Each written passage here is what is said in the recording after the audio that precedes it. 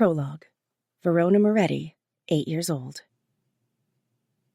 As soon as our nanny opens the back door to the minivan, we jump out and run, screaming at the top of our lungs towards the huge playground. "Don't run!" Penelope, our nanny, calls after us, but we don't listen. We never listen. Dante is the first one to the jungle gym, and I'm mad because he always beats me. "Beat ya," he calls out, bragging. Yeah, you have longer legs than I do," I point out. He stares down at his legs like he's noticing them for the first time before he smiles up at me with a toothy grin. I watch in awe as he quickly climbs to the top of the jungle gym with no effort at all. Dante is 2 years older than me. He came to live with us about 2 months ago after his parents died. I don't know how they died, and he won't tell me when I ask. And believe me, I've asked a lot. The first month, he was really quiet and sad, but slowly I've gotten him to come out of his shell and open up. He actually smiles now, which is something he never did before. "Verona, look at me!" Dante calls from above me, but I'm too busy searching the parking lot for a familiar vehicle. And when I see the black sedan pull in and park, I'm practically bursting with excitement. I run over to the swings, our favorite place, and wait. I peek a glance over my shoulder and watch as the most beautiful boy I have ever seen gets out of the car and walks towards me. Usually he runs to meet me, but today is different. He looks upset. I decide right then and there that I'll cheer him up, just like I do with Dante. Dante used to be sad all the time, but he's not anymore, so I can make my new friend less sad too. Pumping my little legs, I begin to swing back and forth, waiting for him. We've been friends for a few weeks now, and our nannies always let us play together.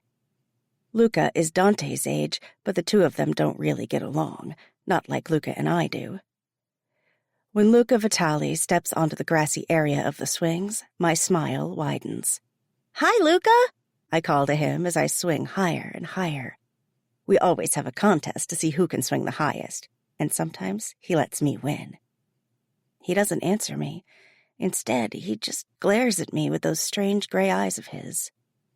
I stop pumping my legs so that I can slow down a little. "What's wrong?" I ask him, curious. "What's wrong? What's wrong is that my dad told me you're a Moretti." I stare at him, confused. "Yeah, so?" I ask.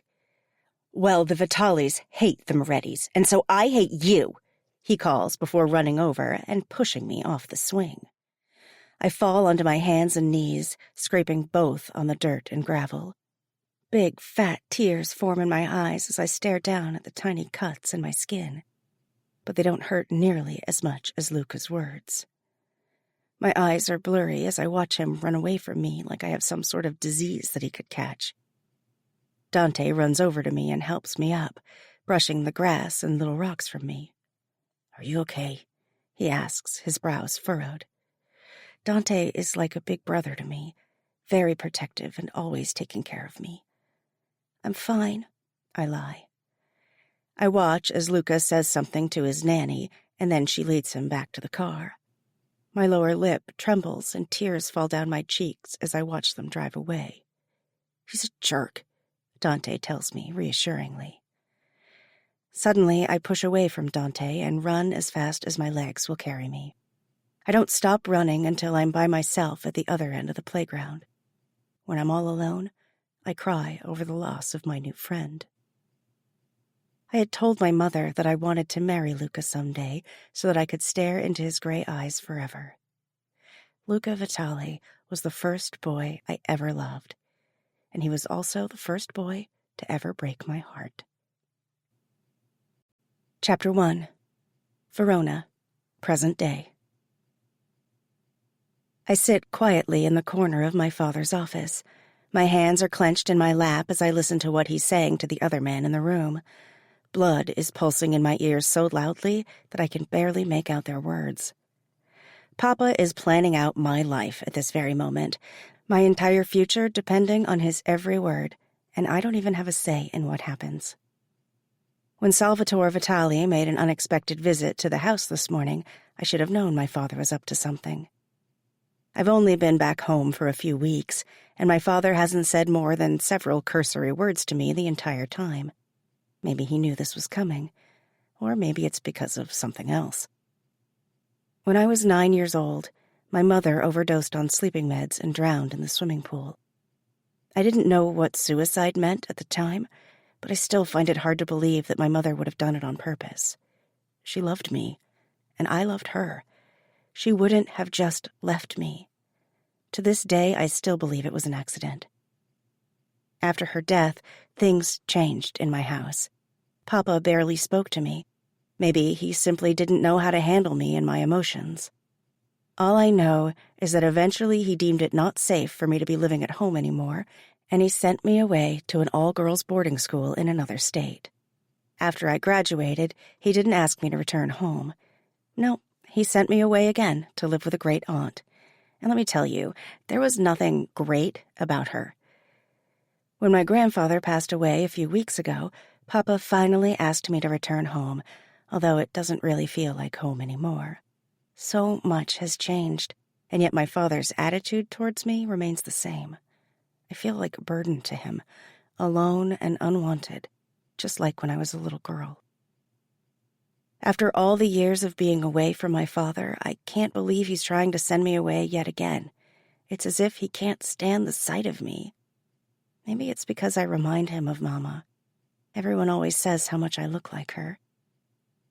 My father abruptly stands up from his desk in the large room and shakes Vitali's hand. They agreed on something, and I wasn't even paying attention. I was lost in my own thoughts as my future was decided for me right before my eyes. "So, we agree that Verona and Luca will be married 1 week from now?" my father announces. My teeth sink into my bottom lip as I do my best to keep from screaming out in protest. He can't just barter me like cattle. Can he? Mr. Vitali nods and firmly shakes my father's hand before letting go, and then he turns, meeting my gaze with piercing gray eyes that match those of his son. I open my mouth to speak, but Mr. Vitali walks out of the room before I can say a word, leaving me alone with my father. My bottom lip trembles as I dare to speak up to my father. He was never a gentle man, even when I was a little girl. "Papa," I start as I rise from my seat and take a step towards him. He suddenly raises his hand, stopping me dead in my tracks. "I don't want to hear your complaints, Verona," he says, boredom dripping out of his voice like he didn't just decide my entire future without giving me a say in it just now. "I don't want to marry Luca Vitali," I protest with as much vehemence as I can. I don't even know him. The truth is, I used to know Luca Vitali, but that was many years ago when we were children.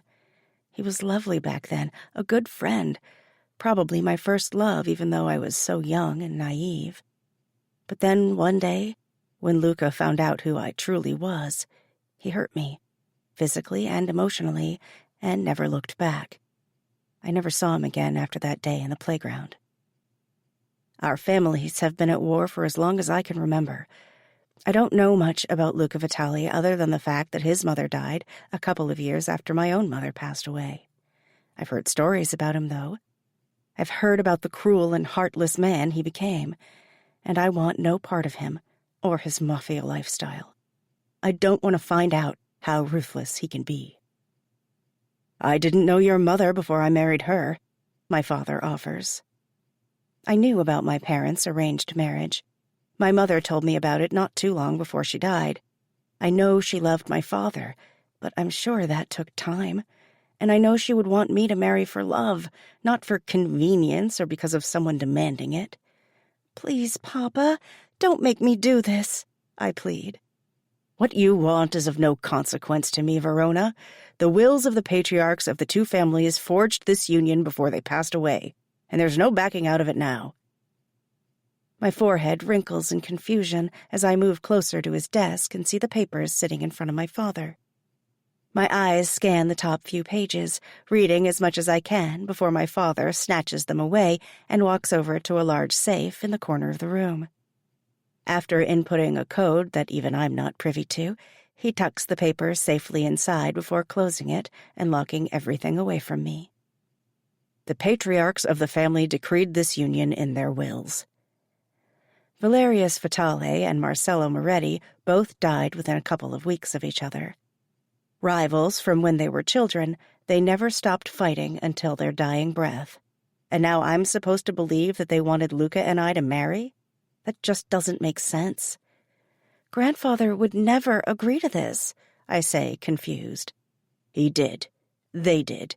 And unless this wedding happens, neither of the families will get any of the inheritance. So it all comes down to what always mattered the most to my father: money. If I don't marry Luca Vitale, then my father gets nothing.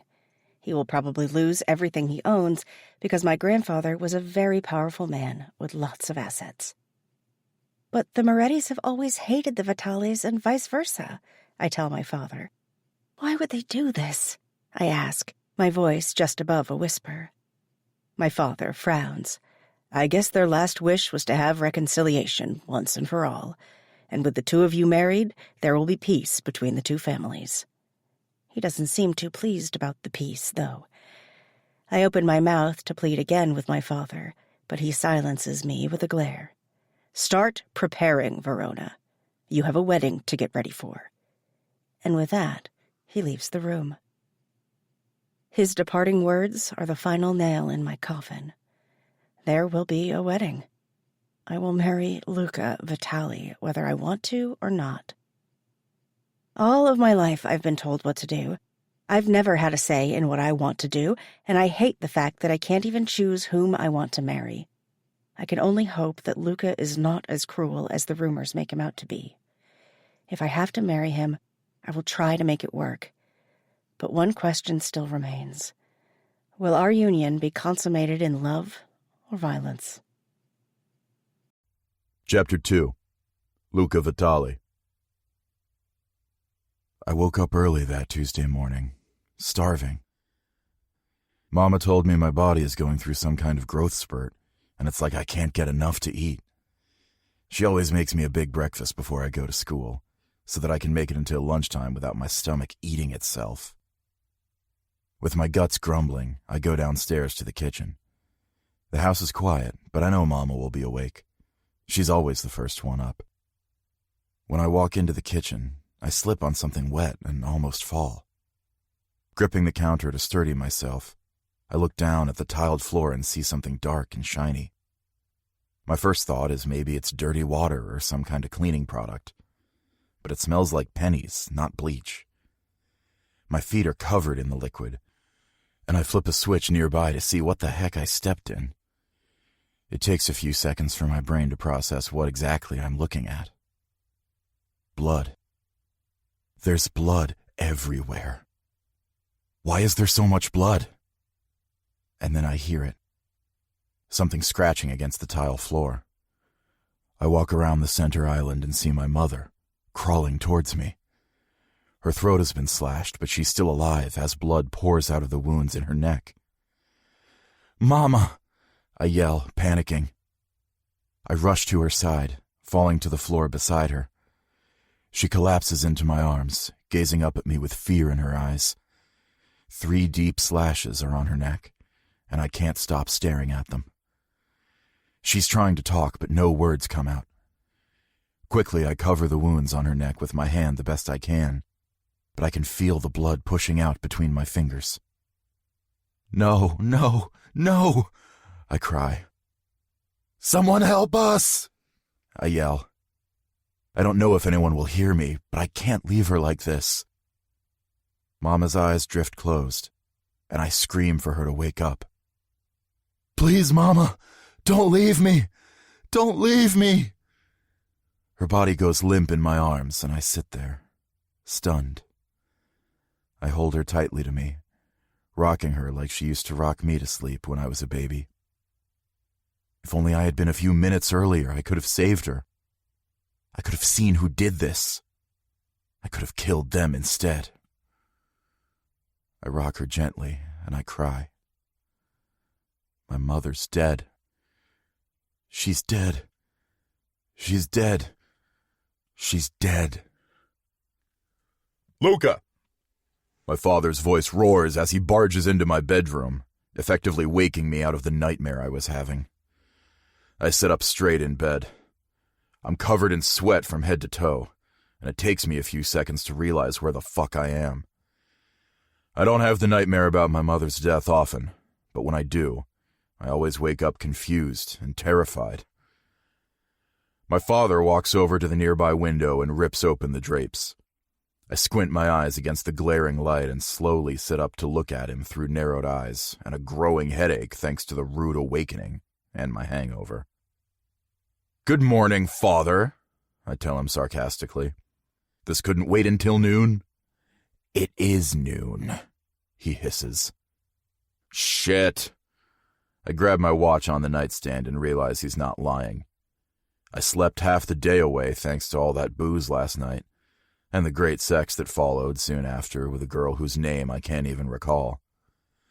I don't normally indulge in that much alcohol, but I was feeling particularly sad and depressed last night. Today marks the anniversary of my mother's death, and I just wanted to feel numb last night, knowing that today would be so hard to get through. But now that I'm awake, I realize I went about it all wrong. I'm not numb at all.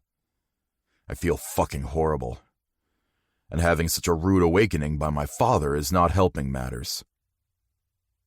"You weren't answering your phone, so I had to stop by here in person." Grumbling, I rub my eyes with the heels of my palms. "What did I do this time?" I ask, assuming that's why he's here, to gripe about something I did or didn't do. "We need to discuss your grandfather's will." I swipe my hand down my face and grumble.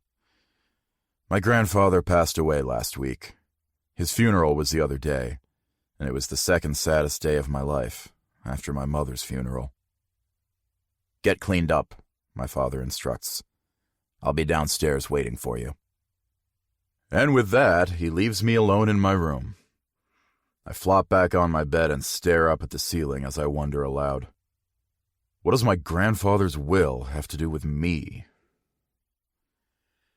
After I'm showered and dressed in my usual attire, a tailored and expensive black suit with a black button-up shirt underneath, I meet my father downstairs in the lobby of my condo building.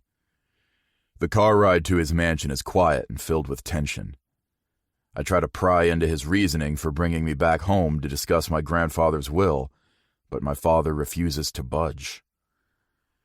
And by the time we reach my childhood home, I know something isn't right.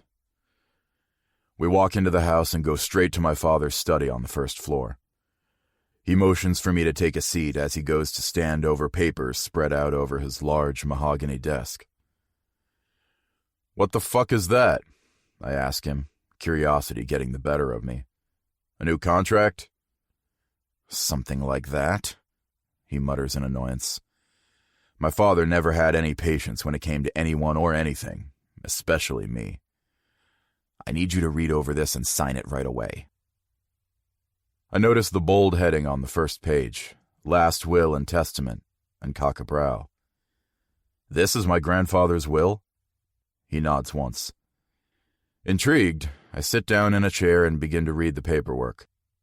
At first, it's all the usual legalese, but then the terms and conditions start coming to light, and my fingers tighten around the papers, clenching them tightly as I read what can only be described as archaic bullshit.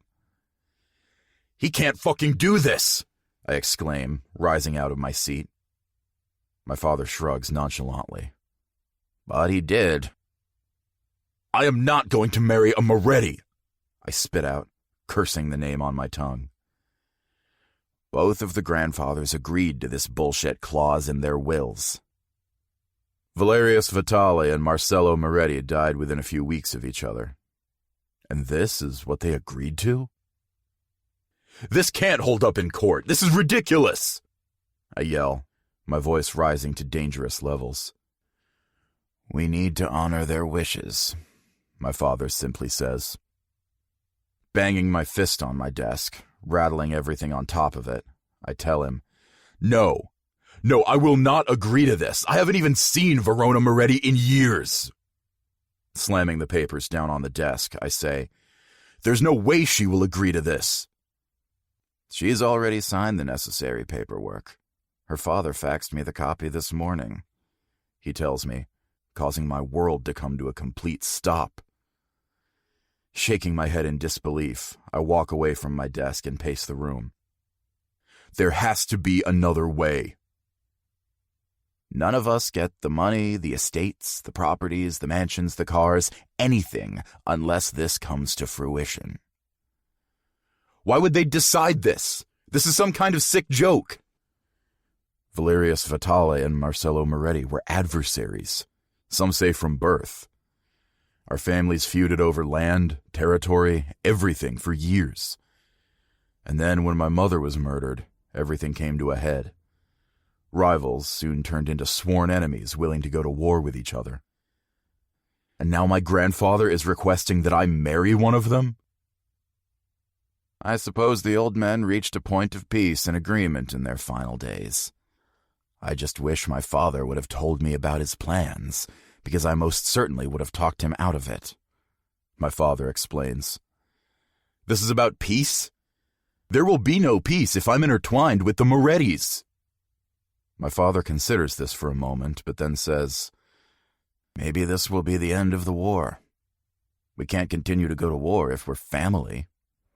And I think that's what your grandfather was trying to resolve before he died. He didn't want us fighting anymore or tearing each other down at every turn.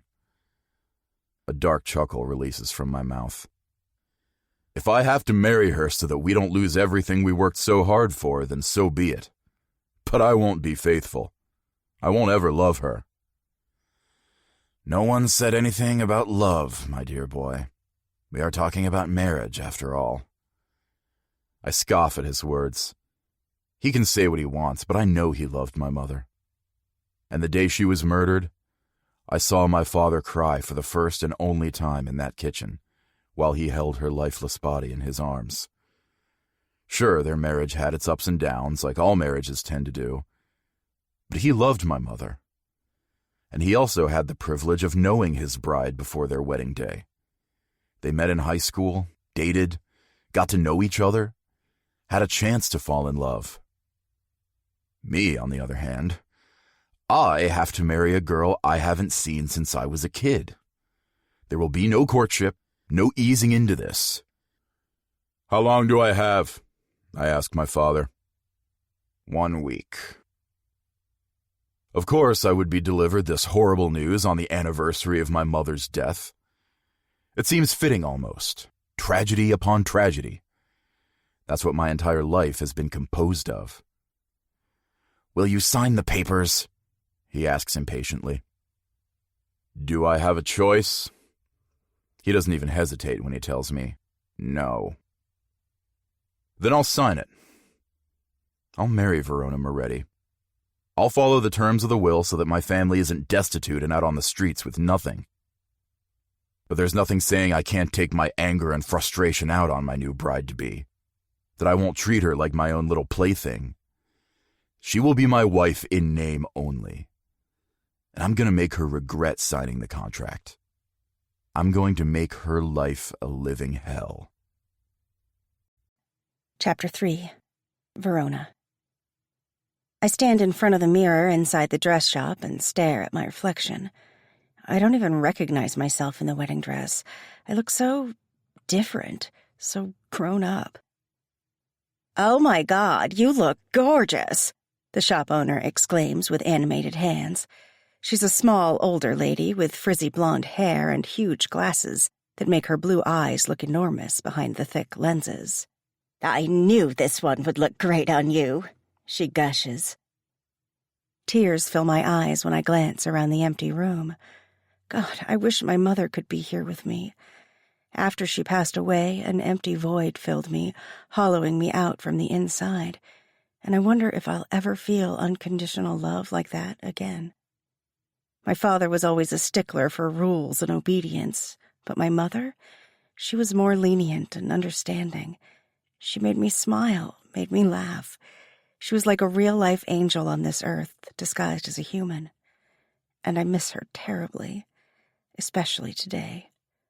Oh, sweetie, don't cry. the woman says, handing me a wad of tissues out of a nearby box. Weddings are happy occasions. I almost roll my eyes. She's so oblivious to my situation that she couldn't even begin to comprehend what I'm going through. This wedding is going to be anything but happy. I'm about to marry a total stranger. Sure, I knew Luca back when we were kids, but we were just that, children. Many years have passed since we've spoken or even seen each other. I have no idea what happened to him after puberty. For all I know, he could look like a potbelly pig, and smell like one, too. Cringing, I tell the woman, okay, I'll take this one. There's no sense in trying any other dresses on. None of them will ever feel perfect to me since I'm being forced to walk down the aisle instead of doing it of my own free will. Are you sure? It's the first one you tried on. I'm not saying you don't look stunning, but I have many more styles for you to choose from, she says while pushing her big glasses up the bridge of her tiny nose. I'm sure, I tell her with a firm nod. It was the first dress that caught my eye, and honestly, I don't even want to try any others on. It's not like I've been waiting for this day. No, this was sprung on me just a few days ago through a contract that I had to sign, and it felt like signing my life away. If Papa wouldn't kill me, I'd buy a black wedding dress to suit my mood and feelings towards this arrangement. But I don't need him any more distant and angrier with me than he already is. He's the only family I have left. Love him or leave him, and I guess I'm choosing to love him. I don't think I'll need to make any alterations, the woman says as she walks around, feeling the fabric and looking for gaps or flaws. It's perfect, really. It fits you like a glove. Lucky me, I mutter sarcastically. Now, it's been in storage for a few months. I'll have it steamed and pressed for you. It'll be ready in 2 days. Is that all right? That's fine, I answer. I'll be right back with some veil options, and then we can look at shoes, she tells me before disappearing into the back room. I stand there, admiring the dress in the mirror. It's a mermaid-style dress full of intricate lace detail with a V-neck and low V in the back and a short train. It really is beautiful. I just wish I wasn't wearing it to a wedding that I want no part of. Wow, look at you, a voice says behind me. My eyes meet Dante's in the mirror, and I can't help but smile. Dante is the one who drove me here. He's been my best friend since I was 8 years old. When I was sent away to boarding school, he stayed behind to work for my father. We stayed connected through letters, and we spoke on the phone almost every night when I was allowed to make calls. And when I went to live with my great-aunt and was back in the same state as him at least, Dante came to visit me every weekend. He never missed a single one. Dante has been my rock through all of this. Ever since I lost my mother, he has always been the shoulder I've cried on. I don't know what I would do without him, and I hope I never have to find out. What do you think? I ask, turning to face him. Bellissima, he says with a thumbs up and a wink. Beautiful. Of course Dante would say that. He always knew how to make me feel better about myself. Thank you, I tell him as I turn back to face the mirror. I can't help but let my gaze linger on Dante a little longer than I should as he walks around the store, his handsome face now serious as he looks for any threats to me. A blush creeps up my neck to my cheeks as I check out my best friend secretly in the mirror. Dante has definitely grown up over the years. Gone is the scrawny kid I remember so well. In his place is a tall, handsome man with dark hair, dark eyes, and a kind smile. He filled out well, and working out has definitely paid off. His muscles that I sometimes spy when he wears t-shirts are huge. When I was a teenager, I used to swear up and down that I would marry him someday. But that was just a fickle dream because, in reality, my father would never allow that. Dante will never be equal or good enough in his eyes, and that hurts. My father has no idea how wonderful Dante truly is. Dante would take care of me. I know he would. Our feelings have never crossed the friendship line into romantic, but I always wondered what would happen. But now look where I am. Any dreams I had of marrying someone I could actually fall for went right out the window. The woman comes back, holding several veils in her hands. Okay, let's see what you like best out of these, she says. She places the first one on my head, and it completes the look. Now I really do look like a bride, and I can't help the frown that instantly appears on my face. "Smile, dear," she says with an exaggerated grin. "Just think about how happy you'll be on your wedding day." The frown deepens, and I wonder if I'll ever have anything to smile about ever again. In a few days, I'll be Mrs. Vitale, and that scares the hell out of me. Chapter 4. Luca. I pace the floor in the small anteroom off to the side of the chapel. Verona and I will be married in less than an hour. I'm not nervous, not in the least. I am anxious, however. I don't know how we're going to make things work, the two of us. We're bound by contract to get married and stay married, but we're complete fucking opposites. I mean, at least I think we're exact opposites anyway. I don't even know her well enough to know what her likes and dislikes are. What I do know is that she was sheltered most of her life, kept away from the family business and affairs for a long time. She hasn't had to pick up the pieces of shattered empires or operate day-to-day businesses to keep things afloat. She never had to get blood on her hands or deal with the consequences. She doesn't belong in my world, and I certainly don't belong in hers. And yet, here we are. I never saw myself ever getting married, so it's not like this whole thing has dashed my hopes and dreams like it probably has for her. All girls dream of the perfect wedding, the handsome groom, the happily ever after. I never had such illusions when I was growing up. After my mother's death, my father became a bitter, hateful man. He took the brunt of his anger out on me. And if that's what happens when you lose someone you love that much, then I don't want to feel that. Ever. Marriage was never on the table. I fucked my way through most of the city, never so much as calling the girl again or remembering her name. And now I'm about to be tied down. Well, technically.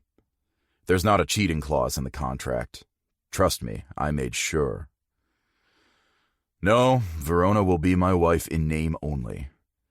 In reality, she is still the daughter of my enemy, my family's biggest rival.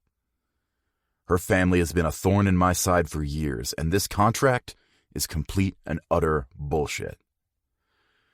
I don't know what my grandfather was thinking. Marriage doesn't solve anything. This union won't bring peace. If anything, it will make me hate the Morettis even more than I already do. Sure, our families have put our differences aside for this wedding, but it doesn't change a thing. Verona is still my enemy, and I don't plan on making her life easy. No, quite the opposite. I plan on making her life miserable. I'm going to make her regret ever signing that contract.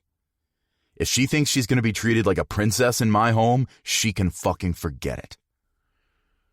The door to the small room creaks open, and my father enters. He's dressed to the nines, just like I am. And when he says, "They're ready for you, son," I swallow hard past the lump forming in my throat. There has to be a way out of this, I tell him for the 20th time today. I keep protesting, but I know my efforts are futile. The contract has been signed. It's done. Your grandfather wanted this. We have to respect his wishes, my father says solemnly. This is a mistake. I don't even know the girl, I blurt out like a petulant child trying to get out of trouble. You knew her once, when you were young. I shake my head at his words. There was a time when I can remember playing in the same park as Verona. I would even venture to say we were friends back then. But that was before everything happened and my mother was murdered. I was innocent then. Things were different. So fucking different. We were kids, I tell my father. You loved her then, he remarks, causing my gaze to snap up to meet his. What? I exclaim. I remember you running home one day telling me that you were in love with the girl from the park. Let's just say my reaction when you told us the girl's last name was not a good one." He shrugs his shoulders. "Maybe it's my fault you grew hateful of her. When I told you she was the daughter of our rival, the next day you went to the playground and pushed her off the swings." He chuckles at the memory. "Our families almost went to war back then because of what you did." Then his face suddenly grows serious. "Maybe it was just a foreboding of what was to come later on." I barely remember the playground incident. "The Morettis are scum," I spit out. "And now I'm being forced to marry one of them." My father claps me on the back as he leads me out of the room. "It could be worse, my boy," he tells me. "At least she's pretty." I turn to him quickly. "You've seen her?" He nods. "She's easy on the eyes, so at least you have that going for you." I don't know why that makes me feel a little better, but it does. But her being pretty on the outside could be a disguise for a disgusting personality, one that I won't be able to tolerate. "Some of the most beautiful things can be rotten inside," I explained to him. "That is true," he agrees. He cups my head in his hands and kisses each one of my cheeks. "Good luck, son." "Thanks," I mutter as I walk up to the altar where the priest is waiting. And as I stand there before the two feuding families packed into pews and divided on each side of the crowded church, I know I'm going to need a lot of luck to get through this. Chapter 5. Verona. I can't breathe. I'm standing in the vestibule of the church waiting to go inside, to be married, and my dress is too tight. It's weird because I swear it fit me just a few minutes ago, but now I feel like I might pass out. "Relax, Verona," Dante's soothing voice says from next to me. "My dress is too tight," I tell him, my voice rising to new heights in panic. "Your dress is fine. You're giving yourself a panic attack." Dante steps in front of me, takes my hands in his, and starts breathing in and out slowly. Do what I do. At first, my breathing is rapid, but eventually I'm able to get it to slow down to match his level. See, just a panic attack. I can't help but smile at Dante. He was always so good at calming me down. When we were kids, I used to have panic attacks fairly often after my mother died. He was always there to make sure I was okay. "You look handsome," I whisper in the quiet room. He's wearing a dark blue suit, and his hair is styled. I don't get to see him dressed up very often. "And you look gorgeous," he whispers back, his eyes roaming down and then back up until finally resting on my face. A frown pulls down at his lips as he tells me, "He doesn't deserve you." It's not about what anyone deserves or doesn't deserve at this point, I tell him with a dismissive wave of my hand. We're under contract to do this. Tears burn my eyes. I just can't believe my father would allow this. "The Morettis and Vitalis are all about money," he says, and I can hear the contempt in his voice. When he notices me staring at him, he clears his throat and says, "Well, at least the Vitalis are, anyway." I shake my head. I can't expect Papa to lose everything because of me. He's worked so hard all his life. Grandfather wasn't a nice man. My father had to work his way up in the ranks to even be equal to my grandfather. I stare down at my hands. This has to be done whether I like it or not. "Well, I definitely don't like it," Dante spits out. "What don't we like?" my father asks as he enters the room. He glares at Dante and sternly tells him, "Go take a seat, Dante. The wedding will be starting soon." I watch as Dante opens the door and disappears inside the church. I catch a glance at some of the pews, the people seated who are waiting.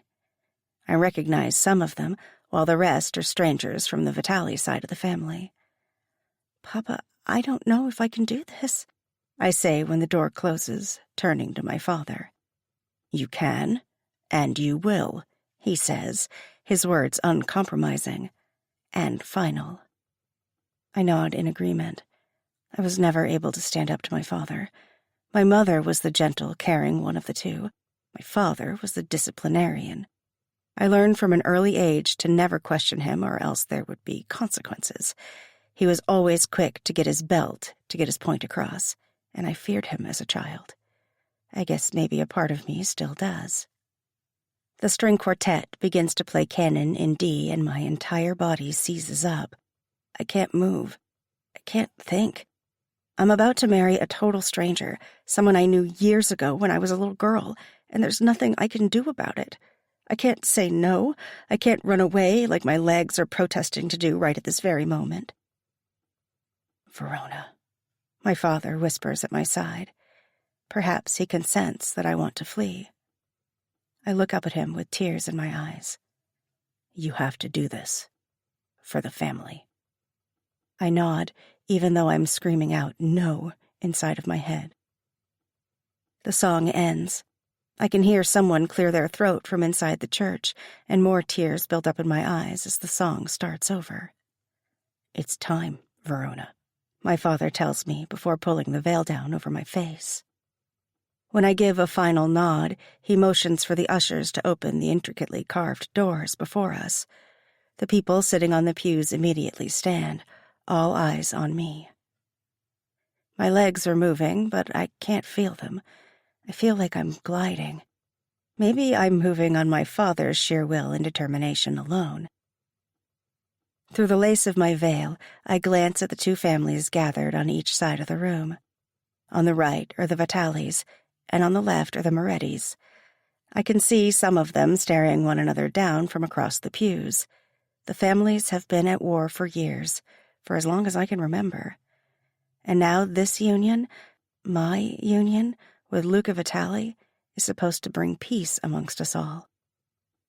Since our two families are just like the Capulet and Montagues, I guess that makes Luca and I a modern-day Romeo and Juliet. Fitting, since I'm named after the city in which the tragedy took place. It's unimaginable that a wedding can bring a war to an end, and I have my doubts. All I can do is pray that my husband isn't a monster. I haven't seen him since we were children. When I first met him, he was the sweet boy who gave me candy on the playground when we snuck away from the prying eyes of our nannies. If anyone ever saw a Vitali and Moretti together, it would have been an all-out war. But we were kids back then.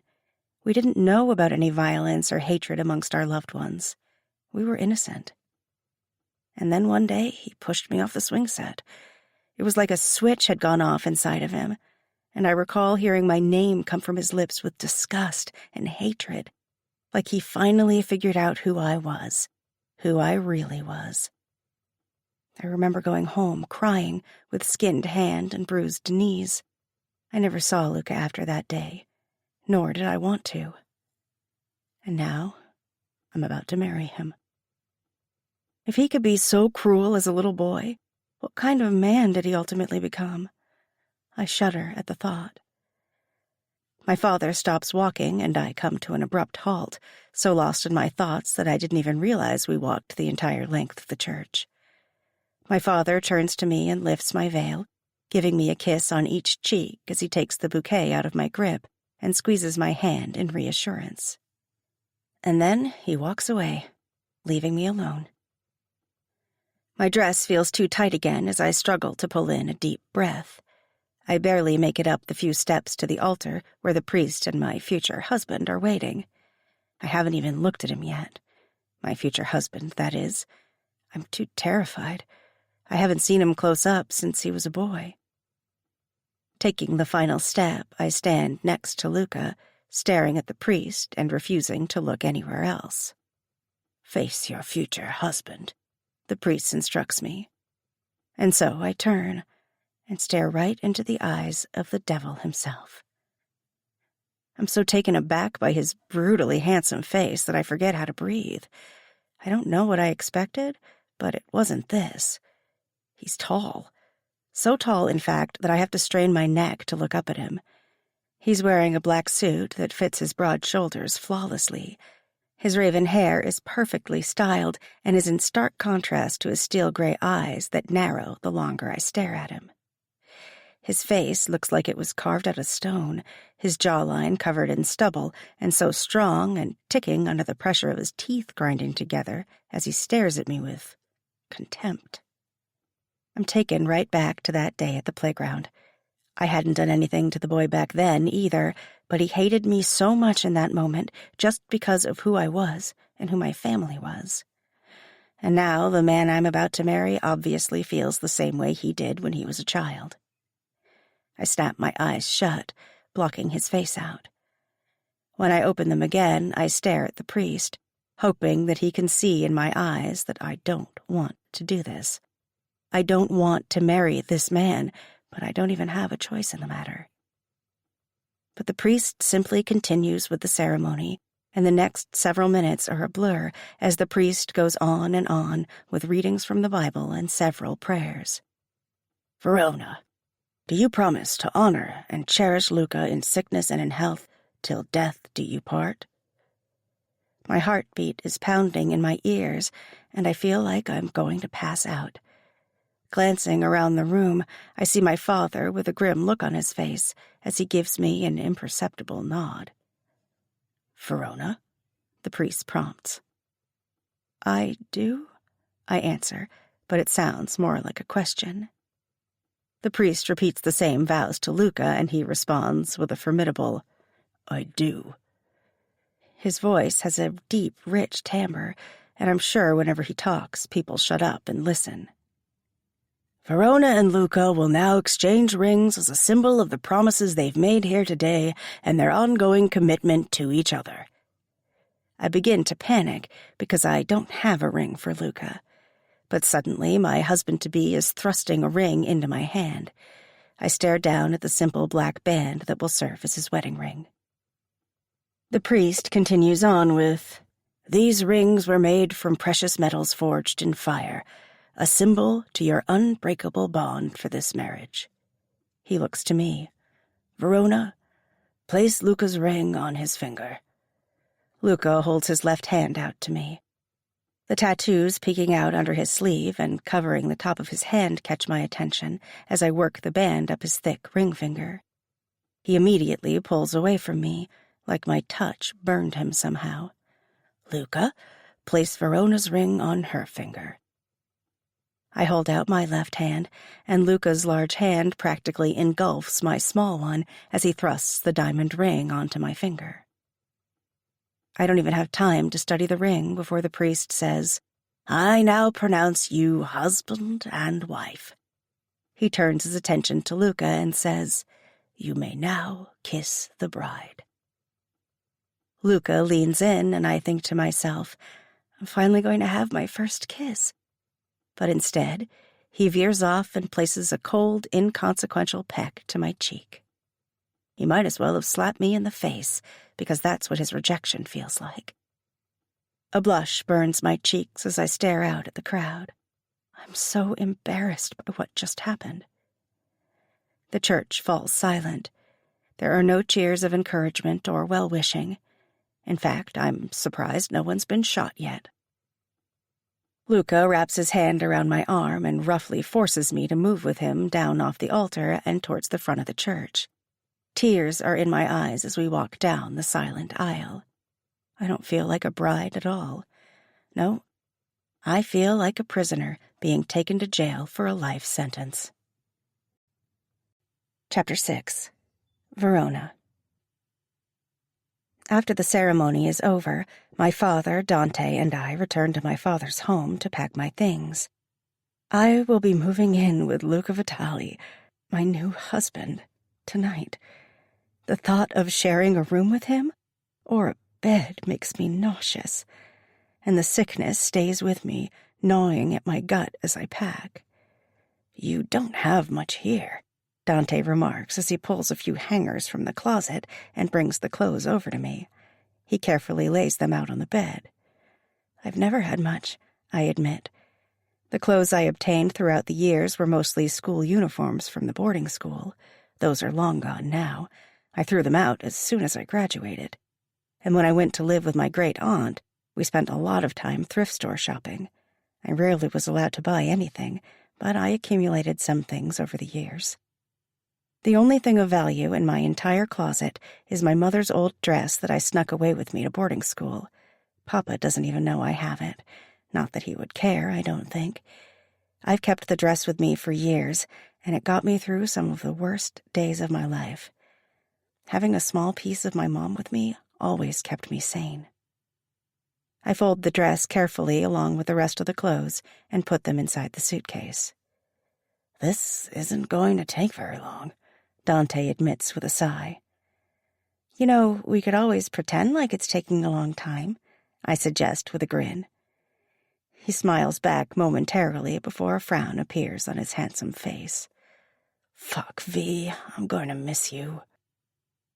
Tears fill my eyes when I think about Dante not being around. It's been nice the past couple of weeks having him around on a daily basis. Our friendship has really grown lately, and I'm going to miss him horribly. I wrap my arms around him, and he holds me tightly. We don't normally hug or touch, but this feels nice. It feels right. "Maybe I could talk to your father. Maybe he would let me go," he whispers into my hair. My mood brightens at his words. I pull back and look into his dark eyes. "You could be my bodyguard," I say. "I will need one." "Bodyguard? I like that," he says with a chuckle. "I just don't know if your father—" "Leave that part up to me. I'll make it work," I promise him. Dante goes back to the closet, and I sit down on the bed. The wedding ring on my finger feels foreign and heavy, and I take a moment to study it. There's a large pear-shaped diamond in the center, surrounded by tiny round diamonds. On the white gold band are two infinity symbols encased in diamonds on either side of the center stone. Infinity. Eternity. I'm sure it will only feel like eternity, I tell myself, sulking. "How do you only have 2 pairs of shoes?" Dante yells from the closet, making me laugh. "I thought girls were supposed to hoard these things." "Just shut up and put them in my suitcase," I tell him with a grin. After a few hours of pretending to pack my things, Dante and I go downstairs to my father's office. He's sitting behind his desk looking through some paperwork. He glances up over the rim of his reading glasses when we enter. "Dante is going with me. I want him to be my bodyguard while I live with Luca Vitali," I announce, holding my chin up high. I expect a fight from my father, but instead he says, "All right, fine." "Then it's settled." I turn to Dante, overwhelmed with joy. "If Luca Vitali actually lets him stay, then he can stay," Father says, bursting my bubble. I didn't even think about Luca protesting to this decision. Chances are he will say no, but I'm willing to fight for Dante to stay. I will do whatever it takes and not back down from my new husband. We've both had to make sacrifices for this marriage, and my friendship with Dante is not one I'm willing to part with. I'll need someone on my side in that house. Maybe even someone to protect me from my own husband. Chapter 7. Luca. I'm patiently waiting for my bride to arrive at my new home, or, I guess, our new home. My father gave me a mansion as a wedding present, saying that my bachelor pad was too small for a family. Even thinking about having children with a Moretti makes my blood turn cold. I don't know why my father would even suggest such a heinous thing. He's taking this marriage contract way too seriously, and it's starting to piss me off. I hated moving from the city to a rural town in New Jersey, but we're not that far from NYC. Only about 40 minutes or so. Besides, it's not like there are houses with properties of this size available in the city. The sacrifice will make it all worth it in the end. I can create a nice, secure compound here on the acres of land my father purchased. Along with the new home, I had to hire on a housekeeper and some kitchen staff last minute, so the skeleton crew will have to suffice until I can hire on more people to take care of this huge place. I stare around the foyer, which is probably bigger than most people's apartments alone. The crystal chandelier screams decadence upon entry, even though the rest of the house does that entirely on its own. I've only been living here for a week, but the place feels strange, cold, and lonely. And I'm sure Verona's presence won't fix any of that. I already have her bedroom picked out. It's down the hall from mine only because I didn't have a choice. It's the only other room in the same wing with the master bedroom. The other wing is allocated for the staff's living quarters since I'll need full-time staffing to keep up with this massive home and property. If I had it my way, Verona wouldn't even be under the same roof as me.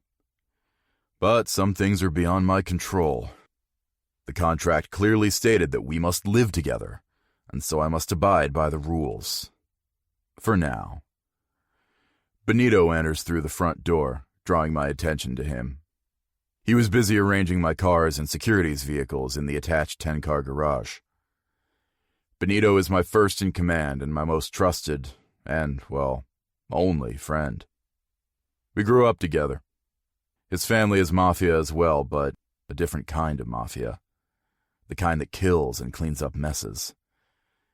Benito has killed more people than I could ever count, and I'm not sure if even he knows the exact number. "She's not here yet?" Benito asks. I shrug in response. Her father said she needed to get her things from his house. "Must be a lot of stuff," he comments. "Spoiled little princess," I scoff, disgusted. An alert sounds on his phone, and he's quick to check it. "They're here." "You already installed the motion detectors?" I ask, impressed. "Yes, of course. That's the first thing I did, along with the security cameras when your father bought the property. Well, that and swept the entire place for bugs." He glances at me. "It's clean, by the way." "Good to know," I say with a nod. The front door opens, and Verona stands there with a man I recognize as Dante. I remember when we were kids, Dante and Verona were as thick as thieves. It took me a while to win over Verona's attention, but I did, time and time again, to Dante's dismay. He was in love with her back then. Probably still is. My eyes narrow as he meets my gaze. He carries in a battered brown leather suitcase behind Verona, and I stare at it. "Do you need Benito to help you with the rest of the luggage?" I ask him. Dante cocks a brow at my question. "What other luggage?" I look to my new bride. She's no longer in her white wedding gown. Instead, she's dressed casually with a pair of leggings and a large, oversized sweater, leaving everything to the imagination, unfortunately. "This is all the luggage you have?" I ask her incredulously. She nods, suddenly looking shy and nervous. Grabbing the suitcase from Dante, I flick open the lock and dump the contents on the floor. I glance at the pile of clothing and frown. Looks like I'll have to do some online shopping after we're done here. "What are you doing?" Verona exclaims, desperately trying to refill her suitcase of her personal belongings, which isn't much. "Vitalis have a reputation to uphold, and I won't have my wife looking like a homeless person in rags." She glares at me from on her knees on the floor, and I like the idea of her kneeling before me. Maybe if there weren't people here, I would make my new bride take my cock into her mouth and show her husband some respect. "They are not rags," she yells, breaking me out of my dirty thoughts. I watch as she repacks her suitcase and locks it back up before standing and ruining my fantasy of her kneeling to service me. "I'll order you new clothes," I tell her. "Benito will show you to your room." Then I turn my back on her to head to my new office. "What about Dante's room?" she asks, causing me to turn back around quickly. "Dante is staying here as my bodyguard," she informs me. "The fuck he is," I hiss. I stare at the tall, dark-haired, dark-eyed man that I once knew as a boy. "That's not part of the deal." "I'm making it part of the deal," she says, jutting her chin out and up like she's suddenly royalty in this house, with a say in what goes and what doesn't. A dark chuckle releases from my mouth. "I won't accept any kind of deal from a Moretti," I tell her. "You're staying, he's going." "No." No, I test her. If he goes, then I go, she says so stubbornly that I want to take her over my knee and beat the defiance out of her in that moment. And just the thought of her bent over my knee has my cock jumping in my pants. I wonder what kind of panties she's wearing under all those clothes. I wonder if she's wearing innocent, white cotton underwear, or a black lacy thong that emphasizes her ass cheeks. Fuck, I want to find out. Do you have a bodyguard here for me? She questions, effectively ruining my filthy musings. Not yet, I answer. Honestly, the thought of protecting her hasn't even crossed my mind, but she is right. She is my wife now, and protection is a must. Although if anyone would take her from me, I wouldn't give them a cent in return. They could keep her for all I care. She would be out of my hair, and the marriage contract would still be valid since it was something beyond my control. Then it's settled, she says. Dante is staying. I walk over to her and stare her down. She's so petite, especially without heels on now. At the church, she was a few inches taller, but now I tower over her little frame. He can stay until proper protection is hired, I concede through gritted teeth. A smile graces her pouty lips, and I hate to admit that I like seeing it on her pretty face. Turning and walking away from them before I do something stupid like smile back or try to kiss those bee-stung lips, I throw over my shoulder, Benito will show you both to your rooms. Chapter 8. Verona.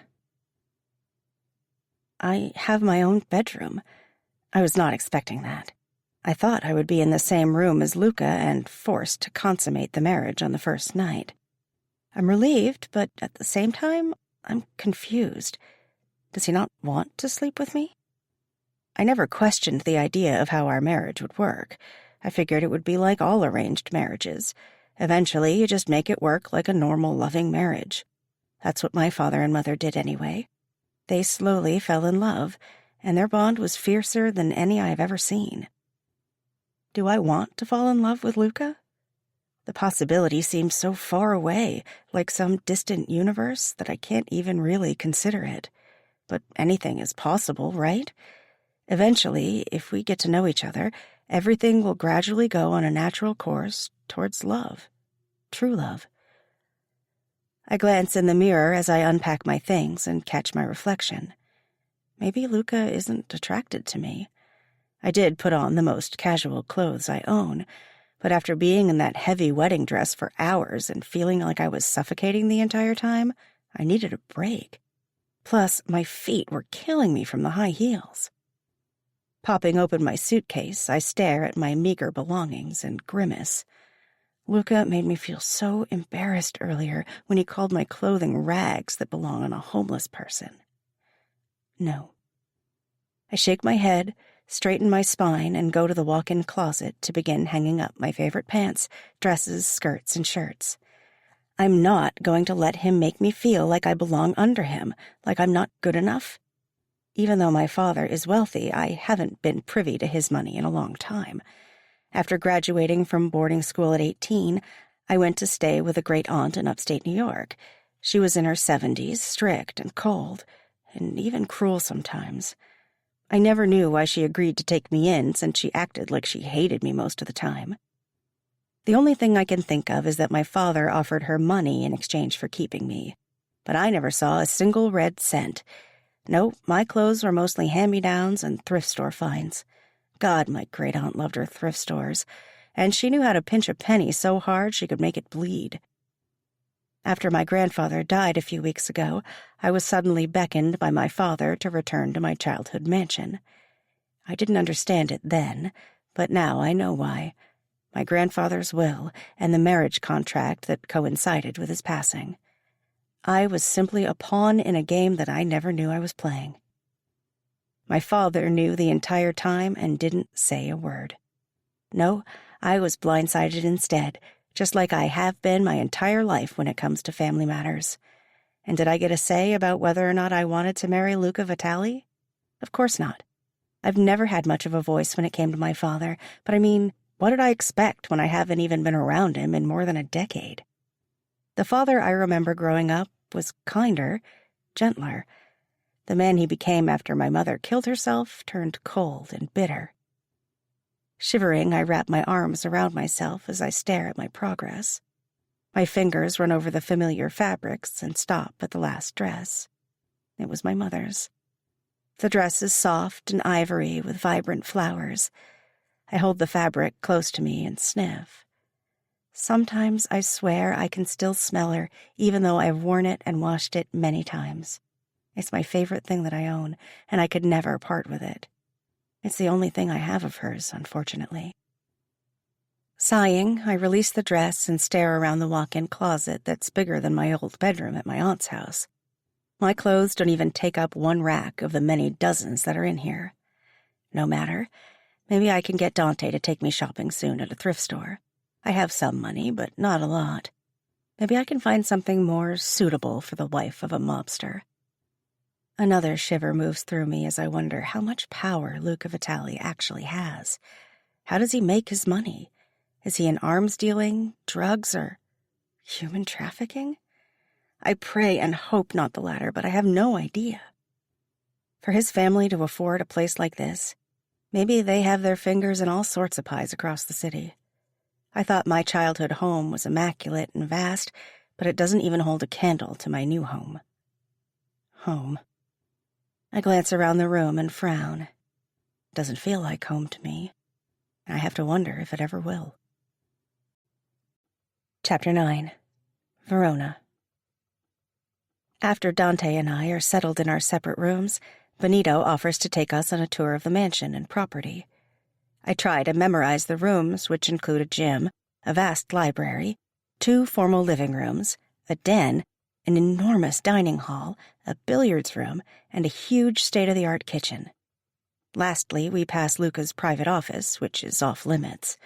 Benito didn't have to tell me that, but he didn't so much as even knock or open the door when we passed, so I know it's not a place I'll be welcome in anytime soon. In fact, I'd wager money that the door is locked and only Luca is privy to the key. Benito then takes us outside. The hot summer sun is beating down on us as we walk across the large patio with outdoor furniture. And then we stop at the swimming pool. Instantly, I can feel sweat beading on my face, but it's not because of the heat. It's because the pool looks so similar to the one I had at my childhood home. "You're welcome to swim any time you want," Benito suggests, perhaps noticing my discomfort. I shake my head vehemently. No, I won't be swimming or getting anywhere near that water. "What?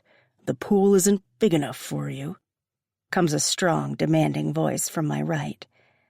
I can't tear my eyes away from the water, but I would know Luca Vitali's voice anywhere. A cold shiver runs down my spine as he approaches. "Can't swim?" he asks, but I can't even answer him. I'm glued to where I'm standing, unable to move or speak. Suddenly, Luca grabs my arms and turns me toward him. "I could always throw you in and find out."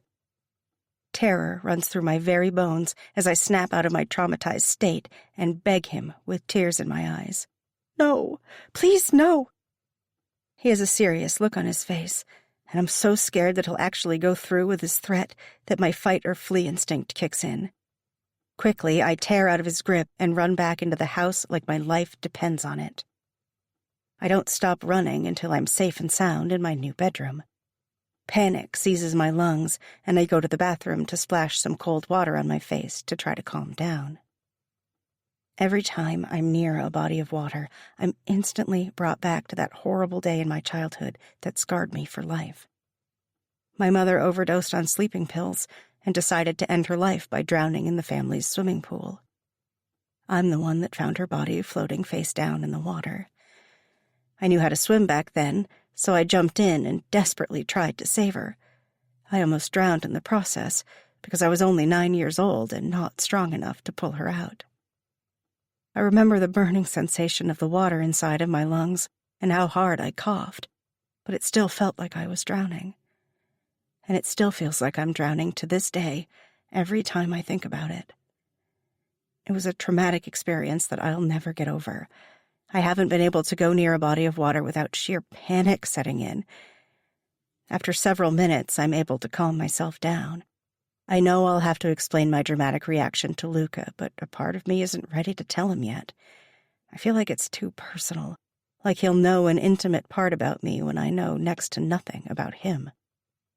I figure over time we'll get to know each other, but I have a feeling Luca will always be an enigma, keeping his most guarded secrets close to him, never letting them out. And maybe I should do the same. Chapter 10. Luca. I watch on the security monitors as Benito takes Dante and Verona on a tour of the property. For some fucked up reason, I want Verona to like it here. But I watch her indifferent reaction to each room, and it pisses me off. I don't know what I expected, really. The girl grew up mafioso royalty and in opulence. She's used to this. It just doesn't impress her.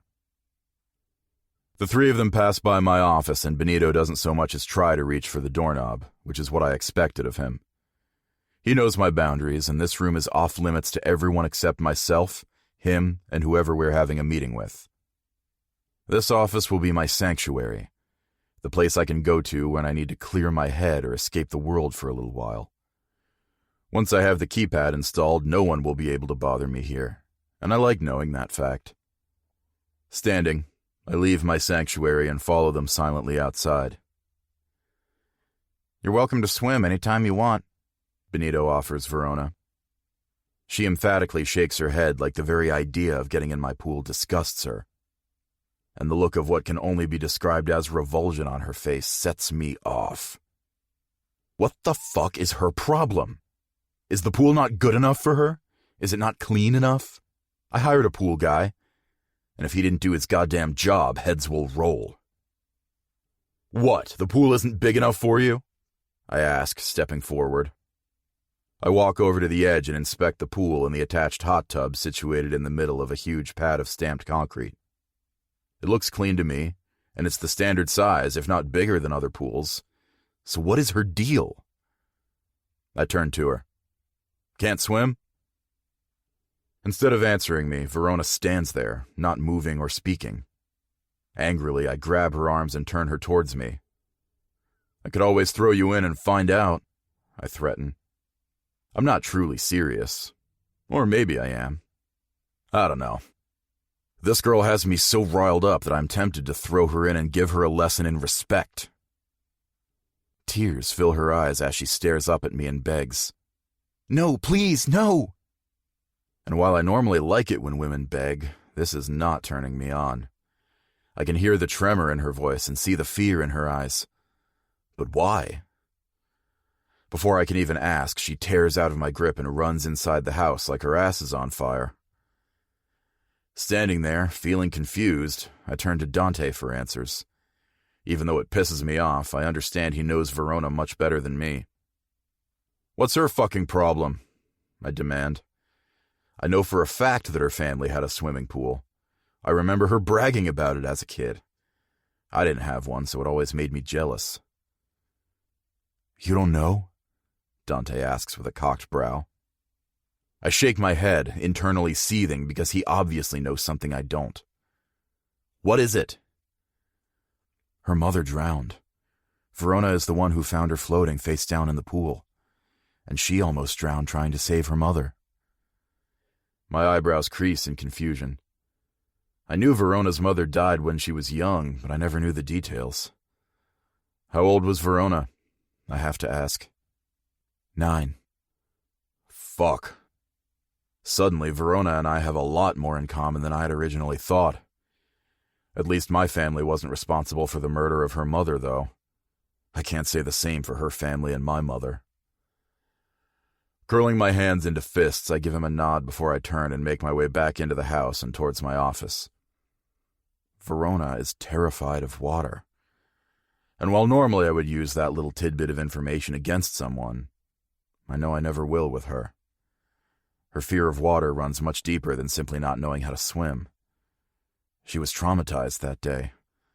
Probably never got in the pool or any body of water after that. That's what death does to children.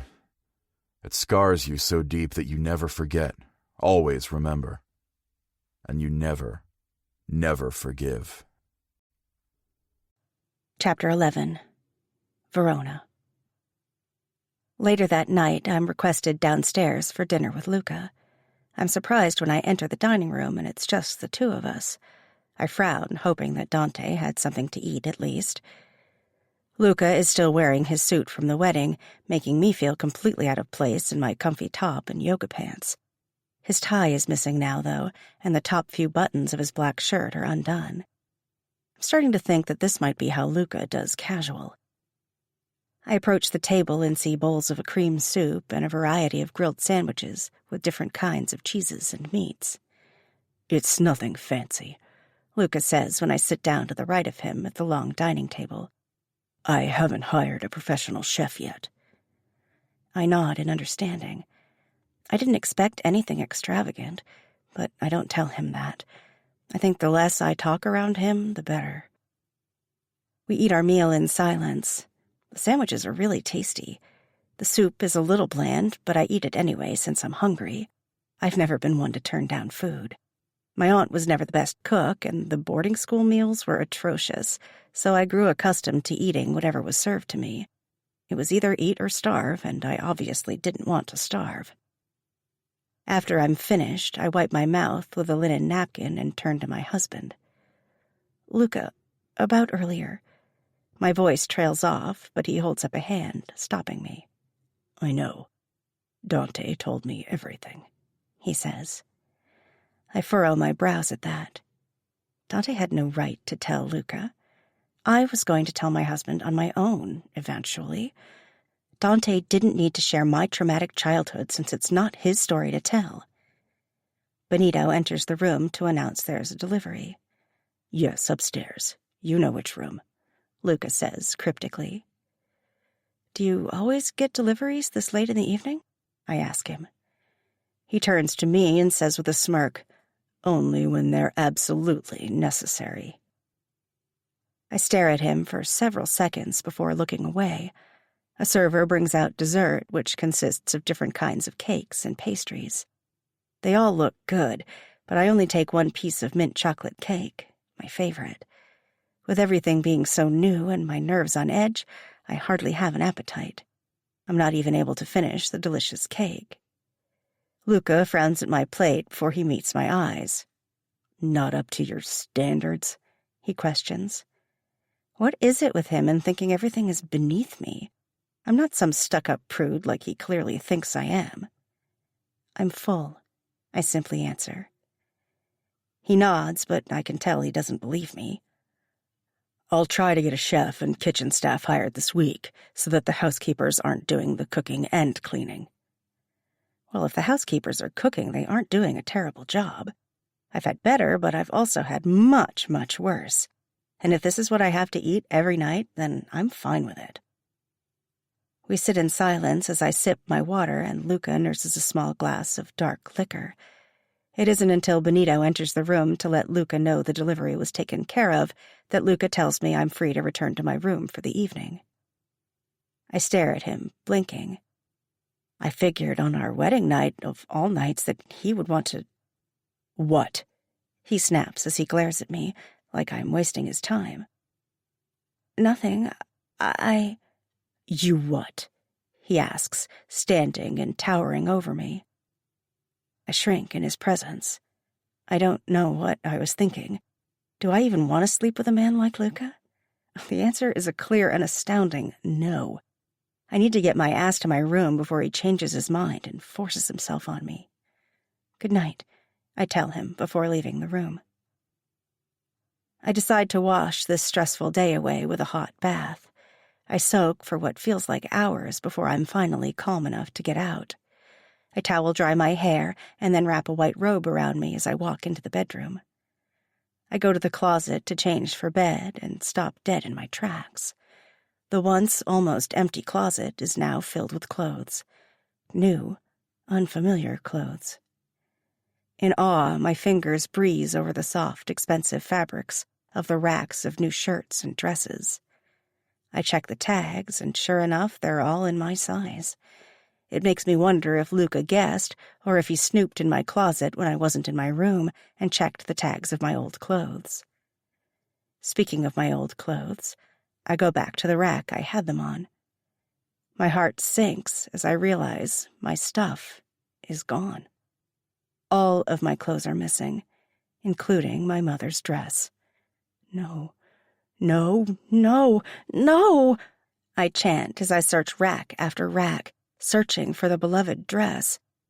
After I've searched the entire closet and torn my whole room apart and come up empty, I find my feet moving before my brain can even catch up.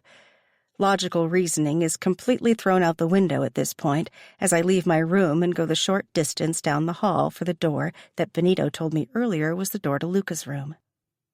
My tiny fists bang against the wood, rattling the frame. It takes him several seconds to answer, but when he does, I instantly regret my decision to confront him. No longer in his suit, Luca is shirtless with a pair of dark gray sweatpants hanging off of his hips, his hair dripping wet from a recent shower. "May I help you?" he asks, agitated. My stuff," I blurt out, stammering because I'm so upset. "What did you do with my clothes?" "Let me guess," he says while crossing his arms across his chest, his muscular biceps on display. "You don't like your new clothes." "I don't care about the new clothes," I yell. "I care about my old ones." He rolls his eyes. "For a princess such as you, I would think you'd be happy to be rid of those ugly rags." "They weren't rags." Tears burn in the back of my eyes, but I refuse to back down or show any weakness. "I want them back. Now," I demand. "Now?" He uncrosses his arms and takes a step forward, towering over me. "Those clothes belonged in the garbage, and that's exactly where they are." I swallow hard against the lump in my throat. If I lose my mother's dress, the only thing I have left of her, I just don't know what I'll do. He steps even closer to me and leans down to whisper in my ear. "If you come to my room in the middle of the night again, it better be because you either want to sit on my face or get on your knees." A hot blush creeps up my neck and cheeks as I lower my gaze to the floor, all the anger and fight in me quickly depleting. I've never had a man talk to me like that before. I was always off limits to anyone who dared look in my direction. But I have a feeling that Luca isn't used to being told no. "Trash doesn't go until Tuesday. Maybe you can still save your rags," he remarks, fueling my anger and making it instantly spark back up again. Furious, I turn away from him and go down the hall and steps. I run into the kitchen, searching for any garbage bins where my clothes might be. Benito is sitting at the kitchen island, eating a sandwich with a glass of milk. "Something I can help you with?" he offers. "My clothes. What did you do with them?" He stands, leaving his half-eaten sandwich sitting on the counter as he leads me outside to a row of garbage cans at the back of the house. "Luca told me to throw them away." "I know," I tell him with a sigh before I open one of the garbage can lids. I find a black plastic bag and rip it open. The smell of rotting food hits my nose and I turn away in disgust. "Do you know which one you put them in?" Benito goes to the next one and opens it. "Maybe this one?" He pulls out some bags, and underneath all the trash are my old clothes. "Oh, thank God!" I exclaim before I dig into the pile and pull out my mother's dress. I bring the fabric to my chest and press it against me. It reeks of garbage, but I don't even care. I'll wash it tomorrow and bring it back to life, just like always. I catch Benito's confused expression. "It was my mother's," I explained to Benito. "It's the only thing I have left of her," I whisper. "Ah," he mutters in understanding. Hurrying into the house, I hold on to the dress for dear life. I'm still fuming by the time I make it back to my room. Luca thought he could just take my things and throw them away as if they meant nothing. I wish I knew what he cared about so I could throw that away. But a part of me thinks he doesn't care about anything at all. Chapter 12. Luca. When I wake up the next morning, I watch the security camera footage of Verona rooting around in the trash like a fucking raccoon. My lip curls in disgust as she rips open trash bag after trash bag until she finds her old clothes. Hitting a button, the camera zooms in on her face, and I can see the absolute relief flooding her features when she finds what she's looking for. An old dress? It just looks like a regular garment, nothing special about it. But obviously it holds some kind of significance to her. Maybe it's vintage Gucci or something. Benito knocks before entering a code into the newly installed keypad to my office. I pause the footage and look up at him when he enters. "Enjoy your time dumpster diving last night?" I ask him with a smirk. "It was her mother's dress," he tells me. My brows furrow as I glance back at the laptop and see Verona's elated face frozen on the screen. "I see," I mutter. "I'm not one for sentimental things, but I do have an old music box of my mother's that I keep locked away. The song it plays reminds me of her. Perhaps this dress is just like the music box, something to keep her mother's memory alive whenever she needs it the most." I give Benito a dismissive wave. I don't want to talk about the past or Verona or the fucking dress she dug through the trash for. "Any news about the deal?" I ask. That's really what I'm interested in. "Constantine isn't budging," he answers. That angers me. Constantine Carbone has been a thorn in my side long enough. His mob is a rival in notoriety and size to my own family, and he's been rising through the ranks just as fast as me. We've always competed against one another, even if we have completely different interests at heart. For me, I value the drug market, arms dealing, laundering money. For Constantine, he deals mostly in the flesh trade, human trafficking, and more specifically the trafficking of minors. His acquisitions are earning him a lot of money, making him more powerful by the minute and also more dangerous. I've been trying to put a stop to his new acquired taste in unlawful activities, but he won't even accept my offers to give him territories in exchange for him stopping the trafficking of children. I don't have a soul, or a heart. In fact, I like to think the darkness swirling inside of me spills out from time to time whenever needed. But there's something about what he's doing that gets under my skin, and I can't let it keep happening. "Offer him the West Territory as well," I tell Benito. Benito stares at me for a while. "That's our biggest territory. We will lose a lot of business and money if we do that." I narrow my eyes at my most trusted and only friend in the world. "I don't give a fuck."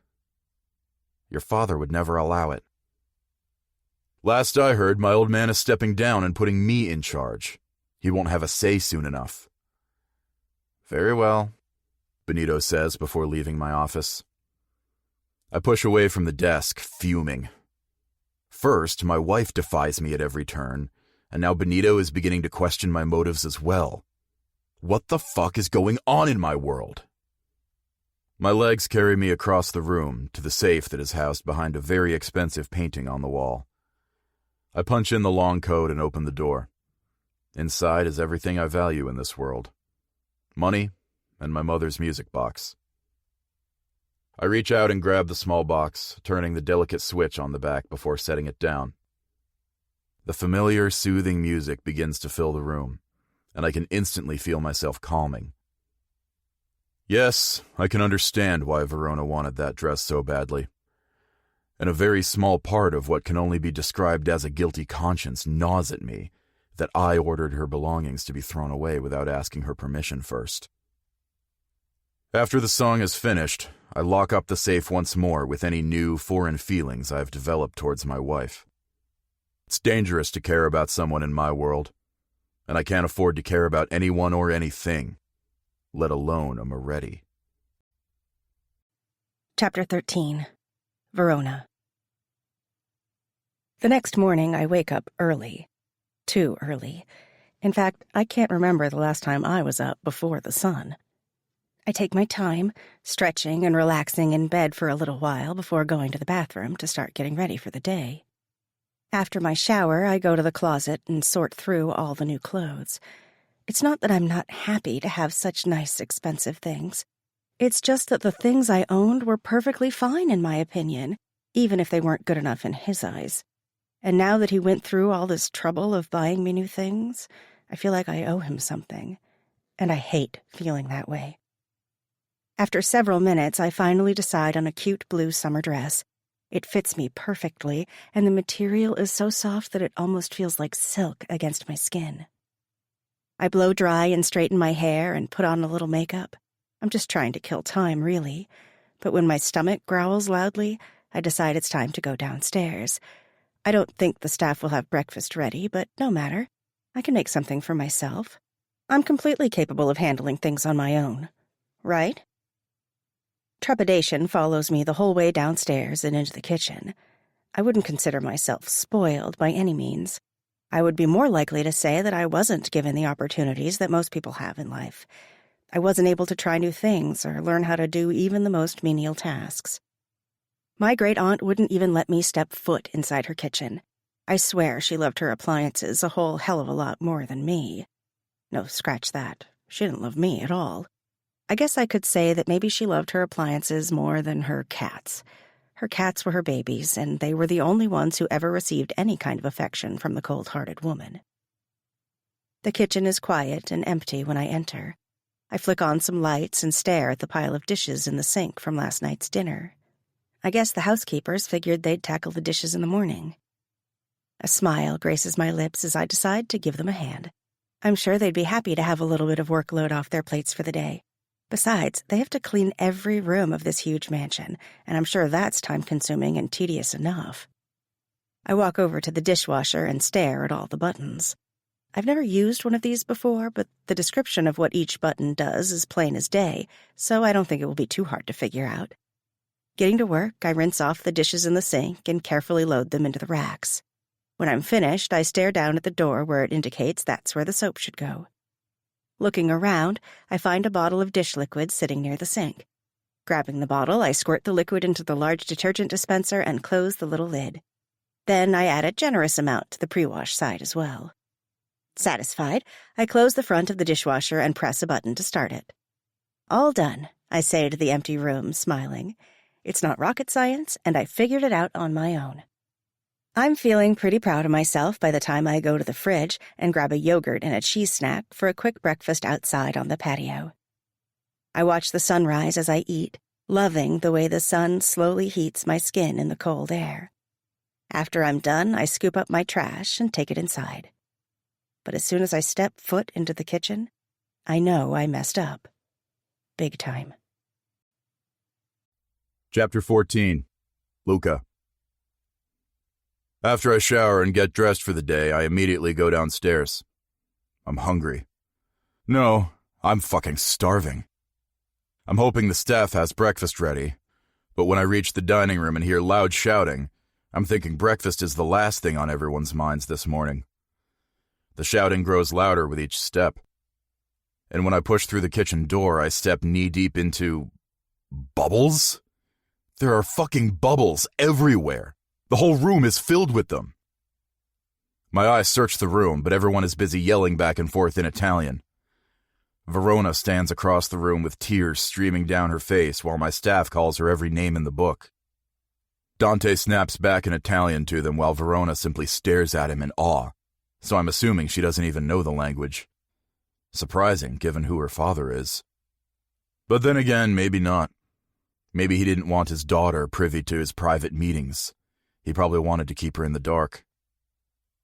Dante pulls Verona into his arms, rubbing his palms up and down her back, soothing her. My blood fucking boils in my veins at witnessing the intimate contact. "Verona!" I roar. The entire room is suddenly quiet, and Verona pulls back from Dante's embrace like she was just burned. Her big, honey-colored eyes widen as she stares at me. I can see the fear in her gaze, and for some fucked-up reason it turns me on. "Come with me, now!" I demand, turning on my heel, leaving the room full of bubbles behind me. I walk straight to my office, not stopping to see if she's following me. I know she'll follow like the good little obedient wife that she is. I stop at my office door, giving her a chance to catch up. Blocking the keypad with my body, I punch in the code and then open the door, stepping inside and holding the door open for her to enter. I feel like the lion that has just caught the lamb. She is my prey. But the sick fuck in me wants to play with her a little first before I destroy her. I walk behind my desk and stand there as I watch her timidly move to the front of it. I sit there for several long seconds, watching her squirm. And then very calmly, I ask her, "Why is my kitchen full of bubbles?" Her long dark lashes are still wet with tears as she stares at me with those honey-colored eyes. I put the wrong soap in the dishwasher," she says, looking to the ground with embarrassment. "And why were you running the dishwasher?" "I woke up early before everyone else," she explains. "There were so many dirty dishes. I just wanted to help," she says with a shrug. "Never used one before?" I ask her, already knowing the answer. When she shakes her head, I roll my eyes. Pretty little princess never had to lift a finger at home, I'm sure. So why would she attempt it here and try to destroy my house? Is she deliberately trying to fuck things up here? Sabotage me? I round the desk and stand behind her. Grabbing her by the neck, I force her to bend over until her face is pressed against my desk. Her breathing picks up as she places her palms on the expensive oak next to her head. When I release my hold, she stays in that position with her face down, an ass in the air for me, on display. She's so short that she has to stand on her tiptoes to stay bent over the tall oak desk. And I love how she fidgets, trying so hard to be a good girl for me. And fuck, her obedience makes me hard. I have to step away from her so she can't feel my arousal. "Do you have any idea what my staff was yelling at you in there?" I ask her, curiosity getting the better of me. "No," she says, releasing a shaky breath. "I'm surprised your father didn't demand you learn Italian. Maybe he wanted to hide things from you." She doesn't respond to that. I pace behind her. She's wearing a short blue dress, nothing special, but the material has ridden up, giving me a tempting peek of her ass. I can see the bottom of her perfect globes and the material of her lacy, light blue thong between them. I smirk, knowing she doesn't have much choice in underwear since I only ordered thongs. I can't help but wonder if she ever wore thongs before now. "What do you think your punishment should be for fucking up my kitchen?" I ask her. My punishment?" I can hear the unease in her voice, and it makes my cock twitch in my pants. I'm sick for getting off on her fear, but I can't help it. I've wanted her to suffer for a long time now. Her and her entire fucking family. My hands itch at the need to take my belt out of the loops and beat her until she can no longer walk. But I know that if I start hurting her, I might not be able to stop. I don't trust that I won't take it too far. I curl my hands into fists at my sides. I'd rather take my frustrations and hatred out on her father. But since he isn't here, I guess she'll have to take the brunt of my anger. Walking over to her, I brush my hand over her backside. She jumps at the touch and then slowly relaxes. I like how much she fears me, how much she doesn't trust me.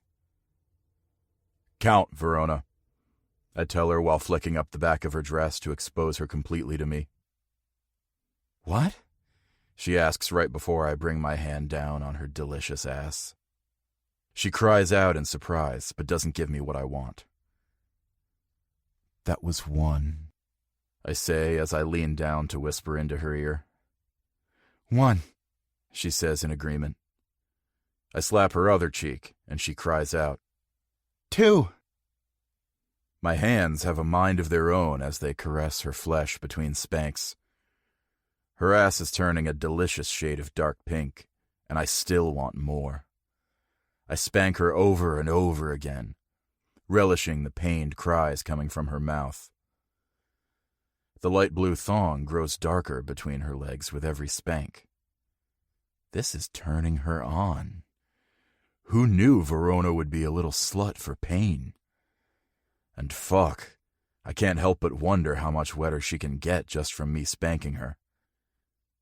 "Please," she cries out suddenly. I lean down and whisper into her ear. "Does that mean you want me to stop, or that you want me to continue?" She closes her eyes, effectively blocking me out as a shiver runs through her. Standing and moving away from her, I say, "Go to your room." I want her to feel like an ill-behaved child. Somebody else will have to clean up your fucking mess. With tears in her eyes, she slowly stands, fixes her dress, and runs out of my office. My cock presses painfully against my zipper, and I grind my palm down against it. I need a fucking release, but now isn't the time. I have shit to deal with thanks to my new wife trying to be helpful. Taking a few minutes to compose myself, I finally tame the beast in my pants so that I can take care of the situation in the kitchen. When I walk in the door, the staff is still arguing loudly. They haven't even begun cleaning because they're too busy fighting over who should be the one to do it. Benito and Dante look at me and instantly shut up.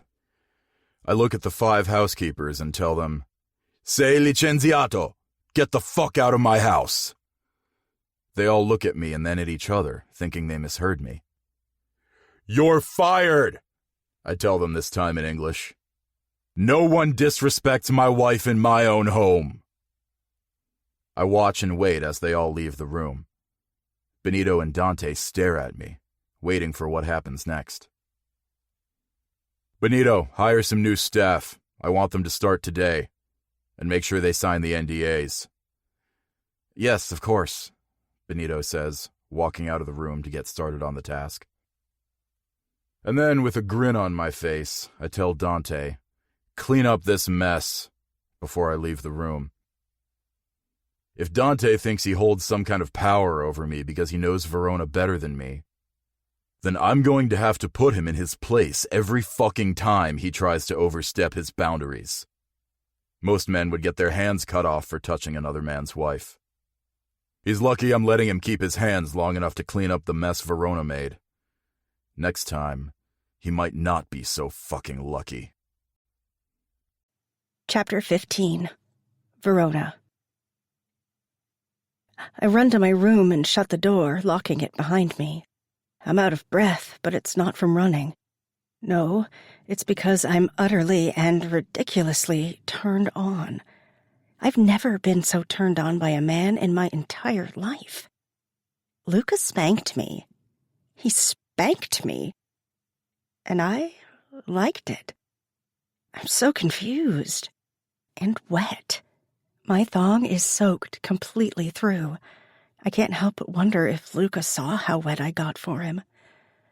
I walk over to the mirror and glance over my shoulder, lifting the skirt of my dress. My entire backside is red and aching. I can still feel the way his large hands caressed my sore flesh between each spanking. I bite my lip to keep from groaning out loud. Turning in front of the mirror, my fingers skate their way down my stomach and under my dress and material of my thong. My fingertips slide into my arousal, and I begin to play with my clit. I close my eyes and imagine my husband with his hand between my legs, fingering me. I've never had so much as a boyfriend, so I have no idea what it feels like to be touched by a man, especially not one as possessive and demanding as Luca Vitali. Just the thought of his hands on me has me racing to the edge of pleasure. My fingertip caresses the little bundle of nerves until I'm crying out softly and coming so hard I almost see stars.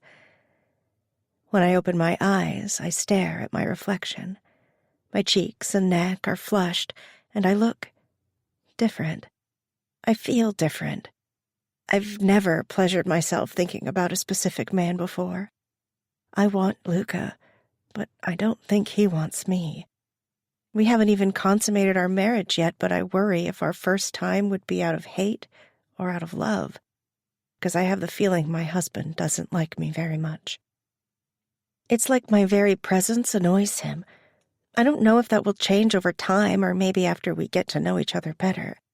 But considering the fact that Luca barely talks to me, I don't know if we'll ever really get to know each other. I don't even know much about my husband other than the fact that he's ruthless and cruel at times, and he's always controlling and demanding. That's a given. Shaking myself out of my inner thoughts, I go to the closet and grab a new thong to put on. Then I leave my room and make my way downstairs. I know Luca told me to go to my room, but he can't expect me to stay in there like I'm grounded. Besides, I'm responsible for the mess in the kitchen, and I should be the one to clean it up. When I enter the room, I see Dante with a mop and bucket, vigorously scrubbing the floor. No one else is around, and my brow furrows as I realize Luca tasked Dante to do it by himself. "Where is everyone?" I ask. Dante turns, and his scowl softens a bit when he looks at me. "Luca fired them." "Fired them? Why?" Dante shrugs his shoulders and goes back to mopping the floor. The bubbles have since dissipated, leaving only a soapy film over the tile. "Let me help," I tell him. "No, it's fine," he says quickly with a shake of his head. "I want to help," I say, walking over to him. "I said no, V," he snaps suddenly. I take a step back. Dante has never so much as raised his voice at me before, so I'm taken aback by his attitude. "I'm sorry," he immediately apologizes. "It's just been a very stressful week, and I'm taking my anger out on the wrong person." Nodding slowly in understanding, I tell him, "I'll just keep you company while you do this, then?" He smiles at that. "Okay." After a few moments of silence, he asks, "What did Vitali do to you when he ordered you out of the room?" He stops mopping and looks at me, concern mixed with anger written all over his face. "Did he touch you? Did he hurt you?" "No," I quickly lie. I have no idea why I'm lying for Luca, but I feel like if I tell Dante the truth, he would try to hurt Luca, and that could only end in disaster. He told me to go to my room." A smile forms on Dante's handsome face. "And yet here you are." He shakes his head. "Always so rebellious, even when we were kids." "I'm not rebellious," I protest. "Any time you were asked to do anything, you always wanted to do the opposite." I frown as I think about my childhood. "Maybe that's why my father sent me away," I offer. Dante shakes his head. "No, you know why you were sent away." He's right. However, I don't know if I ever understood the full reason. I was only told it wasn't safe for me at home. It was not long after my mother died. I was shipped off to boarding school in another state with a suitcase full of my things. "You were better off," Dante tells me. "The things I saw and did as a kid." His voice trails off as he stares off into the distance, like a barrage of bad memories are hitting him. "I wish we could have just run away together," I whisper, coming closer to him.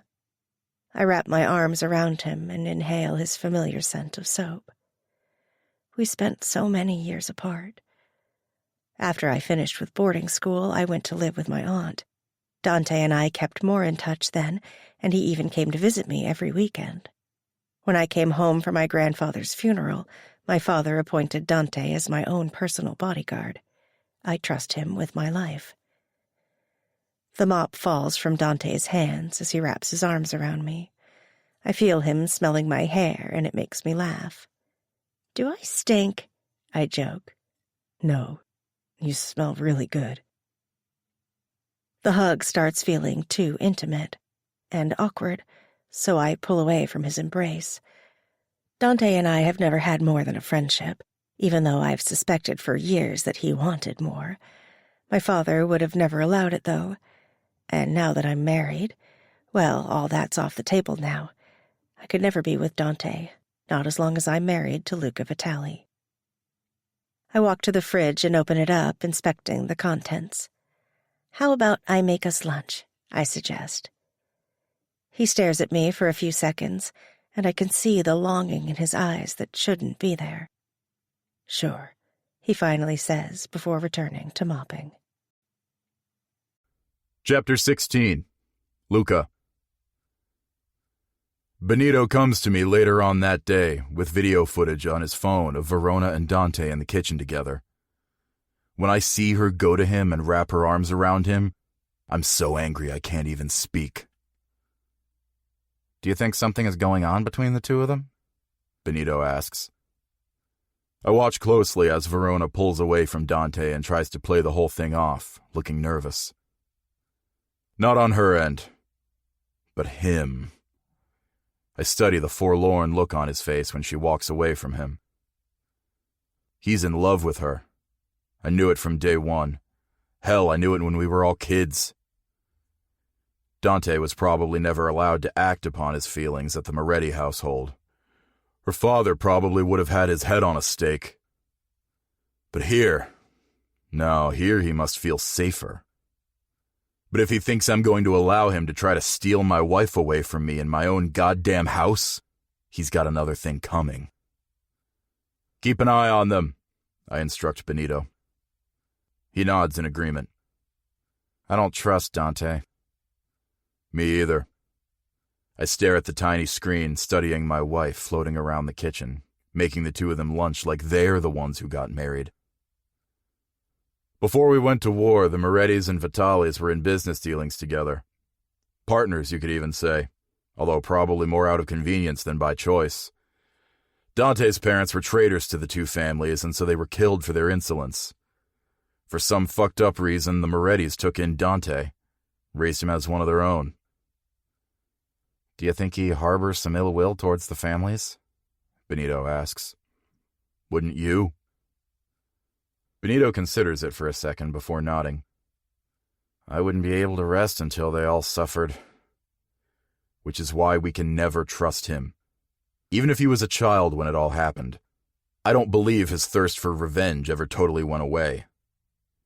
Maybe he's planning on trying to take Verona away from me as part of his vengeance. Over my dead fucking body. He can never be trusted. Understood. Benito is halfway to the door when I call out to him. Thank you for the information. Of course, he says before leaving my office. Benito is keeping a close eye on my wife. That's a good thing, because right now I can hardly stand the sight of her. She is the daughter of my enemy, therefore she is my enemy too. I will never be able to love her. Maybe one day I'll be able to tolerate her presence, but it's doubtful. All I feel towards my wife is hatred. There is not a shred of doubt in my mind that her family was responsible for the murder of my mother. And so, for that, I will never be able to forgive their crimes. Opening my laptop, I bring up the security camera footage from around the house and outside. I scan through the screens until I find Verona. She's in the library, reading. Her long legs are crossed over the arm of the chair as she relaxes with a book in her hands. My eyes skim over her legs, and I can't help but think about this morning when she was in my office, bent over while I spanked her like the naughty little girl she is. I close my eyes, and I can still remember vividly how wet she grew between her legs when I spanked her. Fuck, that was so hot, and my dick jumps at the memory. Growling, my eyes snap open, and I try to shake the dirty thoughts out of my head. I don't need to be fantasizing about Verona. No. What I really need is a fucking release. Scooping my phone from my desk, I enter my passcode and then find the number I'm looking for. It connects after 2 rings. Vitali, what's up? Marco asks on the other end. VIP, tomorrow night, I request. Marco's strip club is as classy as an establishment of that type can get. I've frequented it many nights with my team, and we're always taken care of by Marco and his girls. Yes, of course. I'll make the appropriate accommodations for you and your guests." "Thank you, Marco," I say before ending the call. You know, they say the best way to get over someone is to get under someone else. And that's exactly what I'm going to do. I'm going to get Verona out of my system one way or another, even if it means cheating on my new bride. Chapter 17. Verona. The next morning, I wake up early again, but not to run the dishwasher this time. After the whole Bubbles incident, as I'm calling it, I'm desperate to do better. If I'm going to be stuck in this marriage, I'm going to at least try to get along with my husband. And I want him to at least like me. Is that so hard to ask for? And so, when I see Benito, Luca's second-in-command, walking down the hall the next day, I corner him. Benito towers over me, and so I have to look up so far it almost hurts my neck. "Hi, could I, talk to you for a second?" I ask, feeling intimidated by his size alone, not to mention the tattoos covering him almost head to toe, or the way his presence alone is menacing. "Sure," he says in a gruff voice.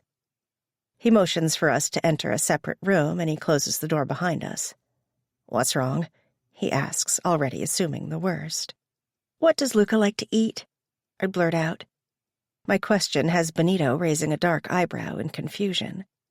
"I mean, what's his favorite food? I would like to cook for him," I explain quickly. "Ah," he says, nodding in understanding. "Well, don't tell him I told you this, but his favorite is his mother's recipe for spaghetti.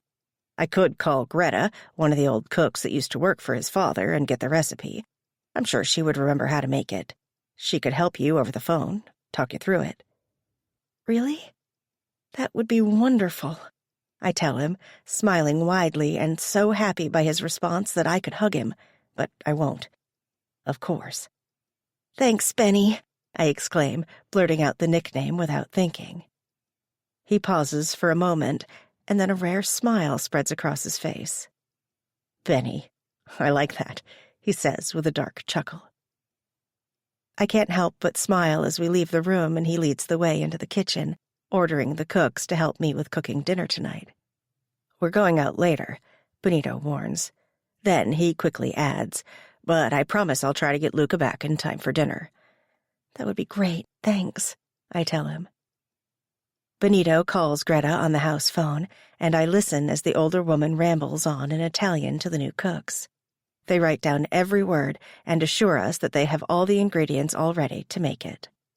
I'm so excited to cook for Luca that I'm practically bursting. I know the way to a man's heart is through his stomach, or at least that's what my mom always said. And Lord knows I need some kind of miracle to weasel my way into my husband's cold, dark heart. Chapter 18. Luca.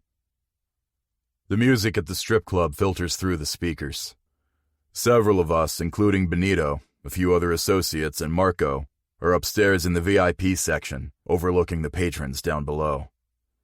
Most of the customers are drinking and throwing money at the women dancing on poles on the middle stages. The club is big and popular. Marco makes a killing here, and I'm happy for that, since I launder some of my money through his lucrative business. "So, Luca, tell me, how is married life?" Marco asks me with a grin. He's sitting across from me in the lounge in a matching leather chair. Marco's my age. We grew up together and have remained friends and business associates over the years. He was born into the mafioso, same way as I, and he thrives on the lifestyle and his family's money. Marco runs every strip club in the city and surrounding areas. He loves the nightlife. I can only tolerate it in small doses, having gotten my fill back when I was just turning 18, and we were hitting the clubs every single night even though we weren't exactly of proper age. "Word of advice," I tell Marco as I light up a cigar, puffing on it and blowing the smoke up in the air. "Don't ever get married." He chuckles heartily at my words, and everyone else in the room joins in on the laugh. We're surrounded by friends and business associates. Benito, my second-in-command, is by my side. I offered him a drink and a cigar, but he refused both. Benito always chooses to stay level-headed, and I suppose that's just one of the reasons why I trust him with my life. Marco puts his forearms on his knees, leaning in towards me. At least she's beautiful, no? I nod at his statement, hiding my true feelings toward his statement. I don't want people acknowledging my wife's beauty. I don't want people looking at her, period. Just because I don't want her doesn't mean I want anyone else having her. And the thought of someone else touching her makes my blood pressure rise. Beautiful pussy in my bed every night? I wouldn't be complaining, Marco says before blowing out a puff of smoke from his cigar. I stub mine out in the ashtray on the center glass table between us. No complaints, I say with a grin even though I haven't fucked my wife. But I'm not willing to divulge my sexless marriage with my friends and colleagues. Let them think what they want to think. Benito checks his watch for what must be the 15th time tonight. Somewhere you need to be, Benito? I ask him snidely. We missed dinner, he mutters. I narrow my eyes at him. Since when the fuck does he care about missing dinner? Are you hungry? Let's order something from the restaurant, Marco offers. Benito puts up his hand. No need. Marco shrugs and then turns his attention back to me. I guess you won't be partaking in the girls tonight, Luca, since you're tied down now with a ball and chain. I chuckle as I take a swig of whiskey. I'd never turn down pussy, I tell him flat out. Well, if that's the case... He motions to the girls dancing in the other room, and they instantly flock to him. He whispers in a tall blonde's ear, and she instantly struts over to me and perches on the arm of my chair. I know you like blondes the best, Marco says. Before I met Verona, my preference was always blonde. But now, I think I might be developing a thing for brunettes. Shaking that crazy thought aside, I stare up at the sexy blonde as she trails her fingertips up and down my arm. The sleeves of my black button-up shirt are rolled up my forearms, and I can see her admiring my tattoos that run the length of my arms and down to my hands. How about you and me go have some fun in the VIP room, sugar? The beautiful blonde asks. Normally, I would take her up on her offer, but I instantly shake my head. Not tonight, doll. Someone makes the sound of a whip, and Marco asks, Pussy whipped already, Luca?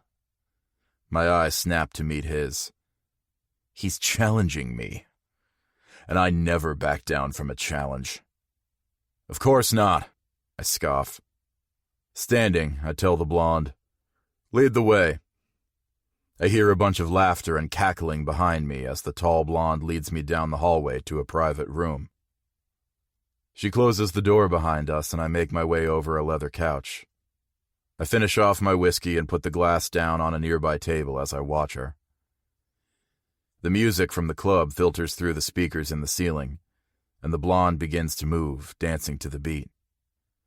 She's sexy as fuck, but for some unexplainable reason, I'm bored with her already.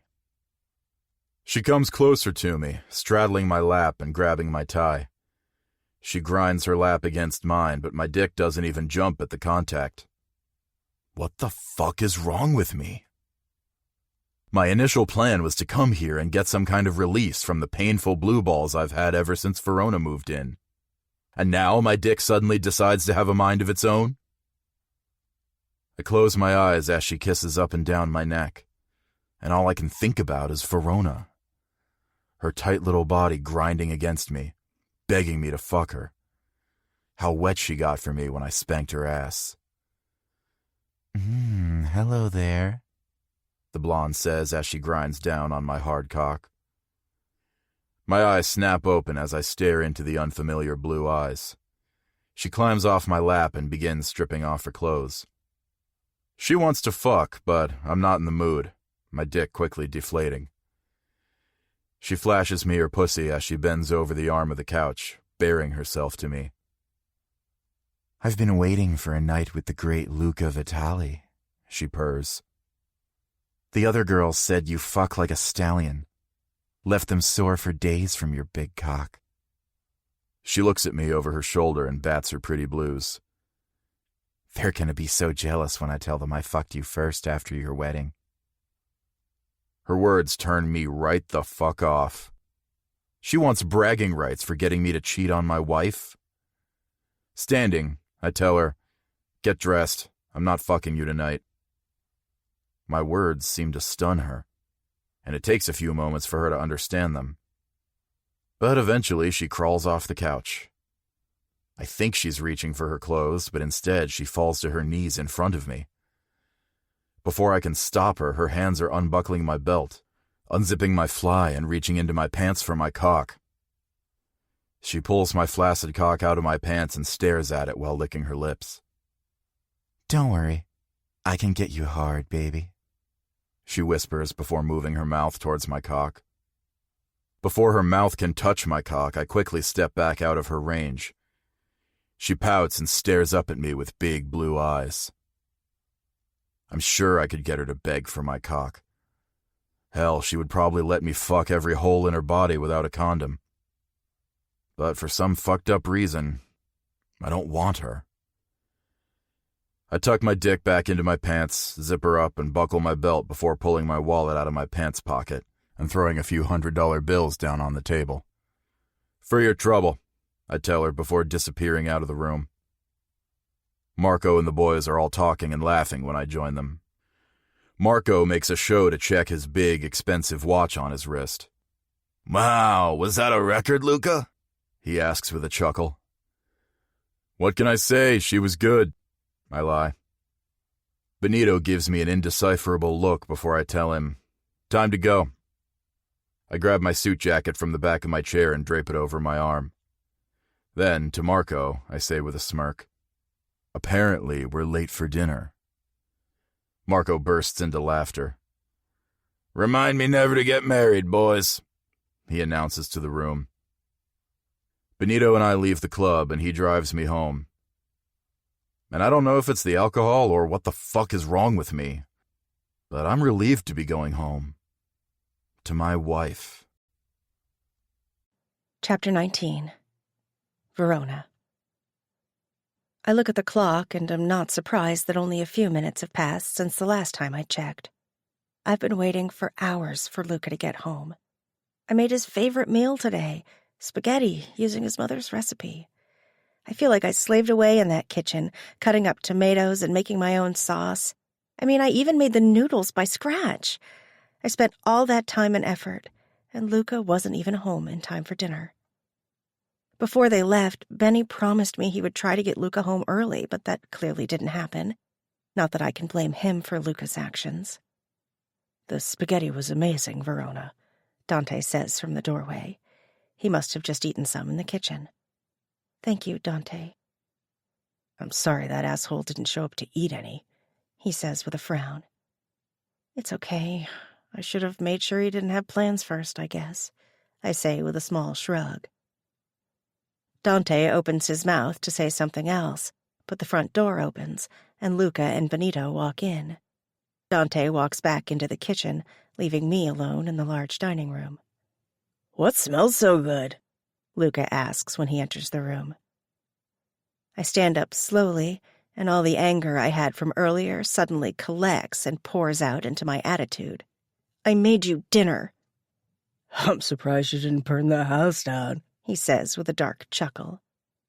I narrow my eyes and stare at him. "I worked all day on making your favorite meal," I tell him. His dark eyebrows rise in surprise. "You did?" "Yes. Where were you?" I ask. "What are you playing at?" he asks with a grin. "Are you trying to be the nagging wife in this play?" "This isn't a play, Luca. This is real life." "Oh, and a real marriage, is it?" he scoffs. His words are slurring, and I know that he drank a lot, but that doesn't excuse his behavior towards me. "We're stuck in this together, whether we like it or not," I explain. "The least we can do is try to make it work." "Try to make it work," he says, laughing, as if I told a funny joke. He walks closer to me, and then that's when I see it. What is that? I ask him. On the collar of his white dress shirt is a red smudge. He looks down and then back at me with those piercing gray eyes. What is what? On your collar. Is that lipstick? I exclaim.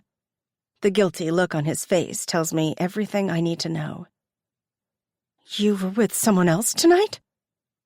He shrugs nonchalantly. So what if I was? You cheated on me? The question comes out in a whisper because I'm so afraid of his answer. He stares me down, his eyes dangerous, his brows heavy.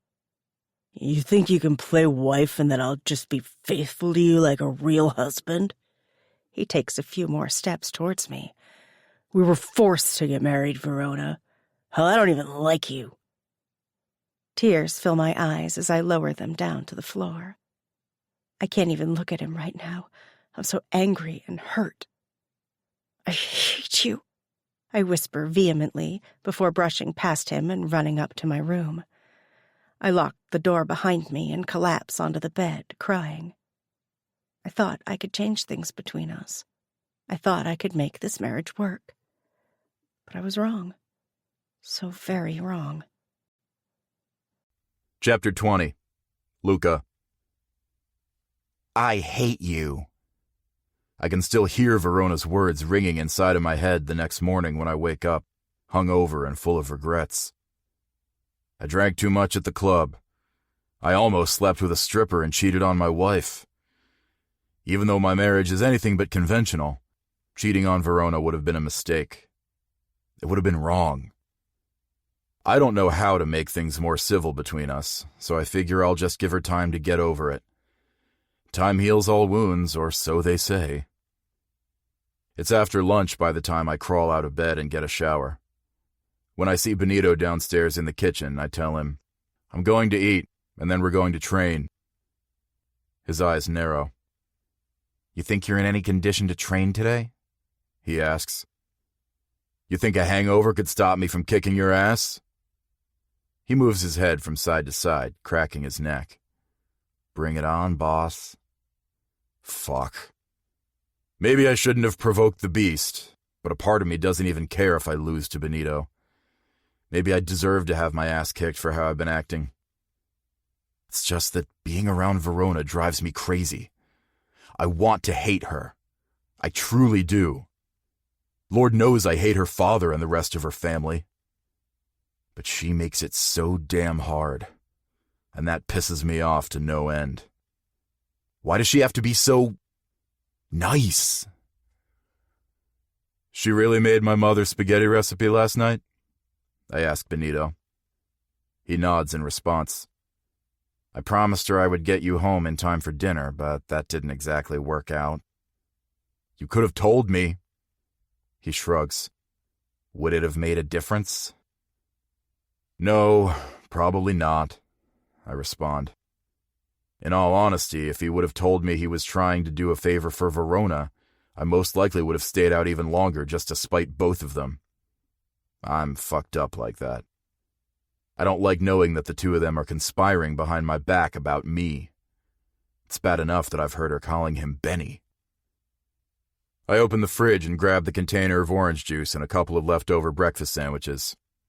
I'm going to need my strength if I'm going to be working out with my men today. They've been trained by the very best. Trained to maim, kill, do whatever is necessary until they reach their target and end goal. We'll start after I'm done eating, I inform Benito. Tell the men to get ready. It's training day. Less than an hour into training, I'm already bleeding from multiple places and barely able to breathe. I bend over with my hands on my knees, trying desperately to catch my breath.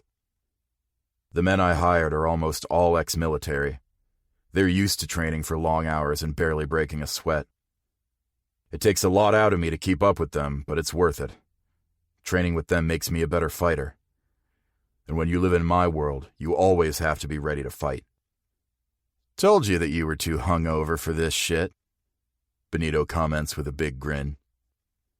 Shut the fuck up and come at me again. I dare you. I egg him on. We're both shirtless and wrestling on the ground like our lives depend on it when someone calls, "Boss, phone call." Standing, I square up with Benito and shake my finger at him. We'll continue this later, my friend. Picking up my discarded shirt from the ground, I wipe blood from my mouth. Then I walk over to one of my guards and grab the cell phone from his hand. Putting it to my ear, I ask, "Hello?" "Luca, how is married life treating you?" my father asks on the other end. "About as good as can be expected considering I married him already," I respond. He chuckles at my answer. "Well, I called because I would like you and Verona to come to my house for dinner tomorrow night." "Sounds good," I tell him. It'll give me an excuse to force Verona to talk to me, because I know she'll be giving me the cold shoulder until then. "See you around 7? "See you then." I end the call. Glancing around the property, I search the windows until I find Verona's room. The curtains move ever so slightly, and I can't help but smile. She's been watching us train. I wonder if she's touching her sweet little cunt, thinking about me. "More?" Benito calls from across the yard. "Oh, yes, much more," I say with a grin. If Verona wants to watch, then I'll give her one hell of a show. Chapter 21. Verona. We're on our way to Luca's father's house for dinner. I haven't spoken to Luca since the night when I found out he cheated on me. Or at least, I think he cheated on me anyway. He never did come out and admit it, but he was definitely with a girl that night. The evidence of their encounter was clearly written in lipstick on the collar of his shirt. I've been holed up in my room for a couple of days. Thankfully, Dante was bringing me my meals, otherwise I would have probably starved. Not once did Luca come to apologize or check on me. Not that I expected him to. That's simply not Luca. Yesterday I spent the day watching my husband train with his men outside of my bedroom window. He was bruised and cut and covered in blood, and it was the hottest thing I've ever seen in my life. Watching him use his fists to fight his way out of situations where 1, 2, or 3 men were ganging up on him made me hot and bothered to the point where I was practically drooling. I memorized every detail about his body, and I can't seem to get the images out of my mind. Luca's body looks like it was carved out of stone. His shoulders are broad, tapering to a narrow waist, and I swear he has an 8-pack and not a 6-pack. And his tattoos? They look like inky works of art stamped on his arms and hands. Luca is dangerous. And hot. There's no doubt about that. He can turn me on with a single look. But with just a few words, he can also turn me right back off. It's like a light switch when it comes to Luca. It's either off or on. There's no middle ground. We definitely have a love-hate relationship, with an emphasis more on the hate. The car ride to his father's house is full of tension. We both remain completely silent the entire way. I could make an attempt at small talk, but I wouldn't even know where to begin. By the time we reach our destination, I am so overwhelmed with anxiety that I open the door and rush out of the car before Benito can even get out of the driver's seat. I'm just so desperate for fresh air and to not be in close proximity to my husband a second longer. Salvatore Vitali is waiting on the front porch of his giant mansion that makes our home seem like an apartment in comparison. As I walk up the steps, I realize how much Luca looks just like his father. They both share the same dark hair and light gray eyes, although Salvatore has a tint of silver in his locks. I'm sure if they were the same age, they could probably pass for twins instead of father and son. "Welcome, Verona," his father says, stepping forward, leaning down and kissing both of my cheeks. "You look lovely." He towers over me, just like Luca. "Thank you, Mr. Vitali." It took me over an hour to decide on what to wear tonight, but I just went with a little black dress and heels. You can never go wrong with an LBD. "Please, call me Salvatore," he suggests. Then his eyes go to his son, and I can feel that growing friction again, except it's not directed at me this time. Son. Father. A shiver runs through me, but it's not from the chill in the air. I can tell that this father and son relationship is strained, to say the least. I'm not sure why, and I'm sure Luca would never tell me the truth, even if I asked. We walk into the grand foyer, and my eyes take in every amazing detail. This house looks like it belongs in a magazine or on TV. It's so immaculate and extravagant. It's hard to believe that a little boy once lived here.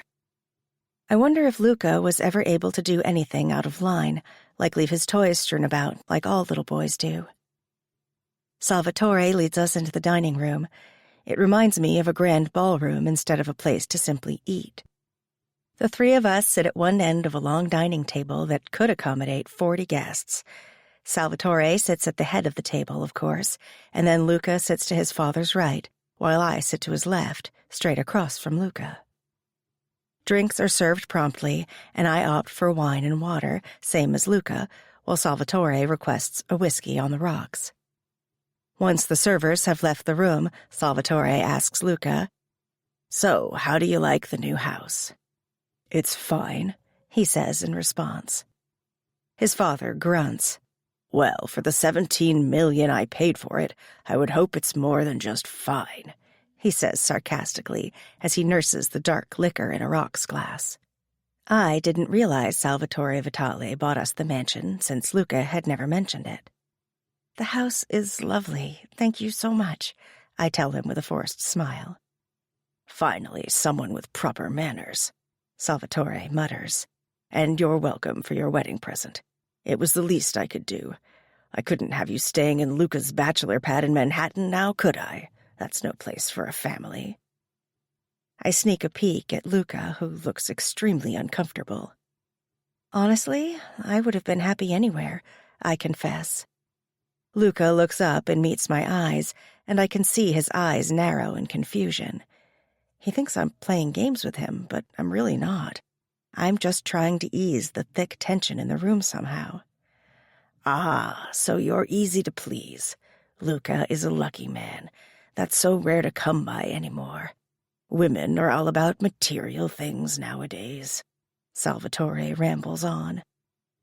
I wonder if he knows from experience and if he's been sleeping his way through New York and New Jersey ever since his wife died. I have a feeling, based on his confession, that he has. Maybe Luca has too over the years, but I don't want to think about the women that came before me. Salvatore takes a swig of his liquor, finishing off the glass before putting it down. "My very good friend is hosting a party at his home Friday night. I would like for both of you to attend." I smile at the invitation. A party sounds like fun and something a real couple would do. "That sounds wonderful," I say. Luca shoots me a glare before returning his attention to his father. "I suppose we can go? Send me the details." "Of course." One of the staff enters the dining room to announce that dinner will be served momentarily. He goes around the table, refilling our glasses with wine before leaving. "I had the chef prepare filet mignon. I hope you're not a vegetarian, Verona. Perhaps I should have checked with my son beforehand." "That sounds great, and no, I'm not a vegetarian." Salvatore seems pleased by my answer. "Easy to please. Eat something other than salads. Luca, I think you hit the jackpot with this one." Luca stays quiet as he picks up his glass of wine and takes a long swig.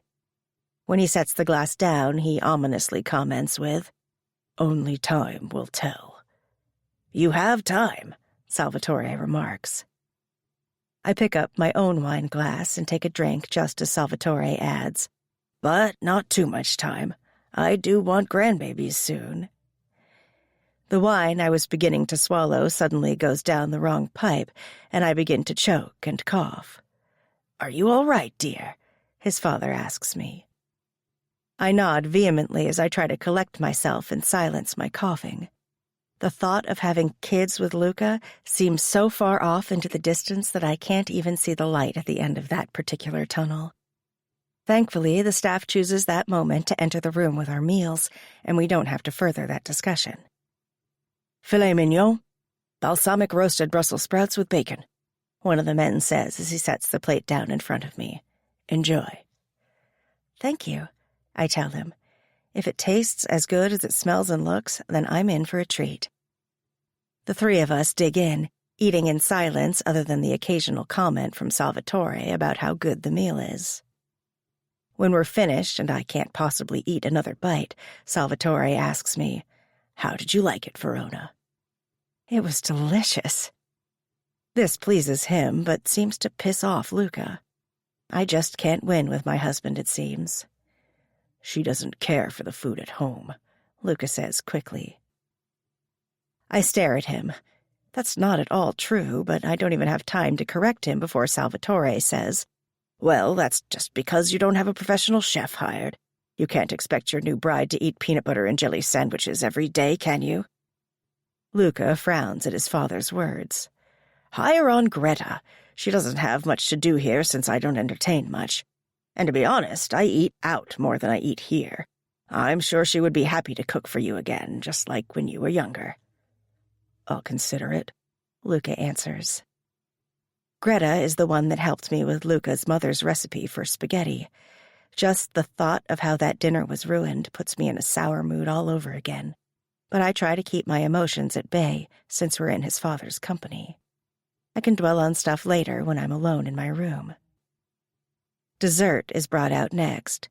A slice of tiramisu. I haven't had this dessert since I was a little girl, and even though I was feeling full, I eat every bite of it. It's so good, I just can't bear the thought of any of it going in the trash.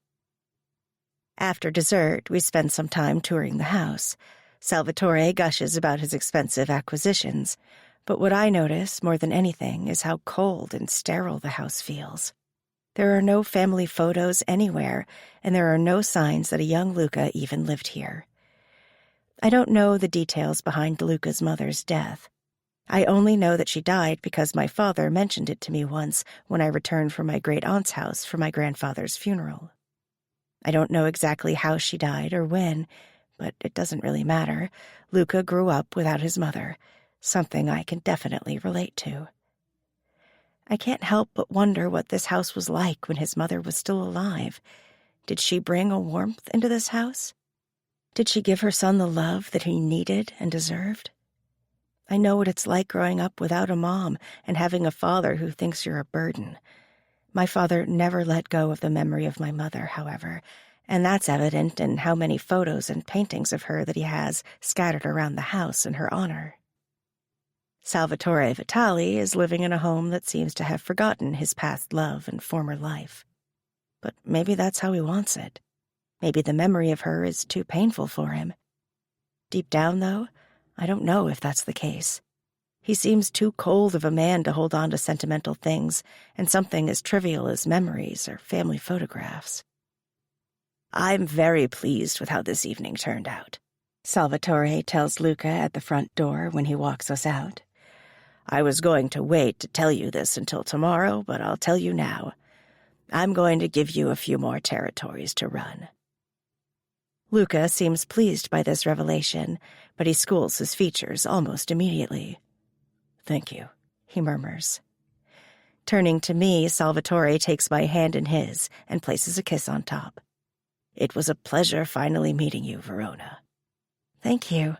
I feel the same way, I tell him.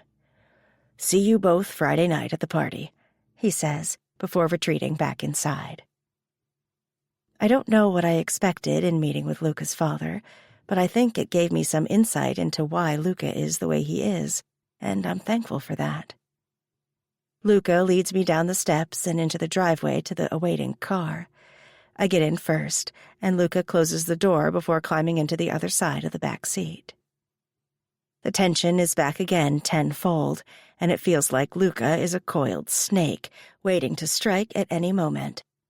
I know that if he wants to fight, then we'll fight, and I'll give him all the anger and fury that he wants and deserves. Chapter 22. Luca. My father certainly liked you, I tell Verona on the way back home. The whole night pissed me the fuck off. It's almost as if my father just completely forgot that the Morettis are our enemies. The way they were schmoozing together all night made me fucking sick. Is that a bad thing? Verona asks from the other side of the car. I sink my teeth into my lower lip to keep from blurting out that yes, it is a very bad thing. I wanted my father to give my wife the same treatment that I've been giving her. Treat her like the nemesis that she so clearly is. What is your problem? She asks angrily. The question has me swiveling in my seat to look upon the beauty across the seat. Sure, she looks pretty on the outside, but I'm sure her insides are as rotten and black as her father's. Morettis are scum, every single one of them. My problem, I say with a smirk, my problem is that my own father can't see you for what you really are. And what is that exactly?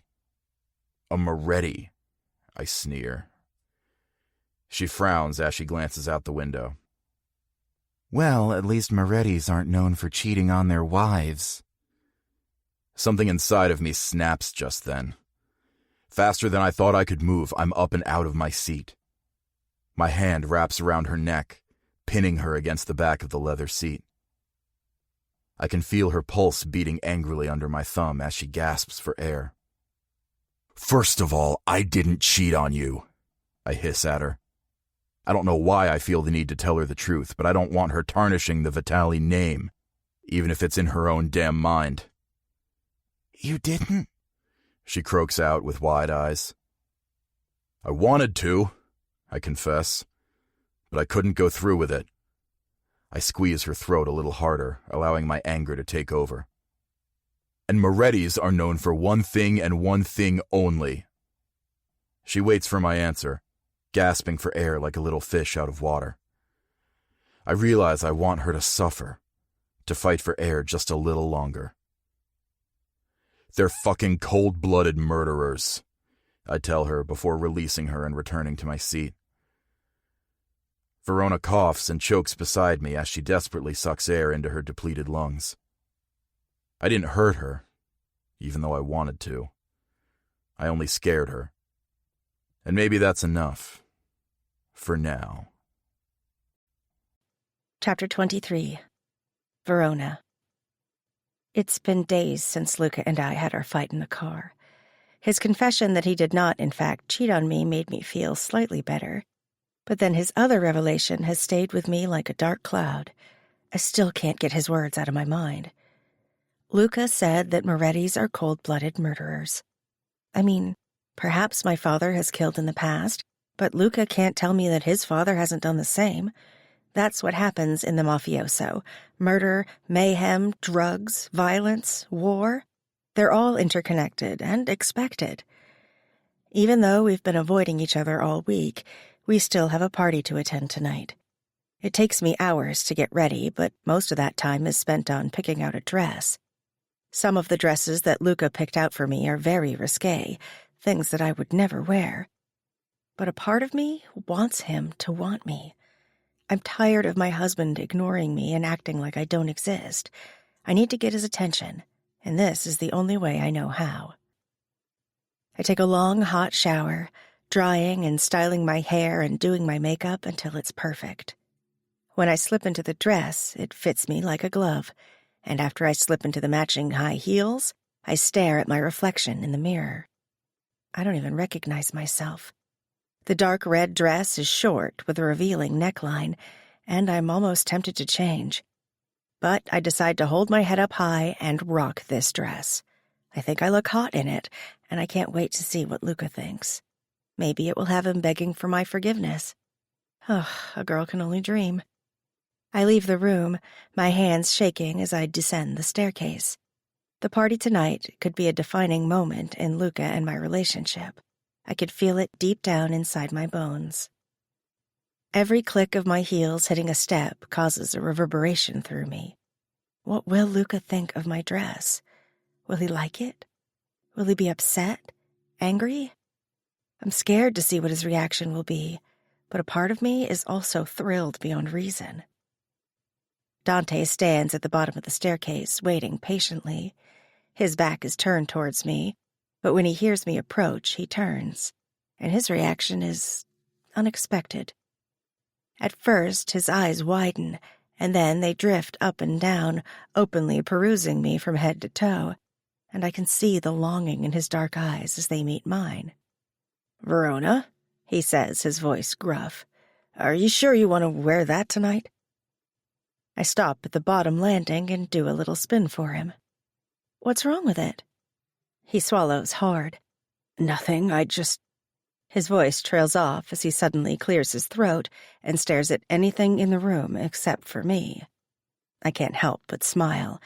If Dante is giving me this kind of reaction, I can't wait to see how Luca reacts. Is Luca ready to leave? He already left in a separate car. I frown. He didn't even wait for me? Well, that gives me even more reason to leave the house dressed like this. It will be a punishment for him for forgetting his wife.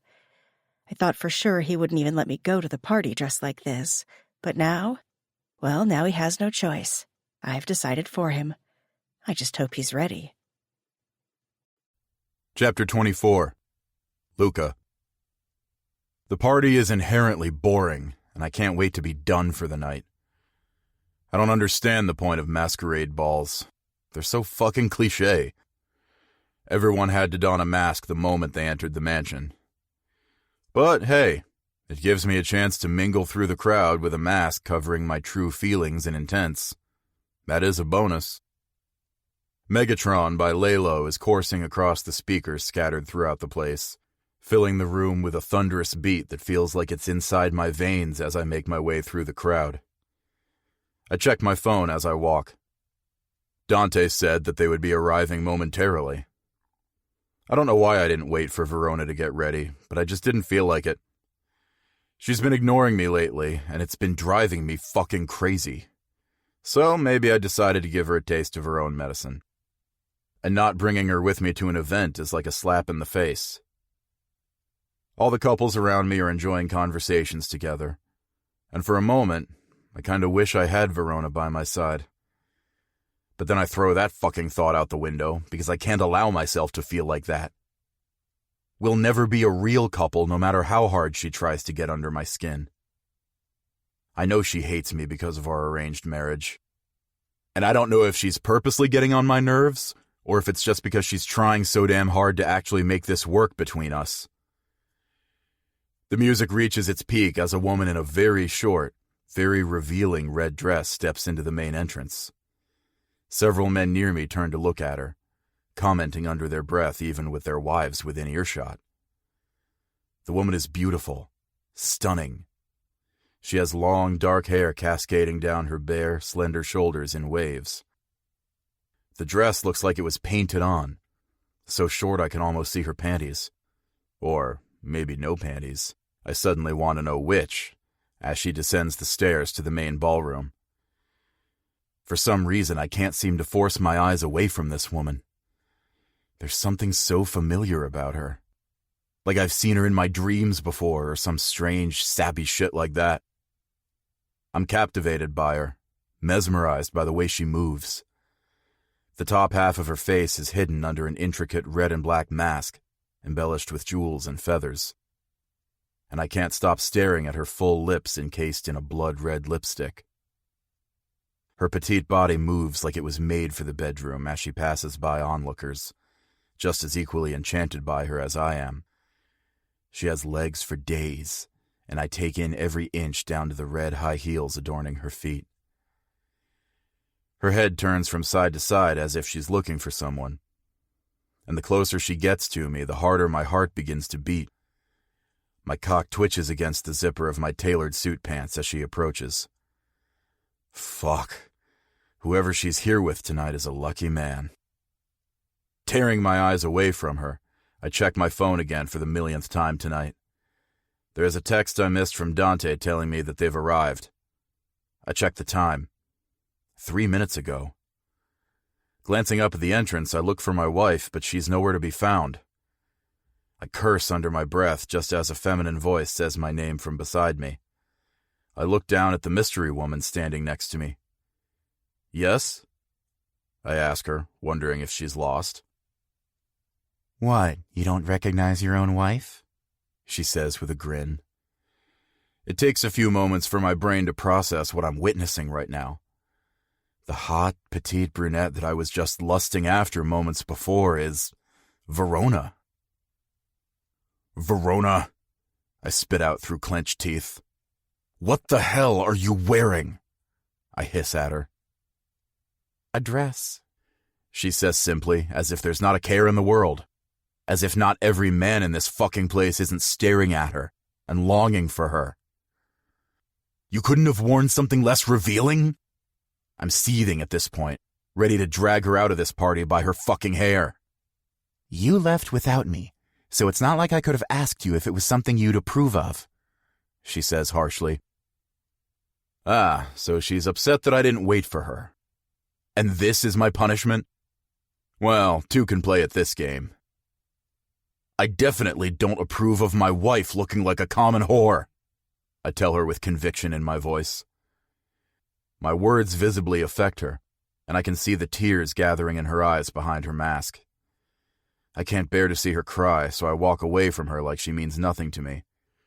I make my way to the back of the room, pulling out my phone and shooting Dante a text that he is never allowed to let her leave the house in this kind of attire ever again. I've been so preoccupied with hating Verona that I didn't even know I could be attracted to her, until I saw her in a different light. Now I can't stop thinking about those red-painted lips wrapped around my cock. Fuck, I mutter under my breath as I suddenly adjust my cock in my pants. It clearly has a mind of its own, and in the middle of a crowded room is not where I want to be getting a boner like some teenage boy lusting after his first crush. Holding my phone in my hand, I pretend to be immersed in some kind of urgent matter, but in all reality, my eyes can't stop staring at my wife. I watch closely as she runs off towards the women's restroom. My cock throbs, painfully aching for her. I realize I'm fucked in this moment. I never thought I would say this, but I'm attracted to my wife. Chapter 25. Verona. After hearing Luca's hateful words, I run into the nearest bathroom and tear off my mask, staring at my reflection in the mirror. Tears fill my eyes, but I refuse to let them fall. I won't let him win. An older woman steps up beside me and washes her hands. She glances at me once and then twice and frowns. "Some guy make you upset, sweetheart?" she asks. "Yeah," I admit. "Well, if I was your age and looked like that, I'd be out on that dance floor dancing with every eligible man." She stares at me with her beautiful blue eyes and winks before she says, "Make him pay for hurting you." "Make him pay," I say, nodding in agreement. Gathering my mask, I replace it and turn to leave the bathroom. My eyes search the room, finding Luca leaning against a wall in the far corner of the room, away from everyone else. He's not even looking for me. He doesn't even care. Grabbing a champagne flute from one of the waiters, I down it in a couple of swallows. I have another, and then another, before I feel like I have enough liquid courage for what I'm about to do next. Making sure there's a clear view from him to me, I approach a younger guy standing in a group of men twice his age. "Would you like to dance?" I ask him. His eyes roam my figure, and he nods his head vehemently. Yeah," he says urgently. We make our way to the dance floor in the middle of the room. The beat of the music is hard and fast, and I begin to move, swaying my hips while keeping a safe distance from the young man I just met. He steps from side to side, clearly not knowing what to do. What's your name?" he asks me over the music. I'm about to tell him my name when an older gentleman steps up and says, "Run along and play, Junior." Then, feasting his eyes on me, he says, "Let's dance." Well, I can't say no to that. At least this guy knows what he wants, and obviously knows what he's doing. The man is tall and handsome with hair and eyes as black as night. He turns me around in his arms, pressing my bare back against his front as he grinds his hips against mine to the beat. His lips are near my ear as he asks, "Do you have any idea that you're the sexiest woman here tonight?" When I shake my head, he continues, "What does it feel like to have over 100 men fantasizing about taking you home?" I consider his words before I answer. "Powerful," I tell him honestly. "Yes, powerful," he agrees. He turns me in his arms again so that we're facing each other.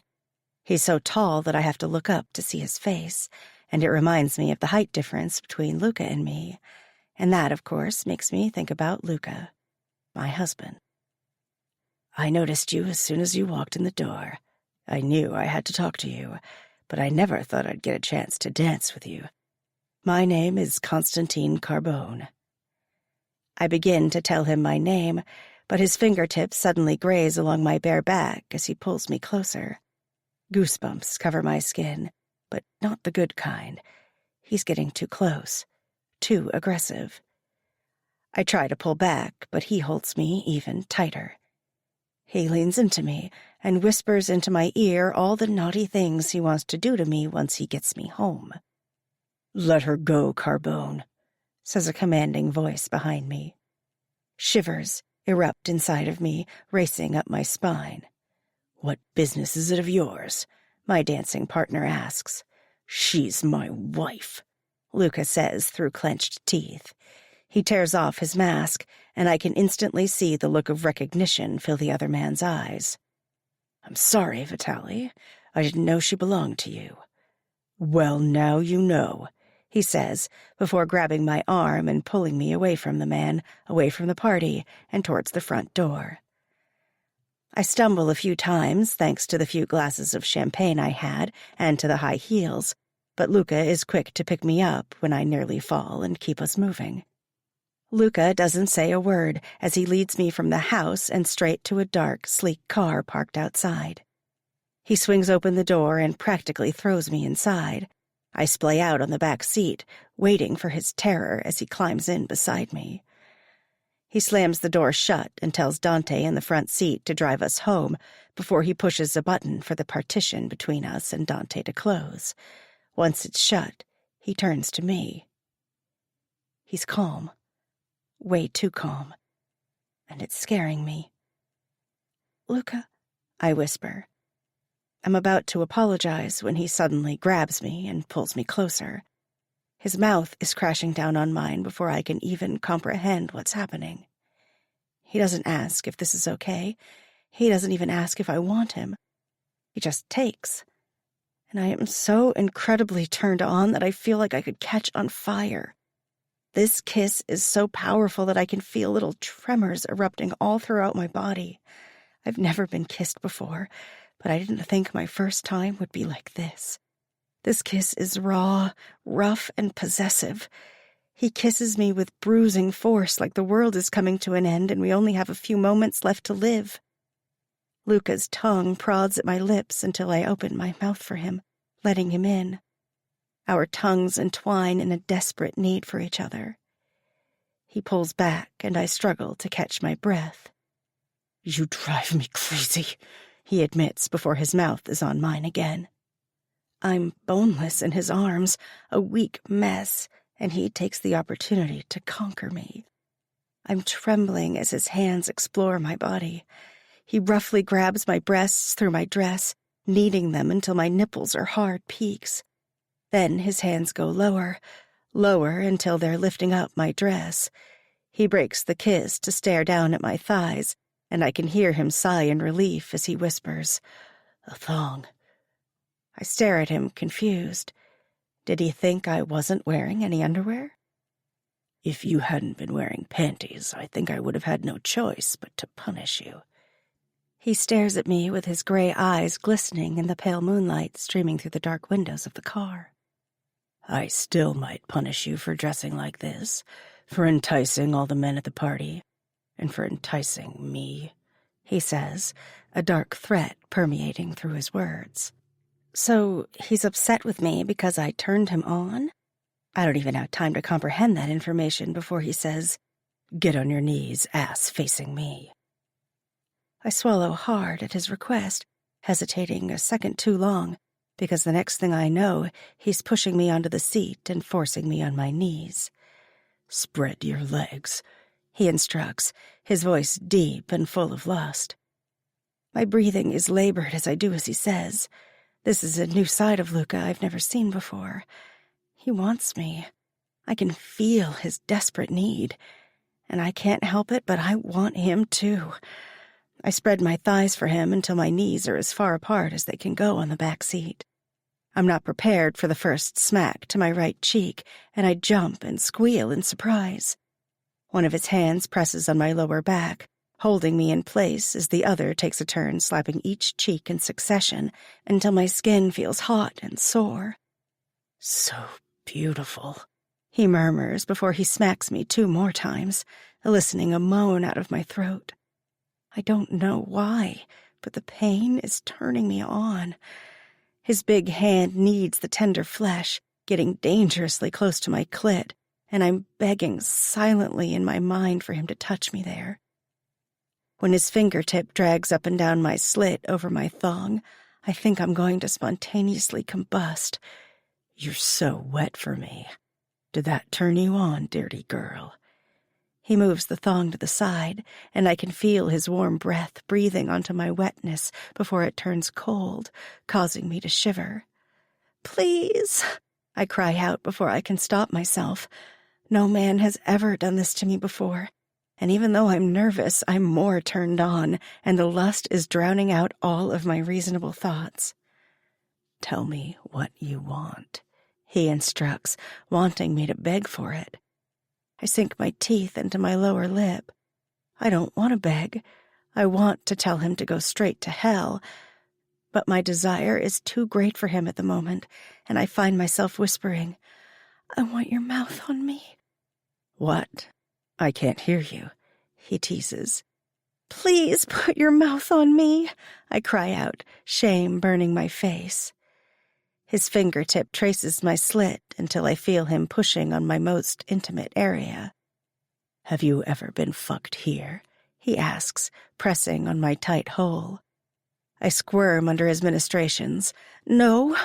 I want to tell him I've never been fucked anywhere, but I hold my tongue because I'm so afraid he won't want to continue and give me the release I need right now. Please, Luca, I plead. Fuck, I love hearing you beg, he groans. His finger moves down, swiping over my clit, and I jerk forward, feeling like I just got struck by lightning. His hand moves from my lower back to around my hip, holding me in place. You're really responsive, he comments in almost a whisper. I like that, he adds with a dark chuckle that has my core clenching. I remember the girls at the boarding school talking about their sexual encounters, and I always thought that they were bragging or making stuff up. But when I feel the first swipe of Luca's tongue on my clit, I realize they were telling the truth. It does feel good, just like heaven and beyond. I groan out loud, fisting my hands under me as he continues to lick me. He eats me like a starving man, the wicked sounds filling the interior of the car and turning me on even further. I feel his fingertip enter me and I cry out. Your pussy is so tight, he groans. Fuck, Verona, you're perfect. He pushes his finger in and out while his tongue lashes over my clit, and I close my eyes at the sensation. It's too much, too great, too powerful. A garbled cry escapes my lips as I come, riding his face unabashed, drawing out the pleasure as I tremble and sob under him. He licks me slowly while I come down from the high, shivers erupting through my body. My legs tremble until I can't hold myself up anymore, and I end up collapsing onto the seat beside him. I can hear his belt buckle before his zipper goes down, and when I sit up in the seat, I see Luca sitting there with his cock in his hand. My eyes widen at the sight. I've never watched a guy touch himself, and Luca is so comfortable doing it in front of me. His cock is impossibly thick and long, and I swallow hard at the sight of it. I've seen porn before, of course, but most of the guys were never this size. I've been thinking about those red lips wrapped around my cock all night, he tells me darkly. I lick over said lips and look up at him beneath my lashes. He wants my mouth on him, but I've never done that before. What if I don't do it right? What if he doesn't like it? Verona, please, he groans as he strokes his cock. I need you.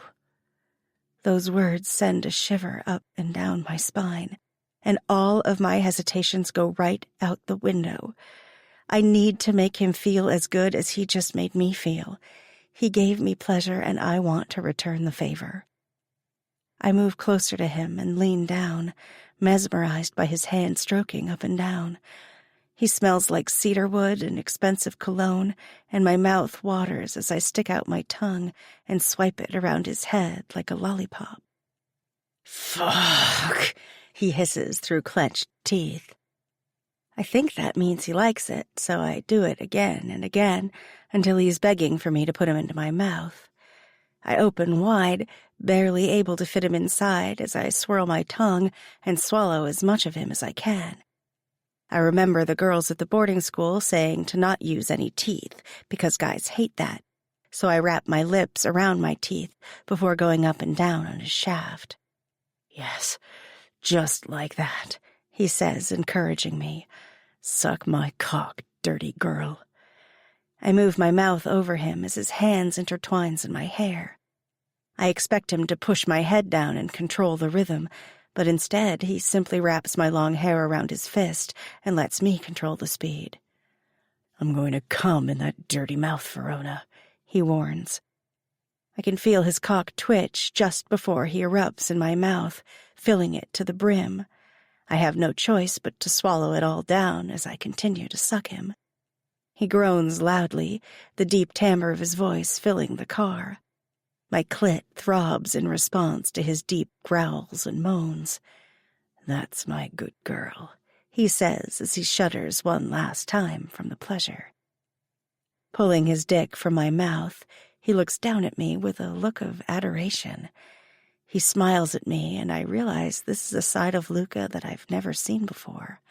Just like before with the jealousy, this is a whole other side of the enigmatic cube that makes up his personality. He tucks his cock into his pants and zips them up. Are we almost home? He asks out loud, and at first I think he's asking me, but then I see the light for the intercom and I realize I never saw him push it. Yes, sir, Dante responds gruffly through the speaker. Did you enjoy the show? Luca asks him. Dante doesn't respond, and I stare at Luca in shock.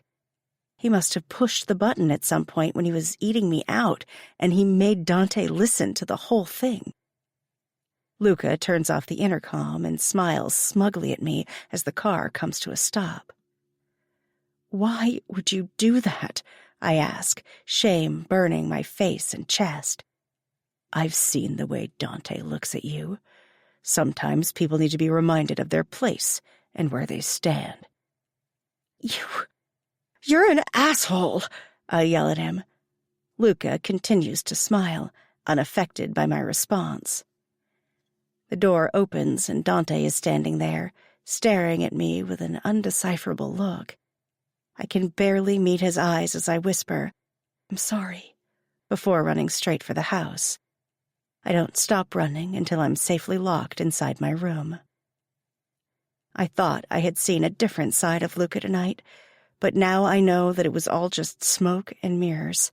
He's still a bastard. I just wish I had known what he was up to before I let him touch me.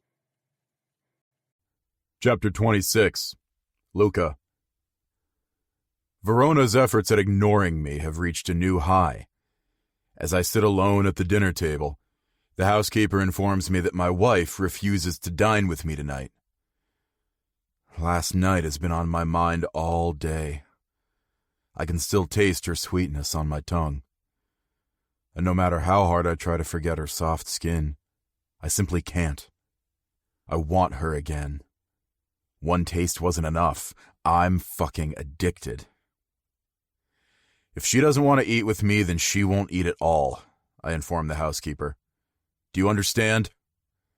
Yes, sir. After she disappears from the room, I stare down at the rest of my steak, having suddenly lost my appetite. What I did last night was cruel, but I can't deny that it made me feel better. Call it jealousy or what you will, but Dante needed to be put in his fucking place. I've seen the way he stares at my wife, like he could take her at any moment into his arms and comfort her like she's his. She is not his. She is mine. My hand curls into a fist and I pound it hard against the top of the long wooden table. She can ignore me all she wants, but it's not going to change things. I won't cave. I was born into hatred for her and her family. And even though we were friends when we were kids, that doesn't mean shit now in the real world while we're adults.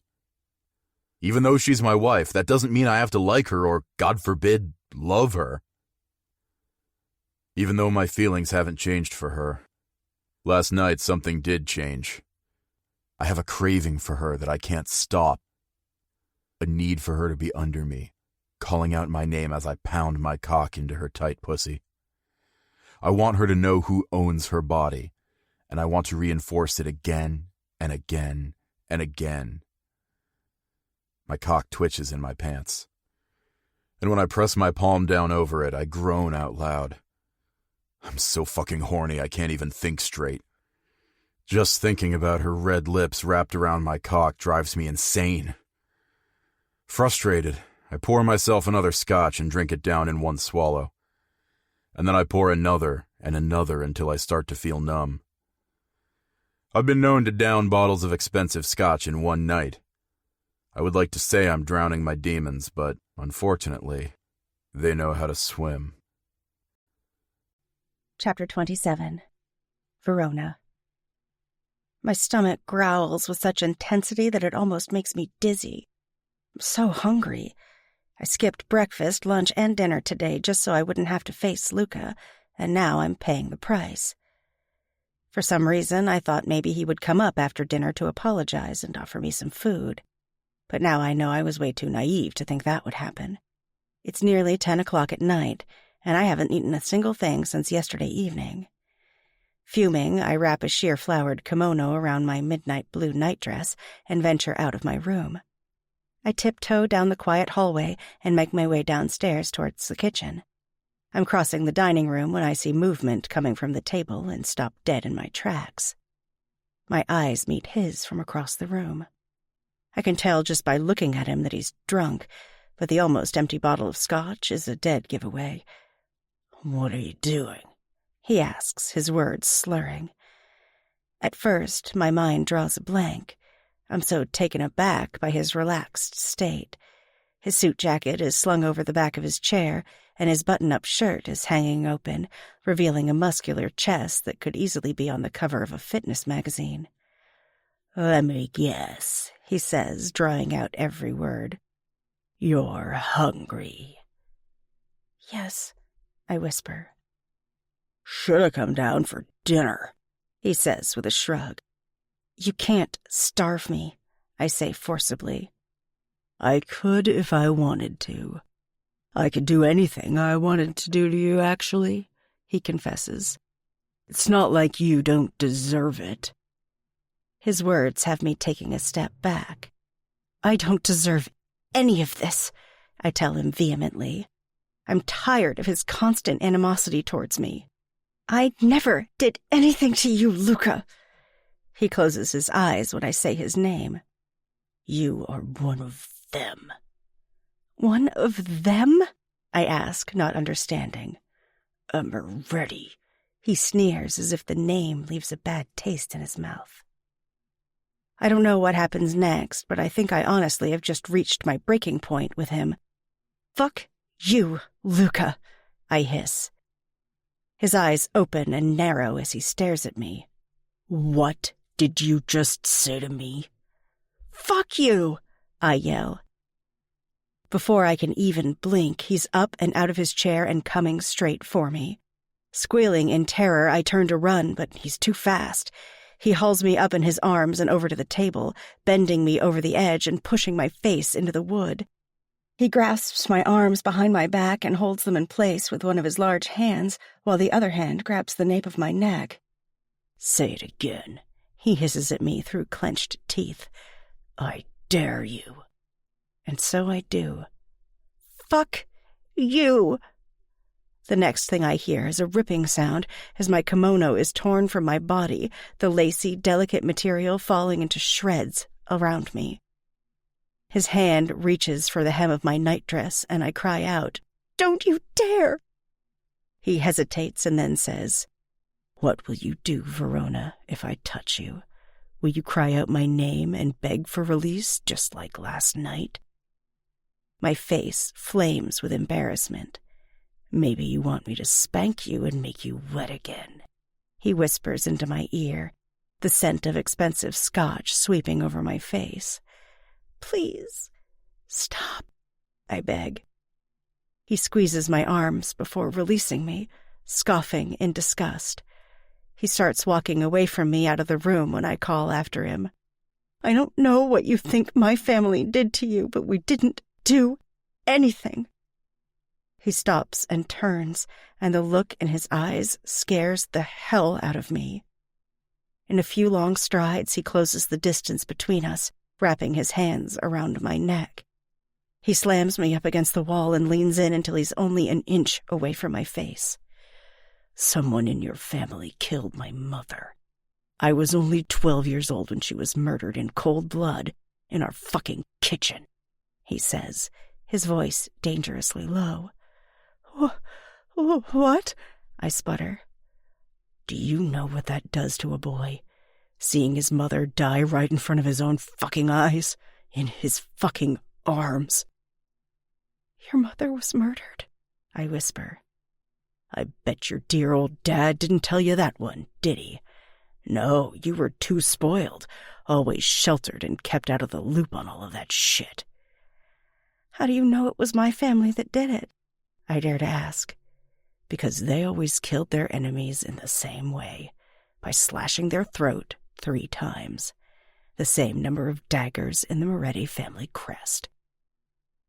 Tears fill my eyes as I realize he's telling the truth. It all makes sense now, the reason why our families went from acquaintances to sworn enemies almost overnight. I knew his mom died, but I never knew the why or how behind it all. I swallow hard against his hand wrapped around my throat. He squeezes, and I instinctively bring my hands up, grabbing his wrist. "But I guess our grandfathers thought this marriage would bring some kind of peace, even though I could never truly love anyone that bears the name Moretti." My brain is working on overtime, trying to process all of the information. I guess I was kept in the dark, because my father never told me any of this.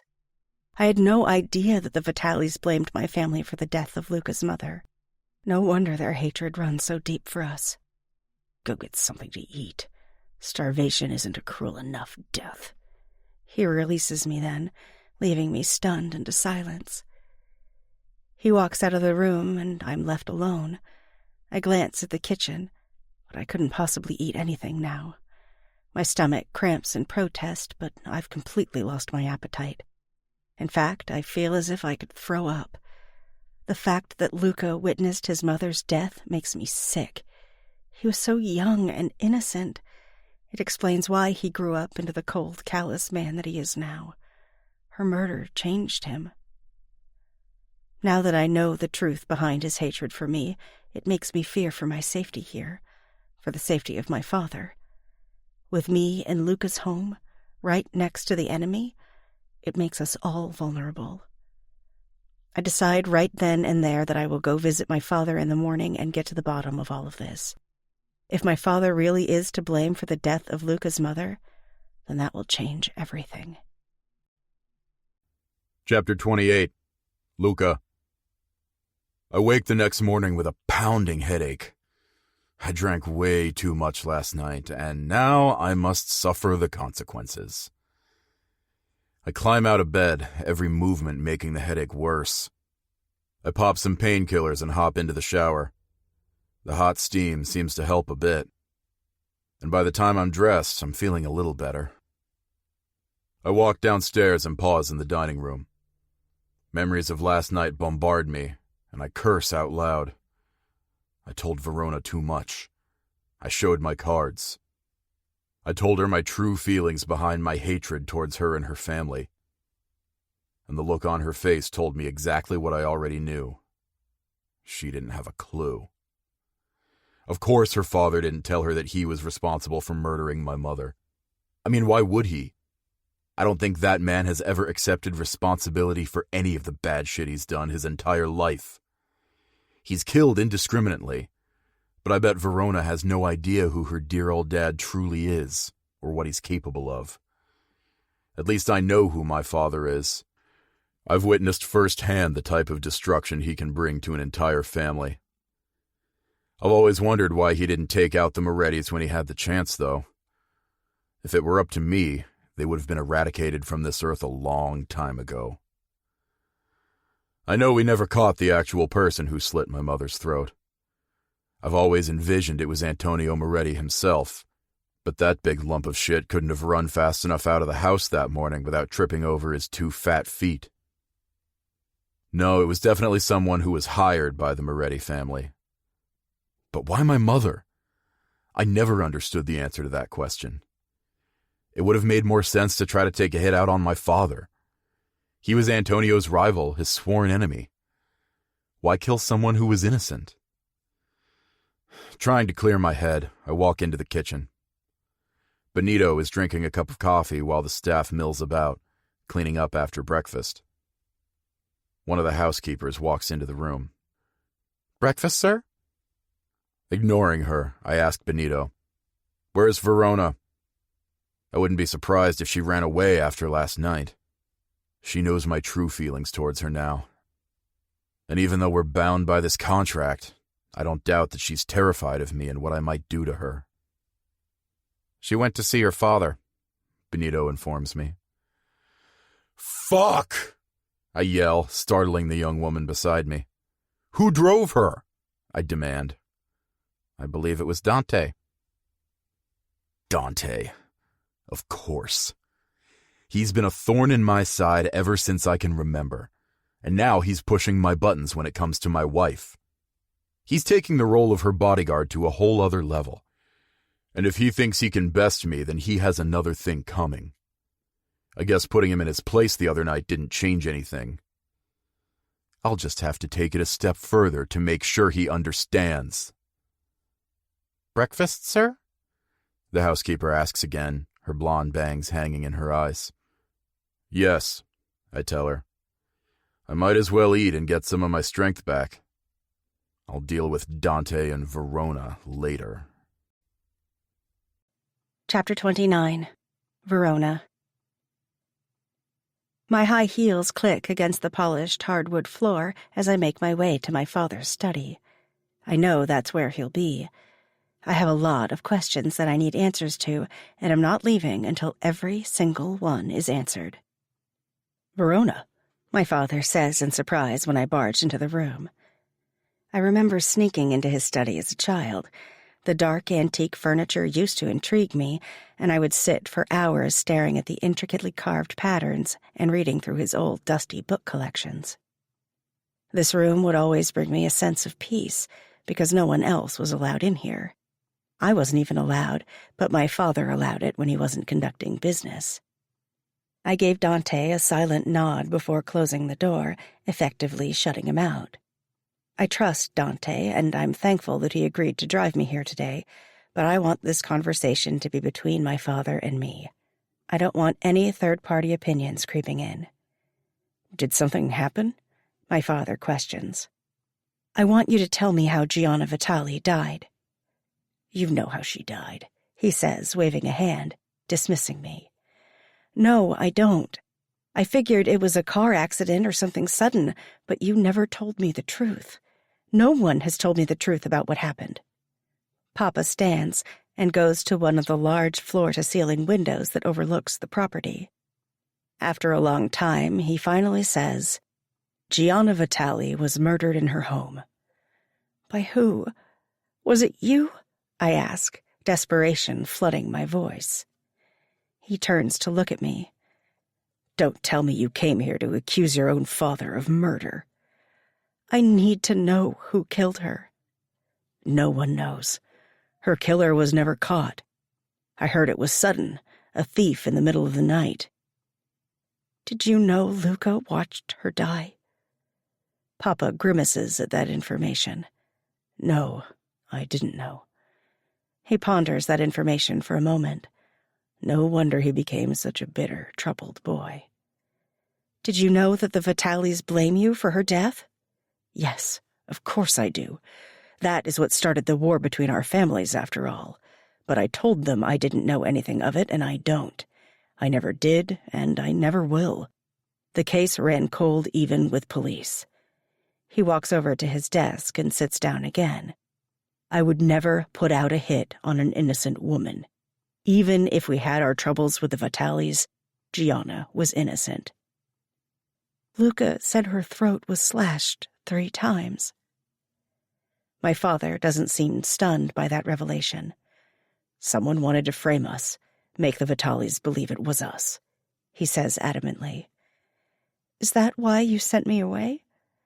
Did you think they would try to take out their revenge on me?" "Yes." He removes a cigar from a small box on the corner of his desk, snips off the end, and lights it up, puffing his cheeks until the cherry forms on the end of it. A plume of smoke escapes his lips as he looks up at me. "I wanted to keep you safe, and that was the only way I knew how. I had to get you away from this place, all of this." He sighs and takes another puff from the cigar. "Everything calmed down when they couldn't prove that I ordered the hit or find the man who did it. But obviously Luca Vitali still harbors some ill will towards our family. I want to tell my father that it's more than ill will. It's pure, undiluted hatred. But I keep my mouth shut.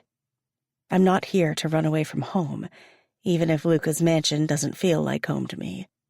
Besides, I can't leave even if I wanted to, thanks to the contract binding us to be married and living together." "Grandfather thought the contract would fix everything for good?" Papa nods. "The 2 patriarchs schemed behind all of our backs. They wanted harmony amongst the families once and for all." He sits down at his desk and rests a cigar on a nearby ashtray. "Valerius Vitali and my father were childhood friends. They obviously were sick of all the fighting, and this was the only thing they could do that would prevent any future war between the families. It was their dying wish to bring peace to all of us." "I don't know if there will ever be peace," I mutter under my breath. He shrugs one shoulder. "Perhaps not." Then he asks, "What else do you want to know?" "Do you have any suspicions of who would have wanted to kill Gianna Vitali?" I ask. He shakes his head. "No one knows. Otherwise that person would already be dead." That's true. If the Vitalis knew who murdered Gianna, the man would already be 6 feet under. "What else do you need from me, Verona?" Papa offers. Can we spend the day together?" I ask him, and my question clearly surprises him. I need a break from Luca, and I haven't spent real quality time with my father in years. All this talk about Luca's dead mother makes me think about my mother. I've already lost one parent. My father is the only family I have left, and I would be devastated if I lost him too. I know it's inevitable, but I can make up for lost time starting today. Of course. For you, anything. I smile at him. Thank you, Papa. You know, the same ice cream shop we used to take you to when you were a little girl is still down the street. Would you like to go? I would love that. I know Luca won't be pleased about me being gone all day since I didn't exactly tell him I was leaving, but for all I know, he doesn't even know I left. And I'm guessing, even if he does, that he definitely doesn't care. Chapter 30. Luca. I can't concentrate.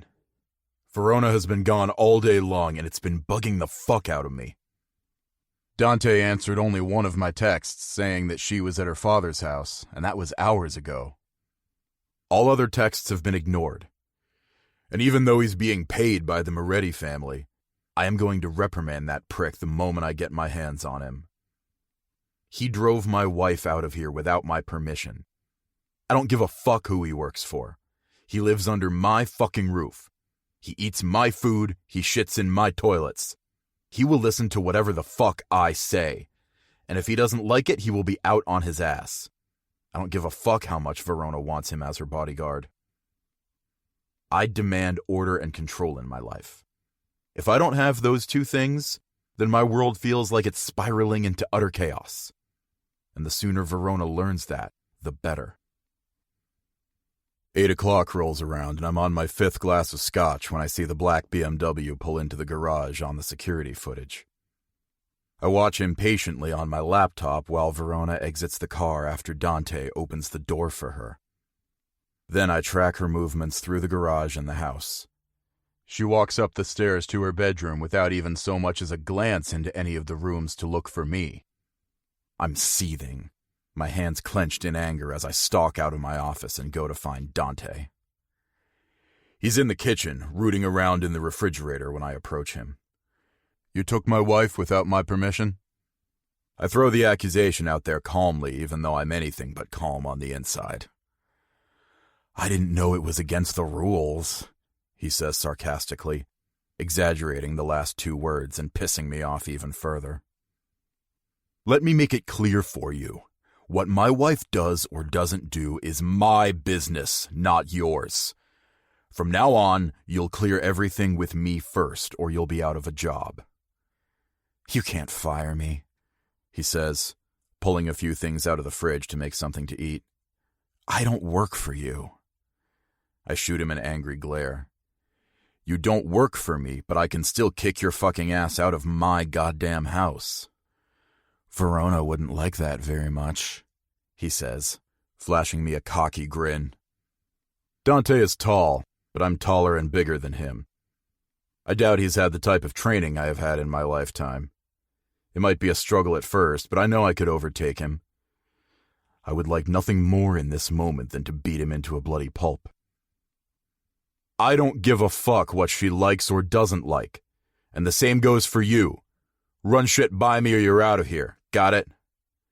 "Sure thing, boss," he says, and it takes every ounce of strength in me not to walk over to him and knock that smile off of his face, along with a few teeth out of his goddamn mouth. And if the other night wasn't an indication of whose dick she wants, then I don't know what will wake you the fuck up. I hiss at him. That statement stuns him into silence, and now I'm the one smiling before I turn and leave the room. I walk straight to my wife's bedroom. I startle her when I slam open the door. Her petite body is wrapped in a towel, her long hair dripping wet as she emerges from the adjacent bathroom. I'm beyond the point of calm now. I'm fucking furious. "Where the fuck were you all day?" I roar. I want to hear the words from her mouth in case Dante was bullshitting me. "I went to see my father. Is there a problem?" she asks calmly, seemingly not affected by my anger. "Dante is not to take you anywhere without my permission," I demand. Now this gets a rise out of her. She goes from calm to angry in 2.5 seconds. And I can't help but notice how cute she looks when she's pissed. "I have to ask for your permission to leave the house to see my father?" she exclaims indignantly. "Luca, that is absurd." "It's not absurd, it's smart. You know what kind of world we live in, Verona. You're not safe out there," I warn. "I had Dante with me the whole time," she counters, her voice raising to new levels. And I don't know why, but it pisses me off that she relies on her bodyguard to keep her safe and not her own husband. Although I guess I haven't given her many reasons to trust me. Hell, I've given her every reason not to trust me. Trying to calm myself down, I pace the floor of her room. "Why did you go to see your father?" I ask, even though I think I already know the answer to that question. "To find out information about your mother." I stop pacing and turn to look at her. "And?" I prompt. "He denied any wrongdoing. He had no part in your mother's death." "And you believe him?" I scoff.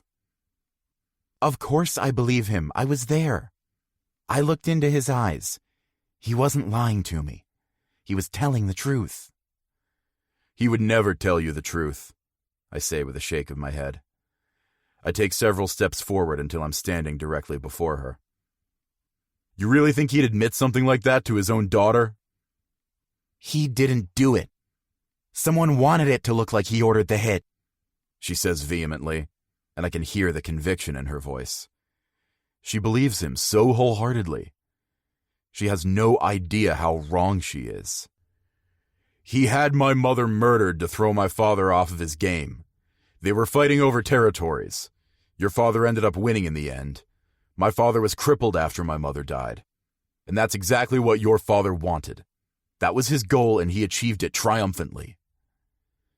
Tears fill her eyes as she stares up at me. "You're too blinded by your hatred to believe anything other than what you want to believe. There's no evidence that my father had any involvement. You can't prove anything." "I'll prove it someday," I promise her. "And when you realize what a dirty bastard your father truly is, you'll—" My words end abruptly when Verona suddenly slaps me in the face. "You're the bastard!" she screams at me.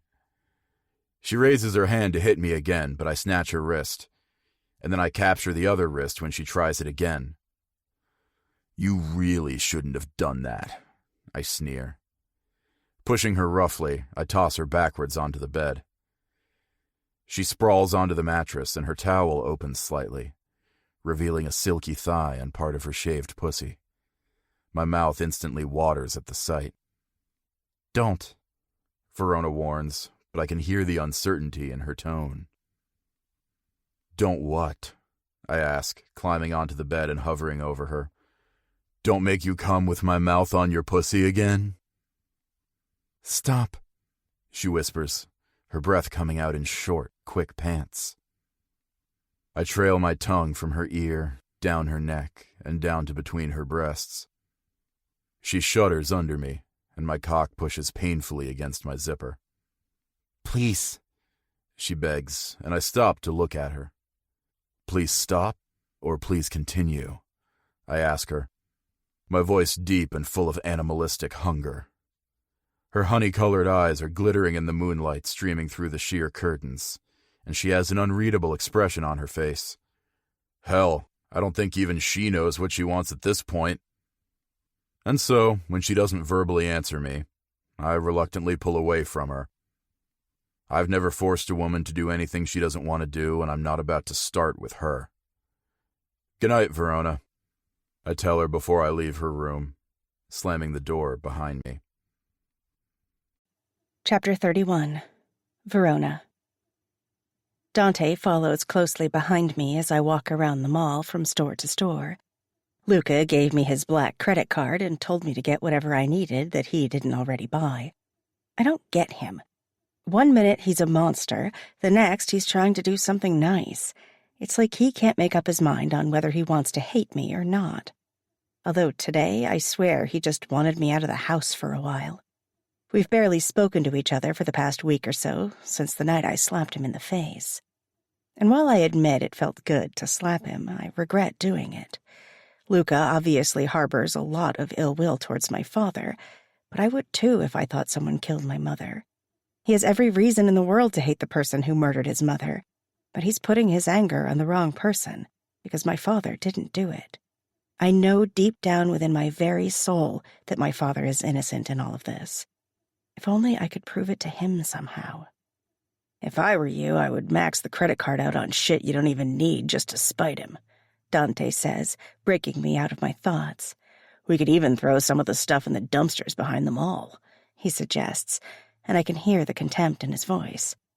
His hatred towards Luca is evident, but he tries his best to hide it from everyone but me. You know I wouldn't do that even if I wanted to, I tell him. I'm not like that. I know how hard people work for their money, and I know what it's like to live without the finer things in life. And even though Luca doesn't exactly do anything above board, I don't want to waste his money. Besides, I'm not into spending blood money either. I don't know much about Luca's business other than the few things I've heard the men in the house mention. Dante assures me Luca is the worst man on the planet, and maybe he is. Maybe I did marry a monster. He certainly acts like that sometimes. But it isn't as if I had a choice in all of this, and it's not like we can just get divorced. I'm locked into this contract, this marriage, whether I like it or not. All I can do is try to make our relationship better over time, if that's even possible. Sometimes it just feels like Luca can't stand the sight of me. I'm really at a loss for what I can do to make my time with him more tolerable. I try to stay out of his way, but out of sight, out of mind doesn't really work with him because he's so controlling and demanding. He doesn't want to see me, and yet he wants to keep tabs on me all the time and know where I am at all hours of the day. It's so confusing. Speaking of the devil, Dante's phone begins to ring, and he's quick to answer. "We're still at the mall," he says with an eye roll. I can't hear the other side of the conversation, but I know it's Luca on the other end, asking for another update. He's called 3 times already, and we've only been gone for a couple of hours. Dante hangs up the phone and shakes his head. Controlling son of a bitch, isn't he? I wish I could run away, I blurt out. I don't think I was even meaning to say it out loud, but it's too late to take it back now. Dante's eyes meet mine, and in all seriousness he tells me, "Then let's do it." I shake my head. He would find us. I would make sure he never did. He says so calmly and assuredly that it scares me. While the idea of escaping my husband is both thrilling and exciting, I know it wouldn't end well, and if Dante helped me run away, I'm sure he would have to face the consequences. And if anything happened to my best friend, my only friend, I don't know what I would do. I'm just venting, I tell him, hoping that he believes me. You can always talk to me about anything, V, Dante assures me. I know. You're my best friend, I tell him with a smile. I point over to a store that sells household goods and gifts, and I say, "Let's go in there." "Whatever you say," he says, following behind me. Chapter 32. Luca. Dante and Verona return from their shopping trip late in the evening. I wouldn't be surprised if she maxed out my credit card today. In fact, I'm anxious to see exactly how much she spent and at what stores. I know I already bought her enough clothes to last a lifetime, but I guess it wasn't enough for the princess. She needed more clothes, more material things to make her happy.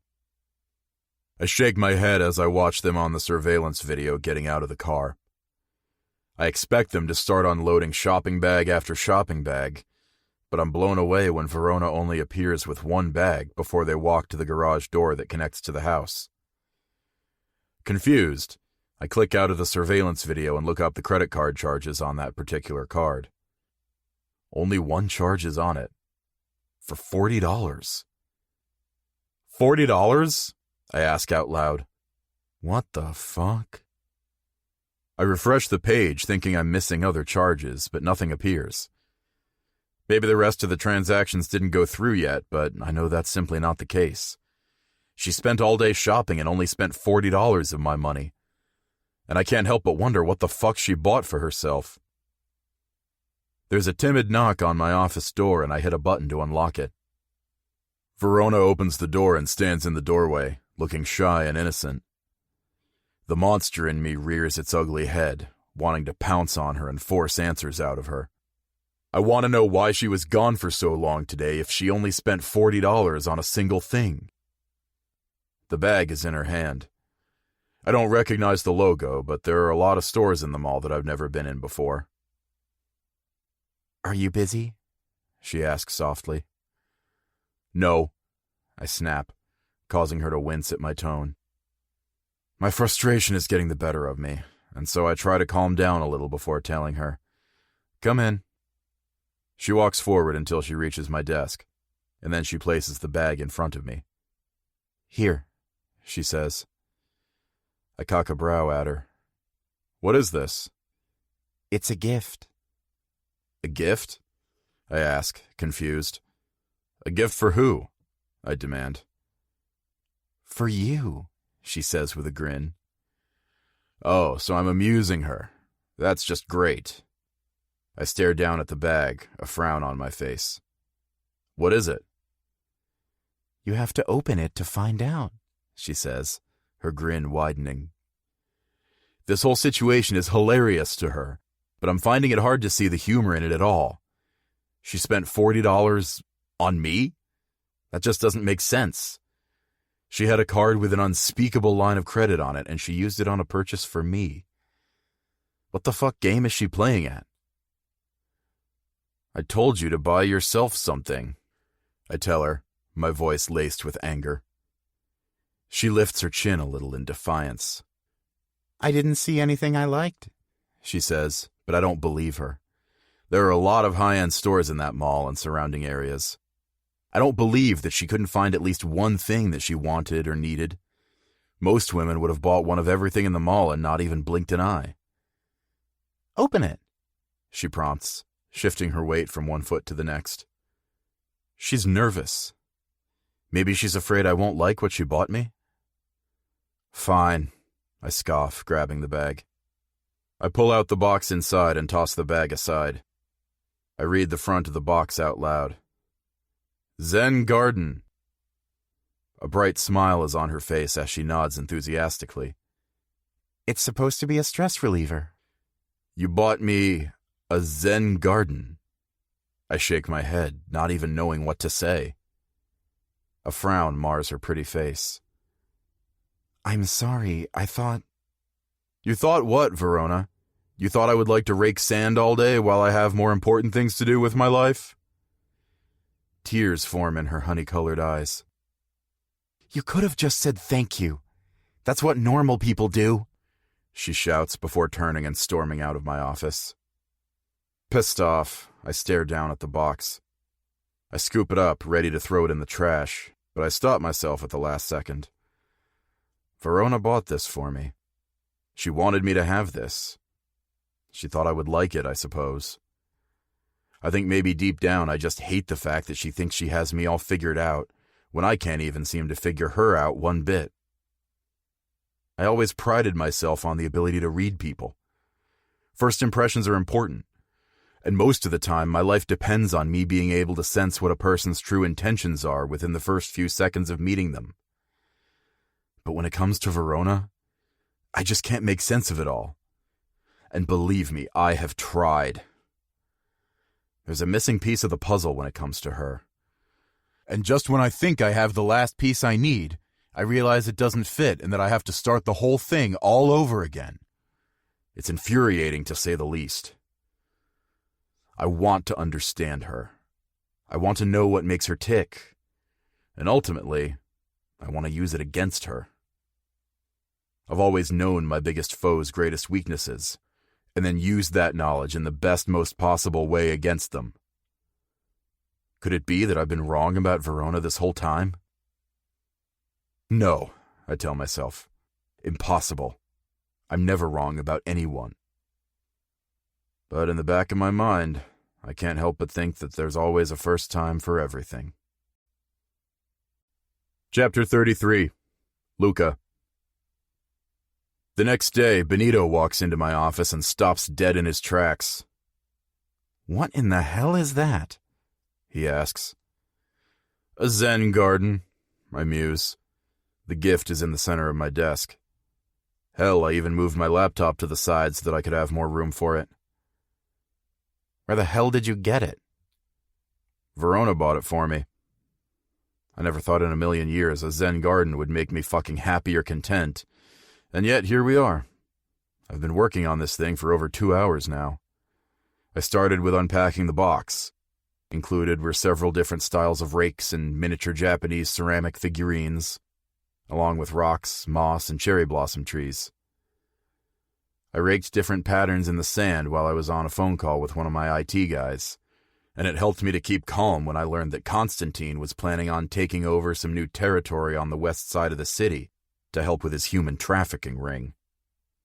My IT guy was so surprised at my subdued reaction that he actually asked me if I was having a stroke, since I'd been quiet for so long. After I was done raking, I set up the miniatures and arranged the trees, rocks, and moss. Benito walks up to my desk and studies the garden. "That's actually kind of nice," he says. He picks up a rake and starts raking through the perfect pattern I'd already created, messing it up.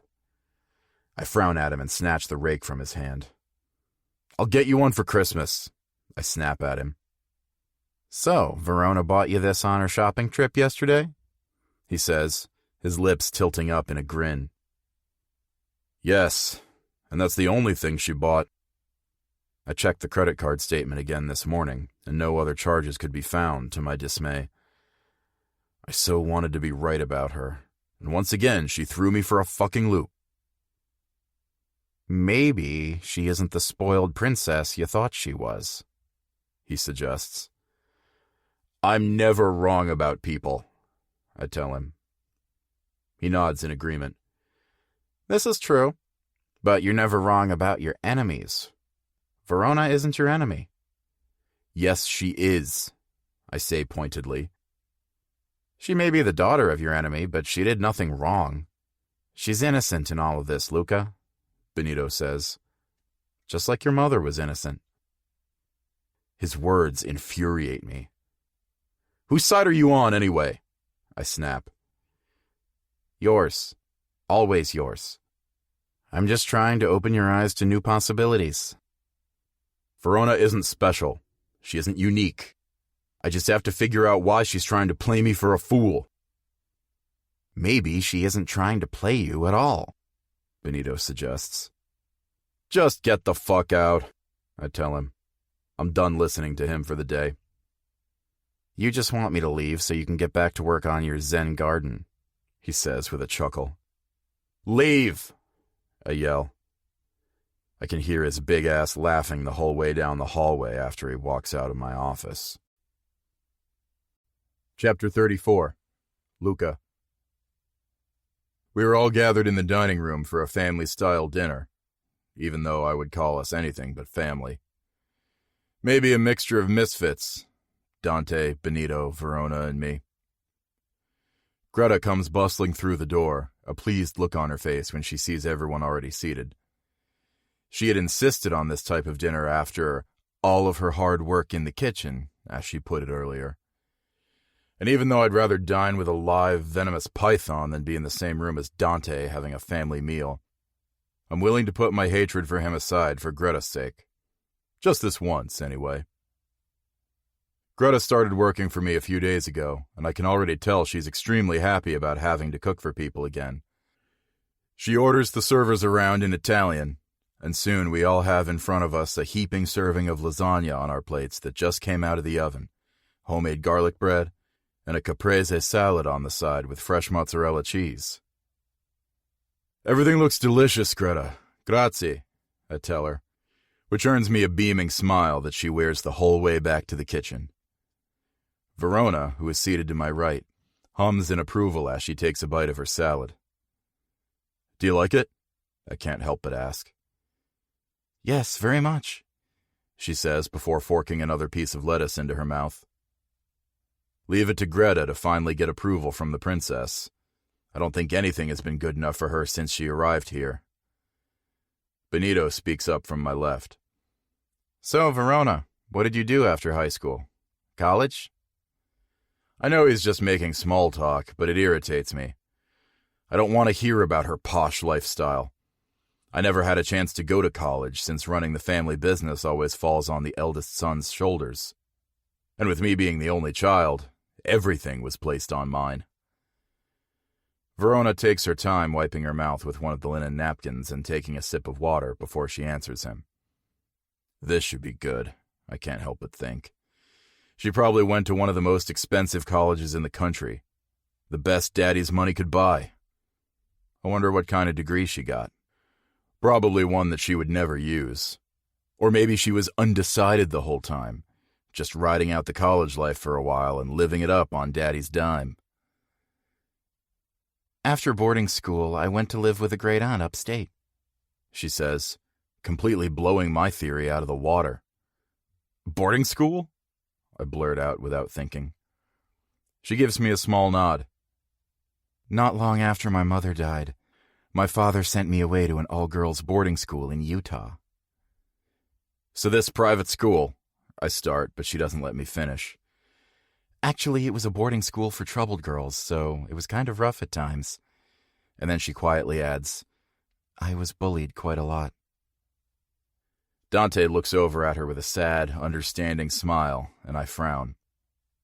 Once again, Dante knows more than me, and it pisses me off to no end. "And you were there for how long?" I question, curiosity seeping through my pores. "Until I turned 18. She picks up her fork and tries the lasagna. She chews slowly, closes her eyes, and then rolls them to the heavens above. "Greta is an amazing cook.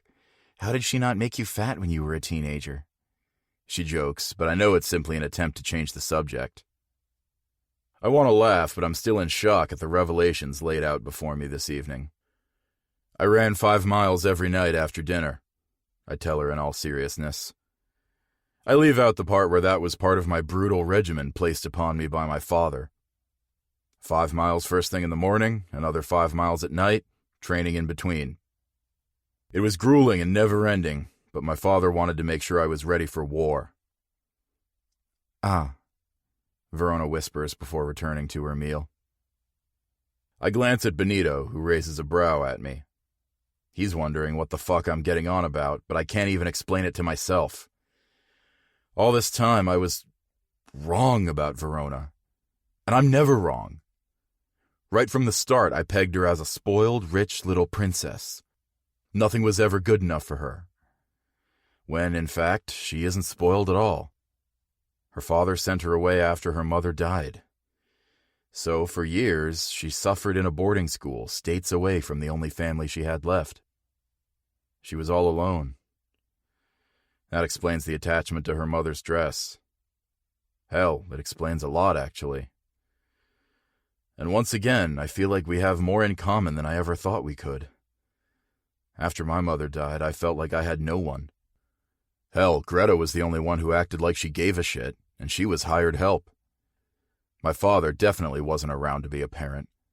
He put all of his time and effort into the mob's dealings and trying to bring down the Morettis. Verona asks, "Is everything all right?"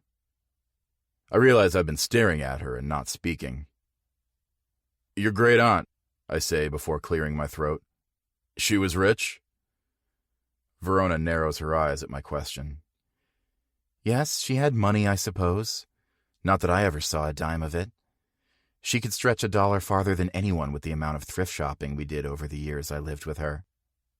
I don't think she ever stepped foot inside a store that didn't have dollar or resale in the title." "I don't think she ever paid full price for anything in her entire life," Dante pipes up. The puzzle pieces slowly start to click into place in my mind. The suitcase full of rags, as I called them, they were her only possessions. Verona was never spoiled. No one ever treated her like a princess. No, she fought to survive, having been bullied most of her life and dealing with the death of her mother in secret. When I think about the way I've continued to bully her, throwing her things away, treating her like shit, like she's less than me, suddenly I've lost my appetite. I pull my phone out of my pocket and glance at it before I lie to everyone and tell them, "I need to take this." Then I stand and walk quickly out of the room. Tucking the phone back in my pocket, I pace the hallway, listening to Verona's melodic voice drifting out of the dining room. Greta has come back in, and Verona is praising her cooking.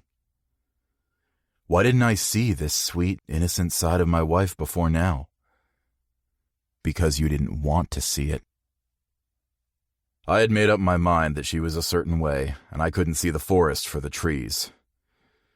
Just hearing her voice makes me feel even worse, so I retreat into my office and lock myself away. It's half an hour later when Benito comes in. "Something wrong?" he asks. "You didn't finish dinner. Who was on the phone?" No one was on the phone. I tell him with a sigh. I faked the phone call to get the hell out of the room. Benito is quiet for a while as he tries to figure out why I'm acting so bizarre. She's not spoiled, I say, which causes him to look even more confused. I shake my head and tell him, I thought Verona was some rich, spoiled little princess. Nothing was ever good enough for her. She never had to run a dishwasher or lift a hand in the kitchen, hence why she covered mine in bubbles. Ah, you were wrong about her, Benito concludes. And you're just now finding out about all of this. Why? Because I had a predisposed idea of her in my head and I was too fucking stubborn to let go of it, I confess. Because I wanted to hate her, I add. Benito nods. So now you know the truth. And what the hell do I do with it? I ask. Start over, he suggests. Start over? I ask, confused. Yeah, it's not too late. You can make amends with your wife. But is it too late? Verona has told me before that she hates me. With good reason. I know that now. But I don't know if I can just start over with her. How do I make amends? Buy her a gift, Benito suggests. Women love new things, like jewelry. I shake my head. Verona isn't like most women. I smile at that realization. My wife isn't into pretty, shiny toys. No, she's into sentimental things. And I think I have the perfect idea. Get out, I tell him abruptly. Benito doesn't even question me. He simply walks out of my office, leaving me alone to my thoughts and the crazy plans swimming in my head. Chapter 35. Verona. After the night that Luca suddenly left dinner, I didn't see him again for a couple of days. I have no idea who was on the other end of that phone call, but I hope it's nothing serious. And I hope it's not him plotting revenge against my father. You know, the usual Vitali thing to do. It's late in the evening when Benito informs me dinner will be served outside tonight. Confused, I try to ask him questions, but he walks away before I can get any answers. I can't help but get excited about eating outside, though. The property is massive, so hopefully we'll be in a place where we'll be able to see all the stars. I've missed staring up at the night sky, which was an almost nightly ritual for me before I married Luca. After I shower and get dressed for dinner in a simple navy blue dress and matching heels, I bump into Dante in the hallway on the way to his room. Are you changing for dinner? I ask him. I already ate, he says with a furrowed brow. Oh. I just assumed the four of us would be dining again, but no matter. It must just be Benito, Luca, and me. I know Luca can't stand to be alone with me in the same room for very long, so he'll use Benito and whoever else as a buffer so that he can tolerate me during the meal. I'm going to bed early. Good night, V, Dante tells me before leaning in and kissing my cheek. I'm taken aback by the gesture, but it makes me smile. Good night, I call after him before I make my descent down the stairs. Sure enough, Benito is waiting for me. Shall we? He asks, extending his arm like a gentleman. We shall, I say with a giggle. Benito leads me outside the patio, and I hold his arm a little tighter than necessary as we walk past the swimming pool. Don't worry, I won't let you fall in, Benito reassures me in a whisper. I'm surprised Luca didn't want to dine in the water tonight as a cruel joke on me, I tell him with a huff. Benito is quiet for several steps before he says, Be patient with him, Verona. Everything will work out in the end. You'll see. I'm about to ask him what he means by that, but then we round the corner and I stop dead in my tracks. The backyard has been transformed into some magical place with fairy lights, a small white tent with a table and 2 chairs. I'm in awe as Benito pulls me forward, and it almost feels like I'm floating to the most serene place in the world. There's even a blanket with pillows laid out on the grass, and I'm practically bursting with excitement. Benny, did you do all of this? I ask him. No, he did, he says, gesturing to the tent. And that's when Luca steps out, looking brutally handsome in a black tailored suit. He's sans tie, and the buttons at the top of his black button-up shirt are undone. He looks like he just stepped out of the cover of GQ magazine, and I can't help but admit that my husband looks hot. Benito carefully drops my arm and walks away, leaving Luca and I alone. My hands fidget at my sides. I don't know why I'm so incredibly nervous all of a sudden. Luca motions to the table and chairs. "Please, sit," he says. He pulls out a chair for me, and when I'm seated, he slides me in closer to the table. "Thank you," I whisper to him. I watch his every move as he goes to the other side and takes a seat across from me. I look around the gauze tent, which is decorated with more fairy lights than I've ever seen in my entire life. "Benny said you did this," I say, my eyes darting around before finally landing on Luca. "When did you do this?" "Today." He glances around and grimaces before confessing. "Took a long time, too." I bet. Even though I want to let my guard down around Luca, I know I can't. This could just be another ploy to get me to trust him. I think back to the party in the back of the car, when he tricked me into saying all those things so that Dante could hear them. Nothing Luca ever does is out of the kindness of his heart, so what does this grand gesture mean for me? He must want something big in return. Before I can question him, a few members of the kitchen staff come out with our entrees. When they lift the silver lids, I'm expecting some fancy Italian dish, but I'm shocked when I see a cheeseburger and French fries. I laugh out loud at the sight. What? I can't even finish my sentence. I haven't had a burger in so long, I say, my mouth watering at the sight. "I thought we could try something different tonight," he offers.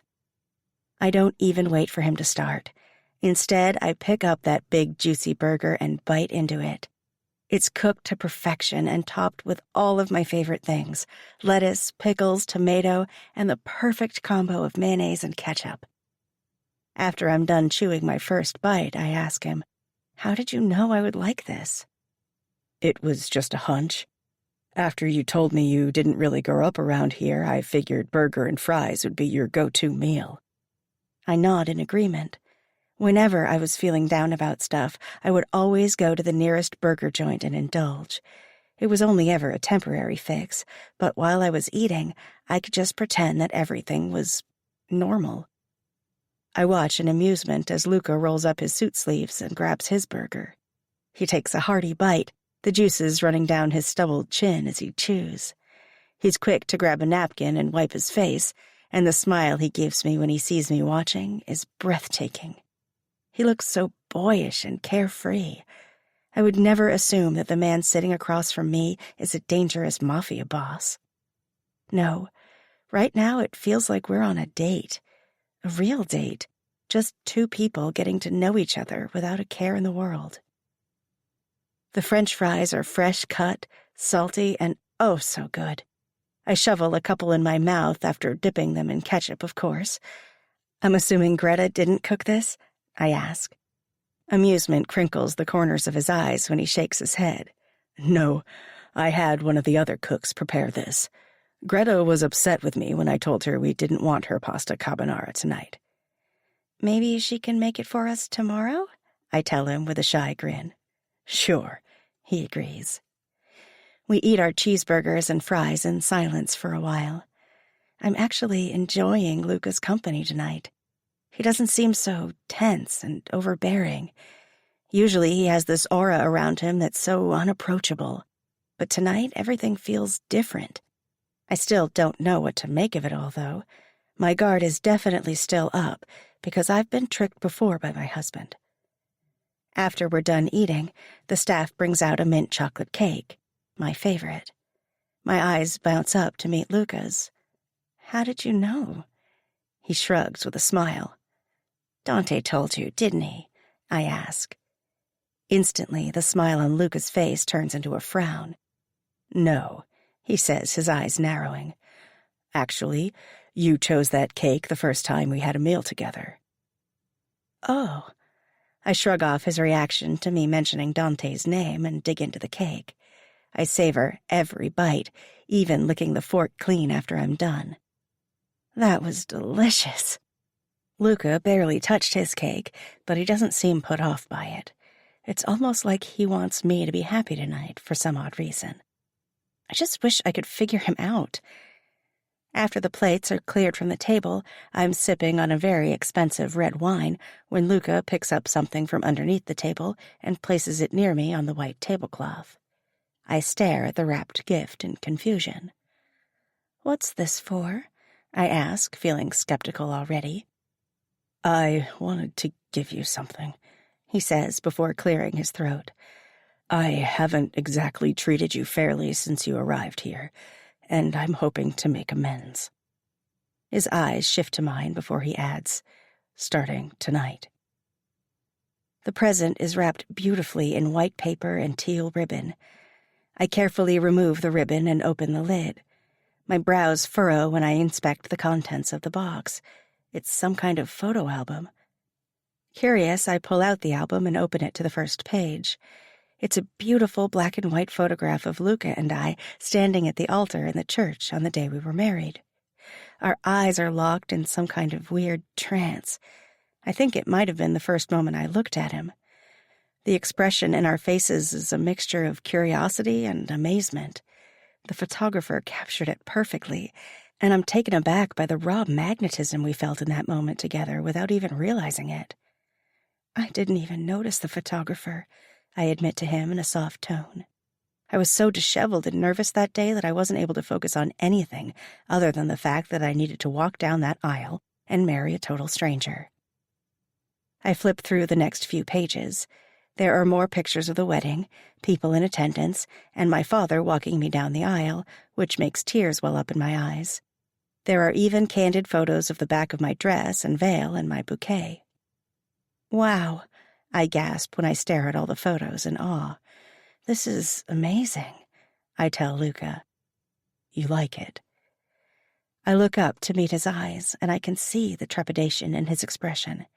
He really wants me to like this. Did you put this album together yourself?" I ask him. "Yes," he says with a nod. "Do you like it?" he asks again. "No, I don't like it." I can see his expression fall right before I tell him. "I absolutely love it." His lips stretch into a grin, and I can't help but smile back.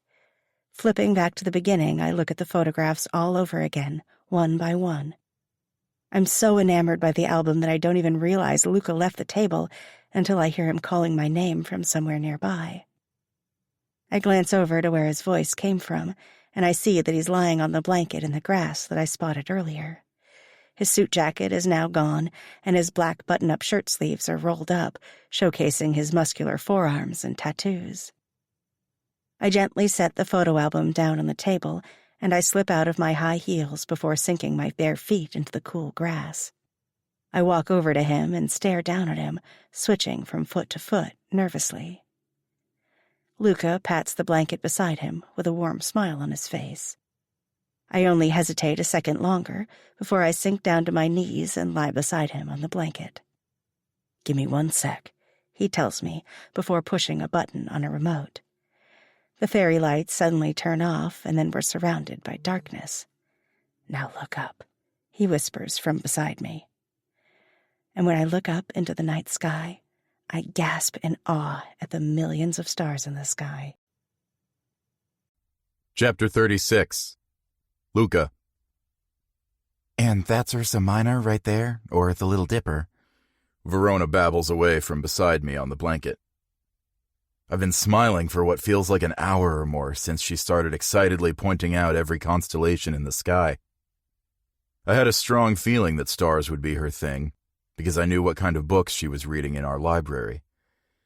When I went in late one night, she was asleep and curled up with a book about constellations, the universe, and aliens of all things. My wife is a space nut, and I kind of like it. "Show me more," I tell her. I could listen to her talk about stars all night long. She points to another constellation. "That's Perseus, the hero. He rescued Andromeda, the princess, and she is right over there," she says, pointing to a nearby cluster of stars. "So they're together forever," I say, turning my head to look at her. "Yeah," she says with a smile. "You know a lot about stars," I remark. She's quiet for several seconds before she finally speaks.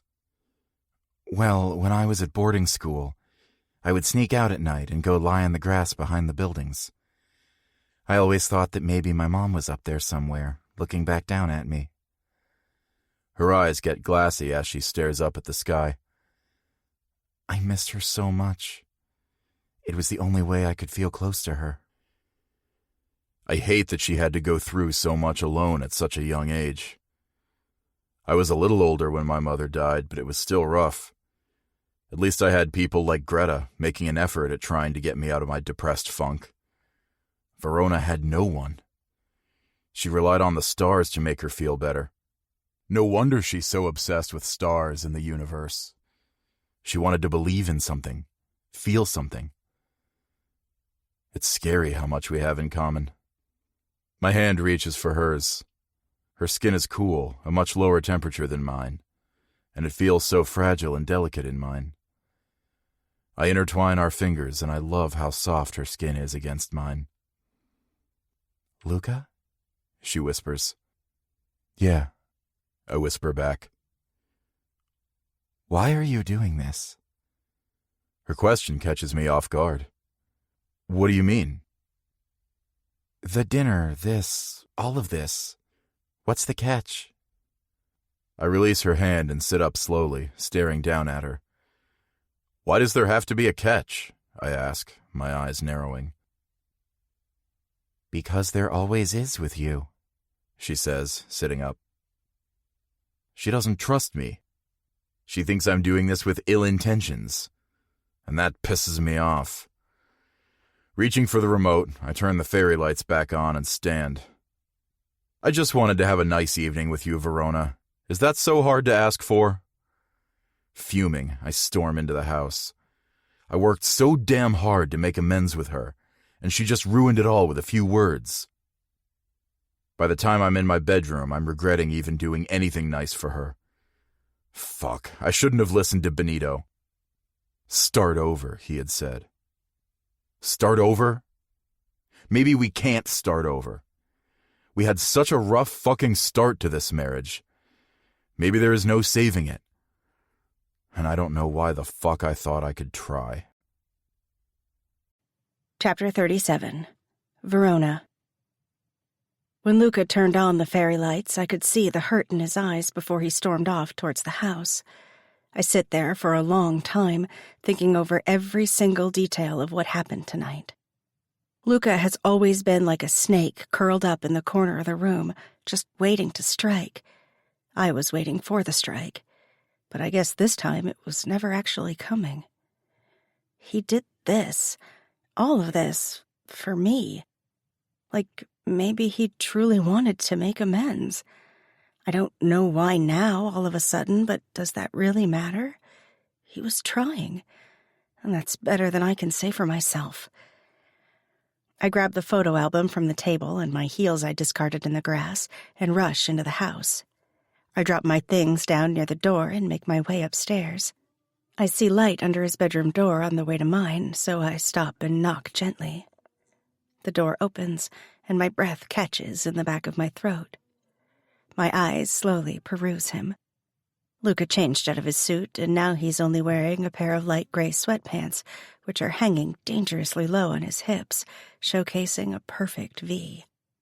His broad, muscled chest and abs look like they were carved out of stone, belonging to some Greek god, and his arms are covered in sleeve tattoos going clear down to his fingers. The ink is black and white and violently beautiful, just like him. My brain stutters for a few seconds before I finally blurt out, "I'm sorry." He takes a step towards me, leans down, and whispers into my ear. "Like I told you before, Verona, if you come to my room in the middle of the night, it better be because you either want to sit on my face or get on your knees." When he pulls back, I see a glint of amusement in his gray eyes. So which is it? I take a step back from him. He cocks a brow before taking a step towards me. If you run, I'll just chase you, Verona. My heartbeat picks up speed at his words, and suddenly, I want him to chase me. I want to feel like the prey to this predator. Turning, I run down the hall to my bedroom and burst through the door with Luca right on my heels. I squeal in surprise when he tackles me onto the bed. I twist in his hold until I'm on my back, looking up at him, and he's straddling my hips. One of his large hands has my wrists pinned to the bed above my head. I struggle, but it's no use. Leaning down, he licks the side of my neck. When he stops at my ear, he whispers, "I like when you fight me, honey." I practically melt when he uses the term of endearment with me. He's never called me anything like that before. "Honey?" I question. "Mm-hmm. Honey like the color of your eyes. Sweet like your scent that drives me fucking crazy." His lips trail kisses from my ear to my mouth, and then he's devouring me.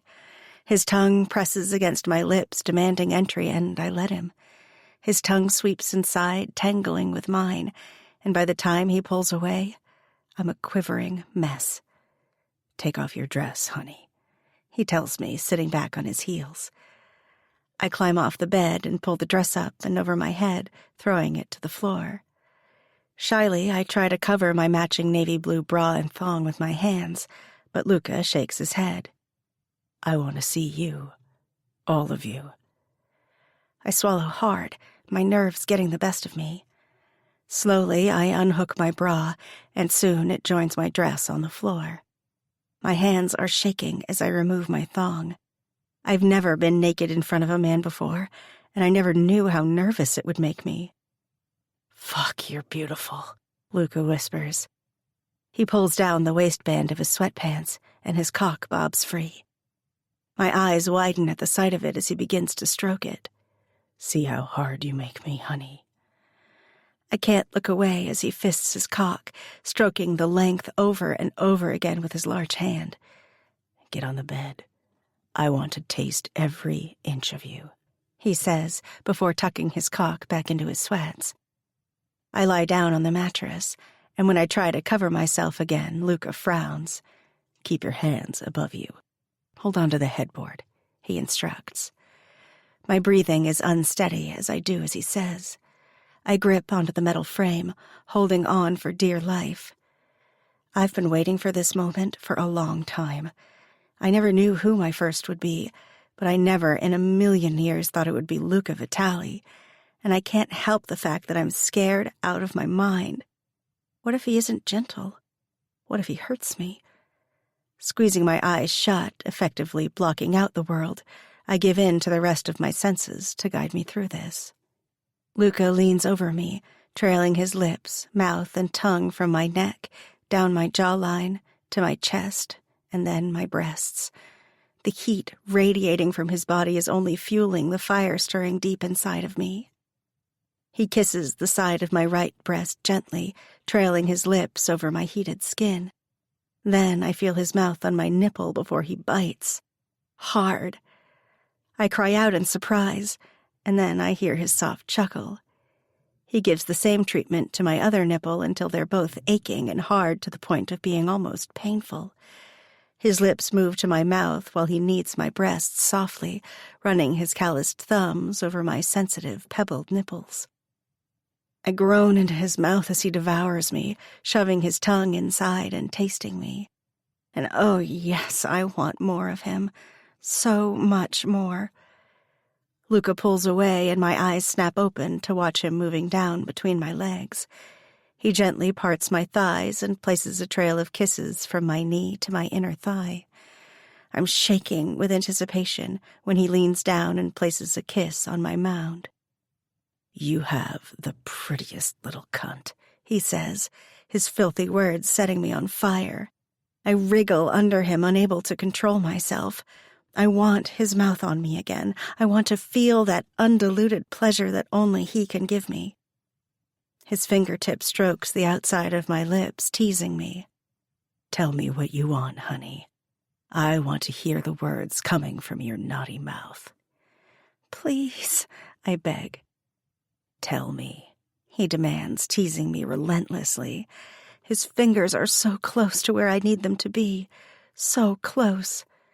Tell me what you want. Touch me, lick me, fuck me, I cry out, my words running together. He chuckles darkly. In that order. His fingertip grazes my clit, and the sensation makes me groan out loud. I think that can be arranged. He spreads my lips and touches me so gently and softly that he's driving me insane. I'm practically climbing the wall with madness when I cry out, Luca, please, I need your mouth on me. His fingers disappear, and they are instantly replaced with his tongue. I bite my lip to hold back a scream as he devours me between my legs. Oh, God, it feels so good. I grip the bars of the metal headboard until my arms ache as I hold on for dear life. Fuck, you taste sweet like honey, too, he remarks, drawing my attention to him. His tongue darts out of his mouth to lick his lower lip before he uses that devilish weapon on me again. I'm a trembling mess as he sweeps his tongue over my clit again and again. My head shakes back and forth from the insane amount of pleasure building in my body. I want you to come for me, Verona, Luca says from between my thighs. My frantic cries escalate as he begins working his tongue over my clit again. Unable to hold back any longer, I suddenly shatter around his mouth, crying out his name. I go limp on the bed, my hands releasing the metal bed frame and falling beside me. My limbs feel like they're made of jello, and I don't think I could move even if I wanted to. I watch as Luca leaves the bed. He bends down to strip off his sweatpants and then stands up.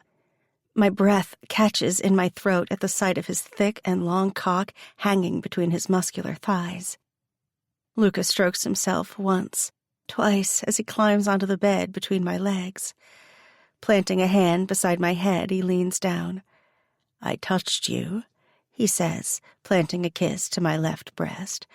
I licked you, he tells me, moving to my right breast to place another kiss. And there's only one thing left for us to do, honey.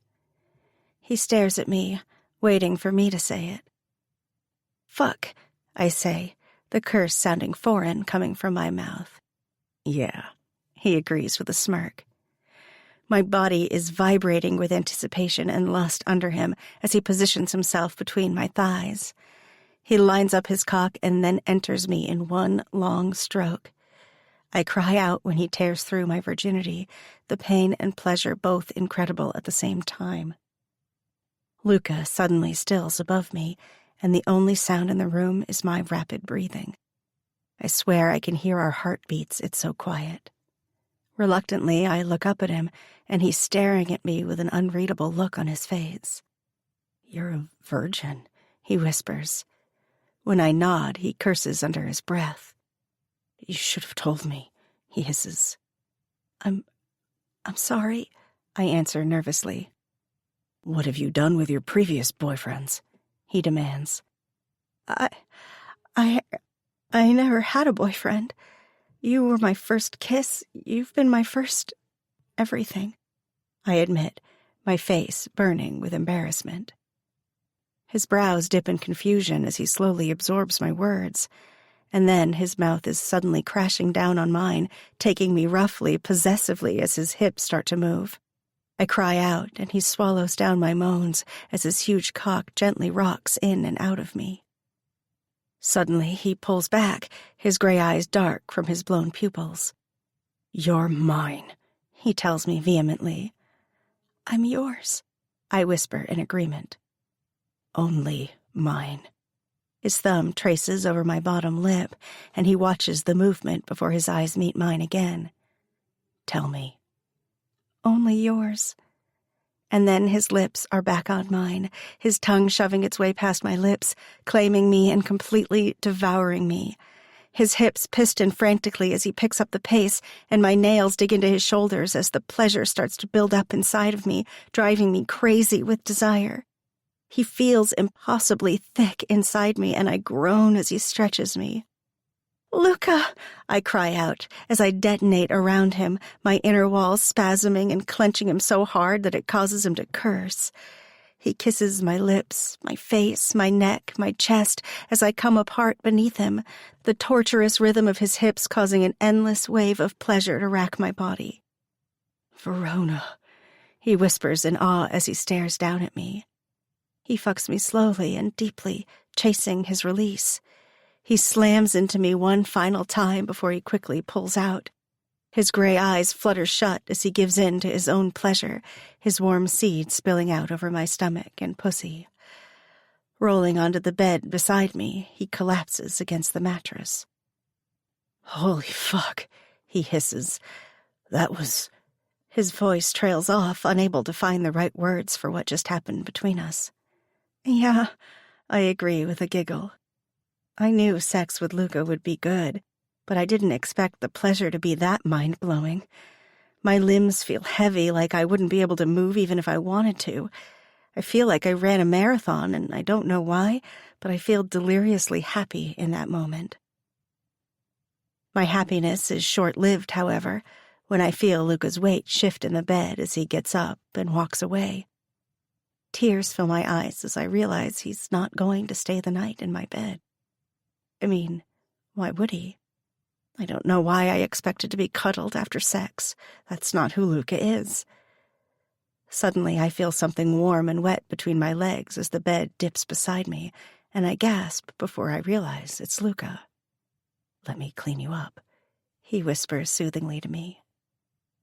I watch as he gently rubs a warm washcloth between my legs and over my stomach.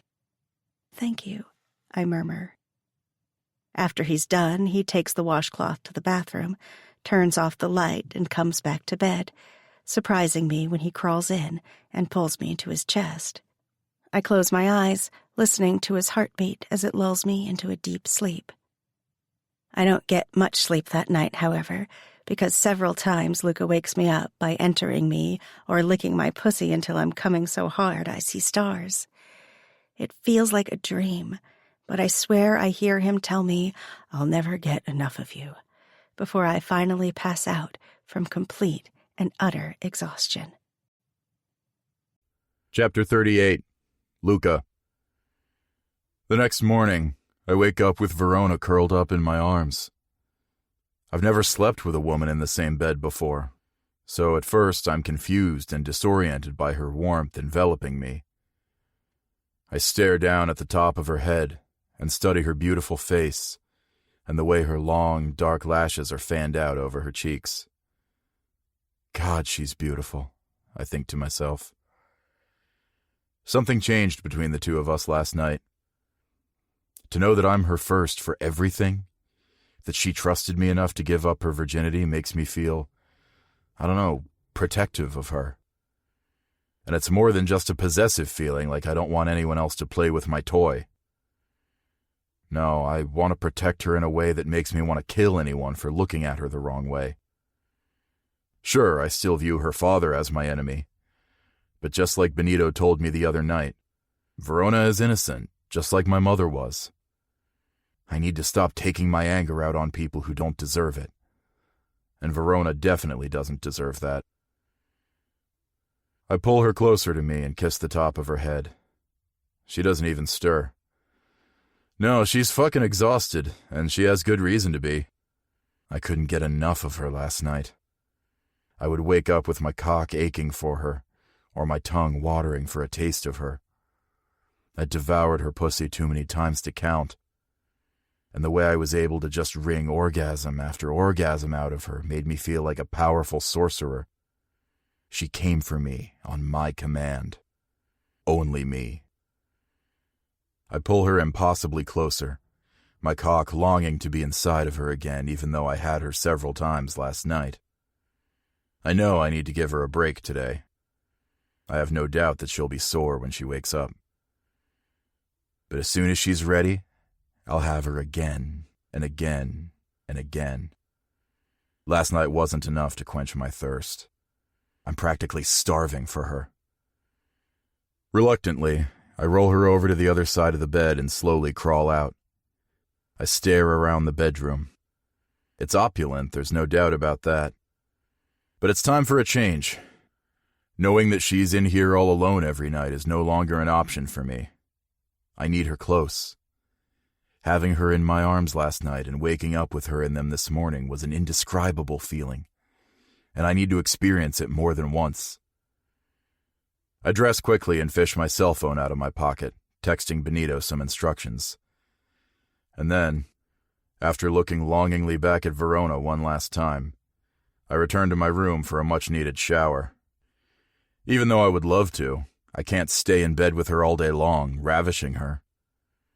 She needs a break from me, even though I know I won't be able to give her much of one. Chapter 39. Verona. I wake up the next morning, or afternoon? The sun streaming through the windows makes me think that it's way too late for morning. Panicking, I sit up and glance at the clock on the nightstand. It's nearly 2 in the afternoon. I slept in. Really slept in. But after last night, I was so exhausted that I'm sure I could have slept even longer. Swinging my legs over the bed, I stand up and instantly feel the soreness between my legs. I have a pressing urge to pee, and I go to the bathroom to take care of my business. After I'm done, I wash my hands and stare at myself in the mirror. My hair is all messed up and out of place, my lips are swollen, and I look like I was thoroughly fucked. A smile lifts the corners of my mouth as I remember that I truly was. Luca couldn't keep his hands to himself last night, and I know that he spent the entire night with me. He left at some point this morning, though. Not that I can blame him. I slept most of the day away, and Luca has a business to run. I walk out of the bathroom and go to the closet to look for an outfit for the day before I take my shower. But when I turn on the light, I realize all my clothes are gone. The only thing left hanging is a robe. Shocked, I grab the robe and wrap it around my naked body. Walking back into the bedroom, I realize the clothes I had on last night are gone. Running into the bathroom, I glance into the shower. Not surprisingly, everything is gone from in there as well. Cinching the tie around me tighter, I try to rack my brain as to what is going on. Is Luca throwing me out? All of my stuff is gone, so that can be the only explanation. He screwed me, and now he's gotten his fill of me. I'm no longer useful to him. Fuming, I stalk out of the room and head downstairs. I pass Dante on the way, and his eyes look me up and down before his dark brows furrow. He stops me in the hallway. "What's wrong? What did he do to you?" he asks quickly. "I need to talk to Luca. Where is he?" I ask hurriedly.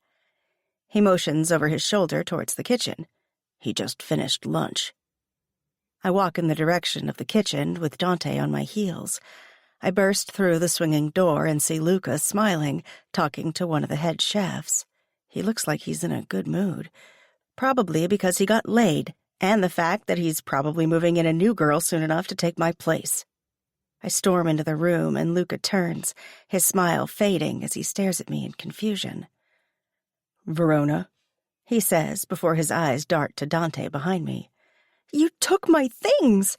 I stop an inch in front of Luca, hating the fact that I have to look up at him to meet his gaze. "Are you throwing me out?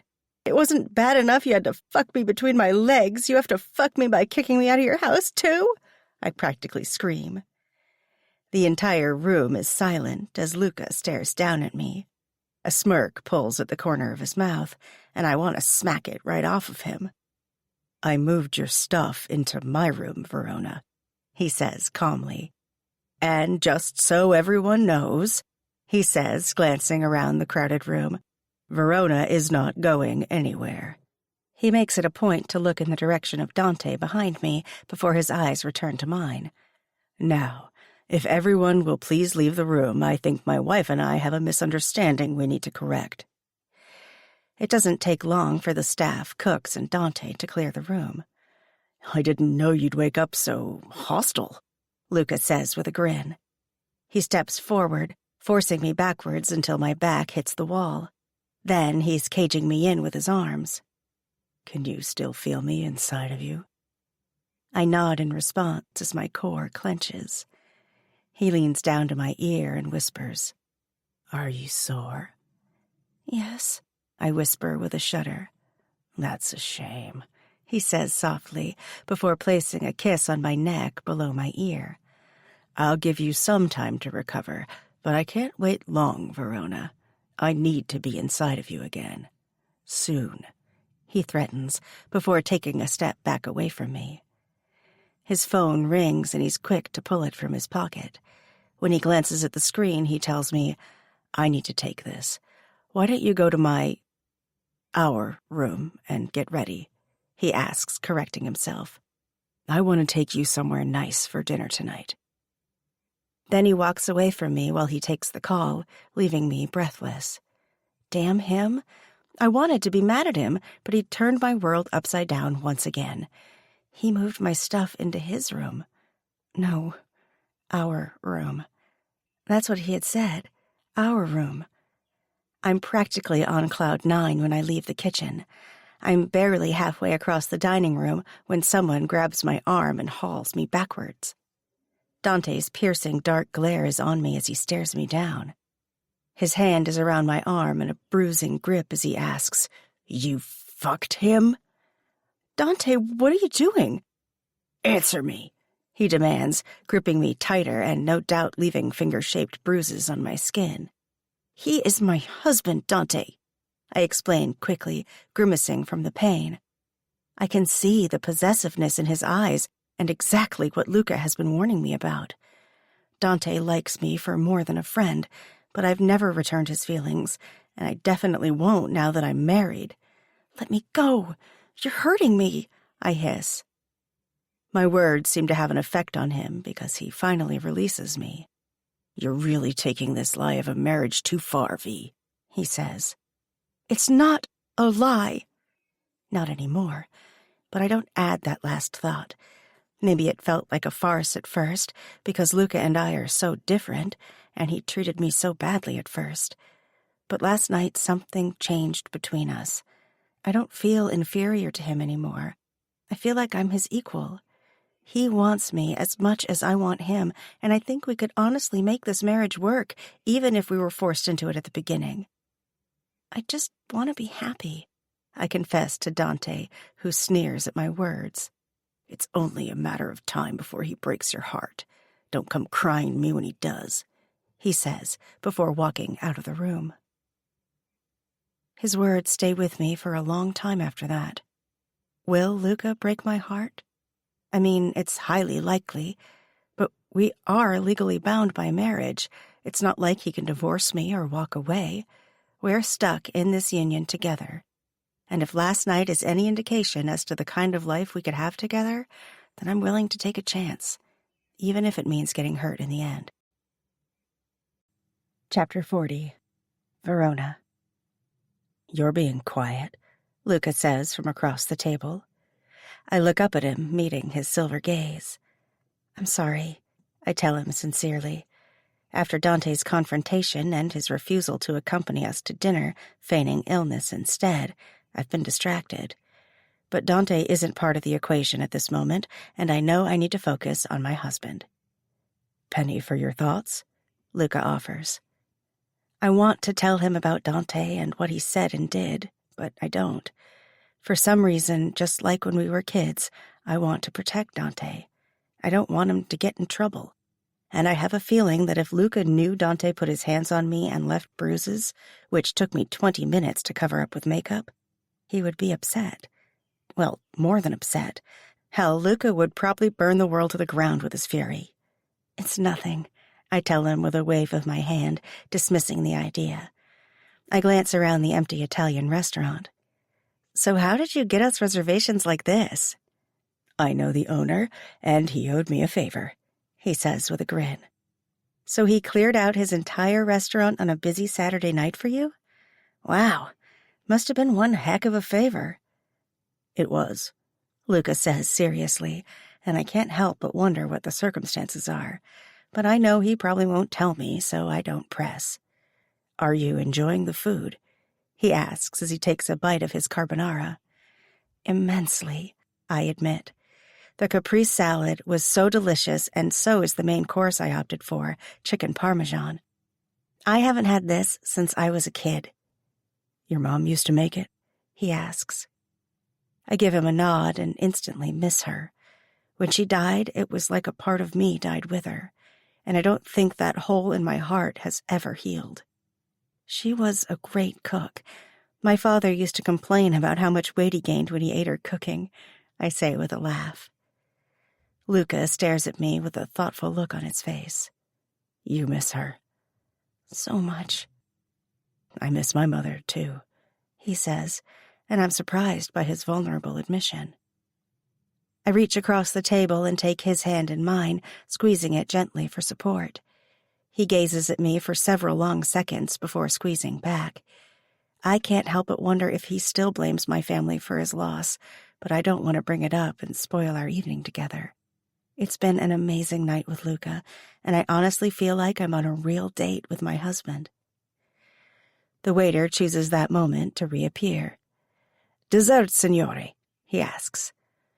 Luca's heated gaze lands on me when he says, I know what I want for dessert. Then he adds, but it's not on the menu. To the waiter, he says, leave us. We're done for this evening. Yes, of course, signore, the man says before disappearing from the room. I swallow hard as Luca stands up from the table, dropping his napkin down on his discarded food. He extends a hand to me, and I take it, my hand shaking from anticipation. Suddenly, he turns me around in his arms and bends me over the table. The wine glasses spill from the sudden movement, the dark red liquid soaking into the white linen tablecloth. Nervously, I glance around the room and at the windows. The shades are pulled down, but someone could still walk in at any moment. Luca, I whisper in panic. But he's not listening. Instead, he drops to his knees behind me, and I feel the air brushing my backside as he lifts up the skirt of my black dress. His hands slide up and down my legs as I try to steady them in my high heels. Perfetta, he whispers before placing a kiss on the back of each of my thighs. His fingers hook into my thong and pull it down my legs gently. Lift your foot, he instructs, and I do as he removes my thong. Now spread your legs, he tells me, his voice deep and gruff with desire. I spread my legs a little, but then I hear him tisking at me. Wider, Verona, he says. Yes, that's my naughty girl, he says when he's finally satisfied. I expect him to lick me then, but he surprises me when he stands up. I start to move, but he places a hand on my shoulder. Stay right there, he whispers. Fuck, you look gorgeous bent over the table like that. He circles around me, and I can hear a groan escape his lips. I should tell the waiter to come back in here so he can witness your beautiful pussy and ass on display. I open my mouth to protest, but then he quickly says, but I don't want another man to see what's mine. His possessiveness sends a shiver through me. My legs are trembling in anticipation when I feel the heat of his body again. He drops to his knees once more, and he doesn't waste time before licking me from my clit to my tight little hole. I gasp at the feeling. It feels so wrong, but God, it feels good. I'm going to claim this too, he says before pressing his thumb against my hole. Soon, he threatens. His thumb keeps the pressure on my tight puckered hole as his tongue finds my clit, licking me into oblivion. His tongue, mouth, and lips feel so good against me that I turn into a boneless mess, gripping the linen tablecloth beneath me in a death grip. Luca, I cry out. His thumb penetrates me, making the sensations tenfold, and I suck in a strangled breath. Oh, God, I cry out. God can't help you now, he growls from behind me before his mouth returns to my clit. Incoherent words tumble out of my mouth as the pleasure builds up inside of me until I finally reach the peak and drop over the edge. I shatter into a million pieces on his tongue as he fucks my tight hole with his thumb, dragging the pleasure out of me with every movement. A loud moan rips from my throat as the pleasurable waves keep crashing through my body. "Please," I beg, and I don't even know what I'm asking for at this point. But he makes the decision for me, pulling out his thumb and licking my clit slowly once, twice, 3 times before he finally stops. My fingers grip the tablecloth, afraid to let go because my legs feel like jelly and I don't think they could support my weight right now. "That was the best dessert I've ever had," I hear Luca say from behind me. He wipes his mouth with his napkin and then gently pulls down my dress. He doesn't put my thong back on me, so I have no idea where that went. "Are you ready to leave?" he asks calmly, like nothing even happened, like he didn't just completely wreck me in the middle of the restaurant. I don't think I can walk," I say between staggered breaths. I see several $100 bills flutter to the table before he lifts me up and into his arms. My head rests against his chest as we leave the restaurant. Benito is waiting at the car and he flashes us a rare, shy smile as he opens the back door. "Dinner was good?" he asks. "It was good, but the dessert was fucking delicious," Luca says, making me blush. Once we're in the back seat, Luca pulls me to him, and I fall asleep in his lap on the ride home. My last coherent thought is that this man, my husband, is going to be the death of me. Chapter 41. Verona.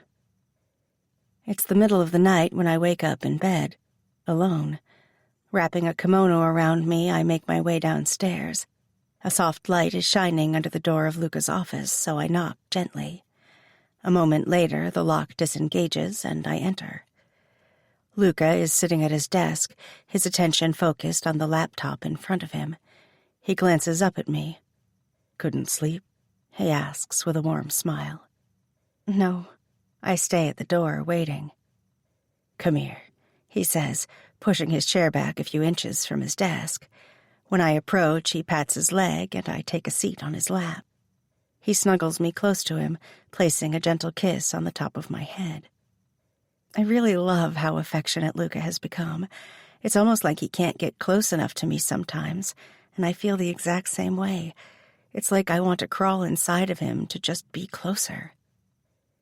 "What are you doing?" I ask. On the screen is a video that looks like it was taken from a powerful camera high above a huge warehouse with a lot of shipping containers near a boating dock. Watching aerial footage from our drones. "What's in the shipping containers?" My curiosity pulls me closer, examining every frame of the footage. "People," he says. My world comes crashing to a sudden halt. "Like human trafficking?" I can't stop myself from asking. "Yes," he answers, confirming my worst fear. I'm up and out of his lap in a split second, my hackles rising. "You are buying and selling people?" I accuse him, my voice rising to a fever pitch. "Whoa, calm down, Tiger," he says, putting his arms up in a placating gesture. "Put the claws away and listen to me for a second." He pauses the video and turns to me to give me his full attention. "I'm trying to put a stop to it. It's happening in this city at an alarming rate, and I'm not going to allow it." His words instantly make me feel better. I knew Luca wasn't a good man, per se, but I'm glad to know he's trying to help instead of exacerbating this growing problem. "The man you danced with at the costume ball," he starts. "Yeah?" "His name is Constantine Carbone. He's the one running the human trafficking in the city." A shudder rolls through me. I danced with the devil himself, and I didn't even know it. If I had known what that man was doing and what he was capable of, I would have never let him touch me with those evil hands. I've been trying to trade him territories where he can sell drugs instead and make one hell of a profit, but he's not budging. He found his niche and he's running with it, making money hand over fist. "Is it just women he sells?" I ask. "Women, men." Luca hesitates before adding, "Children." I close my eyes and swallow hard past the lump forming in my throat. When I open them again, I look at Luca and tell him vehemently, "You have to stop him, Luca. You can't let him do this." "I'm trying everything in my power to put an end to this. I promise you I will stop him as soon as I can," he vows. I nod, taking comfort in his words. Climbing back into his lap, I let him hold me for several minutes while I try to process all the information he just dumped on me. Then I ask him, "What are you looking for in the footage?" "Any signs of people coming and going, if anyone is taking food and water to any of the shipping containers." "Let's watch it and see if we can figure anything out." "You don't want to go back to bed?" he offers. "No, I want to help." He kisses my temple and clicks the keypad to start the video again. That's my girl. Chapter 42. Verona. When Luca told me to dress up and that we were going out in the city tonight, I have to admit I was a bit nervous. I took my time getting ready, picking out the perfect dress for a night out on the town. Looking at my reflection in the mirror, I turn around several times, making sure I look perfect. The floor-length silver sequin dress fits me perfectly. The front is modest with a scalloped V-neck, but that is where the modesty stops with this dress. Slipping into a matching pair of silver high heels, the slit up the side all the way to my hip reveals my entire leg and thigh. And the back is scandalous as well, dipping almost too low and revealing almost too much. I decide to wear a matching shawl over it until we get to our destination. I have no idea if we'll be indoors or outdoors, so I don't want to get cold. My makeup is smoky and dark with a pale pink lip, and I decided to wear my hair down in loose waves. Smiling at my reflection, I think Luca will approve of my decisions tonight. Part of me wonders if we'll even make it to where we're going. My core clenches just thinking about how many times he was inside of me today. Too many to count. It's like he can't keep his hands off of me. Not that I'm complaining. I want him just as much, maybe even more at times. Even though our marriage was out of convenience, we're certainly acting like real newlyweds.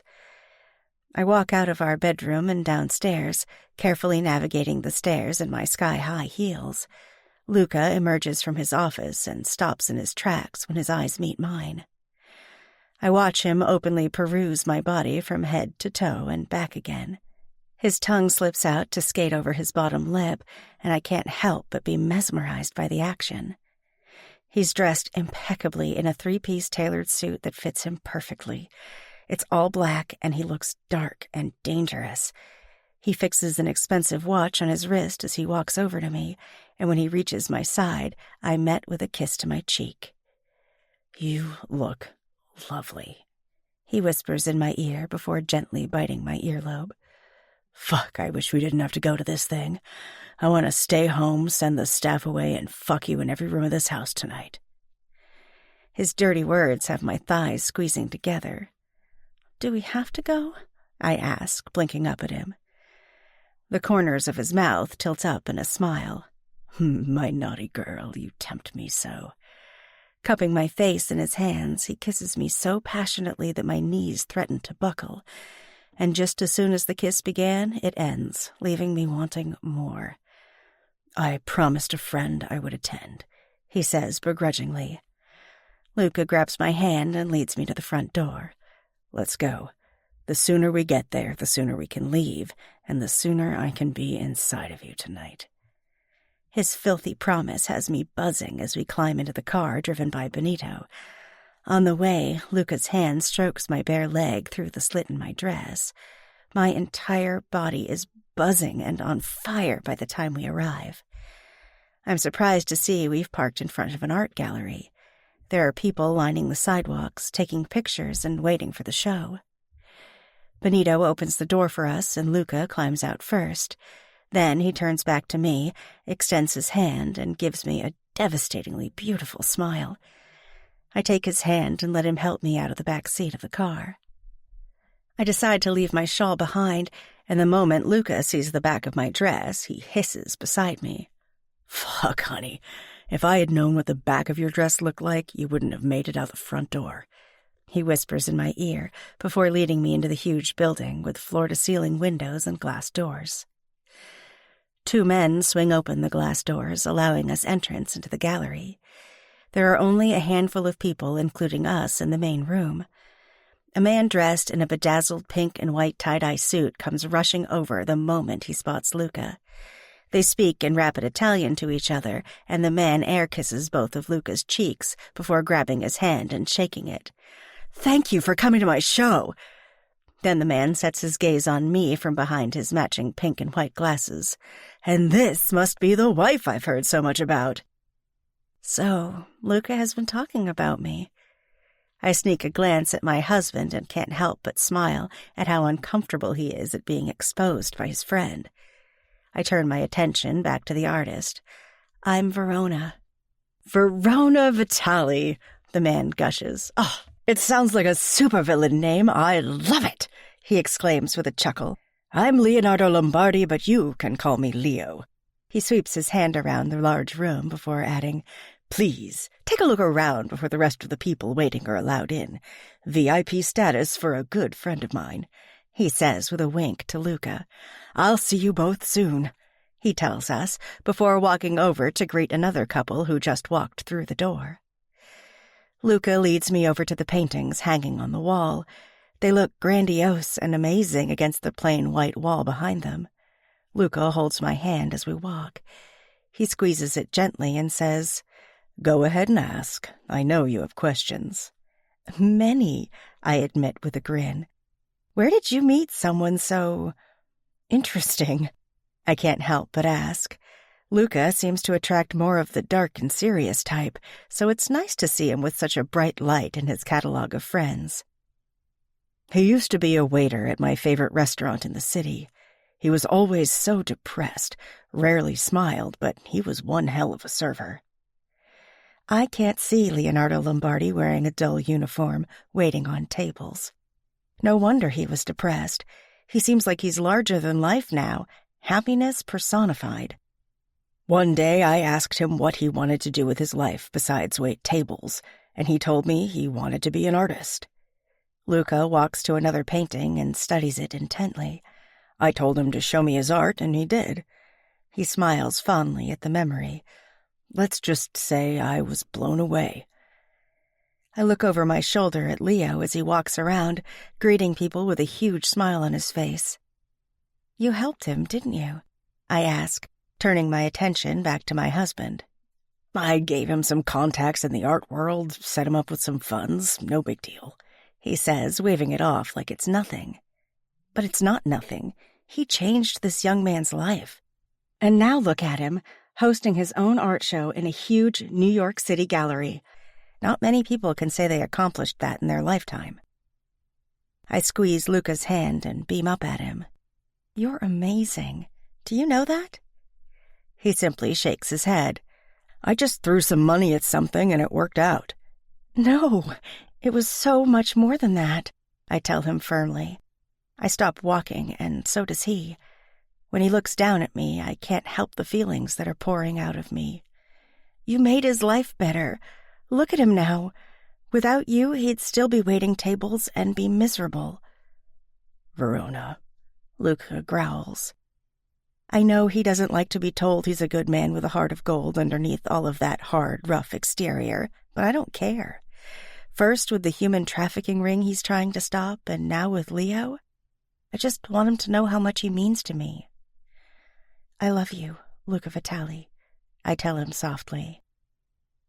His gray eyes widen at my words. A myriad of emotions cross over his face, shock, confusion, and disbelief. He opens his mouth to say something to me, but then Leonardo suddenly announces in a microphone that the show is about to begin. People from the street begin to flood into the art gallery through the front doors. Luca pulls me close and says, "I want you to pick out a piece that speaks to you." Well, it's not exactly what I wanted to hear, but that's okay. I didn't really expect Luca to say the 3 words back to me. I mean, he might never tell me he loves me, and honestly, I think I'd be okay with that. I know Luca isn't ever going to be the overly affectionate type, or the type of man to confess his feelings for me openly, Not willingly, anyway. I push all those thoughts aside, though, because I'm more than excited to pick out a painting for our home. It feels like such a normal thing a couple would do, and every time we do anything normal, it's one step closer to feeling like this is a real marriage that can and will work. We take our time looking at each painting. I'm starting to think I'll never find one that speaks to me, until I do. The painting isn't overly done or extravagant like most of the others. This one is simple. A light gray background with shadows playing around the centerpiece. A gilded birdcage. The door is open. There is no bird in sight, indicating that the bird is free and living its best life somewhere, no longer trapped in its cage. "This one," I announced to Luca. He stops walking and stares at the painting for a long time.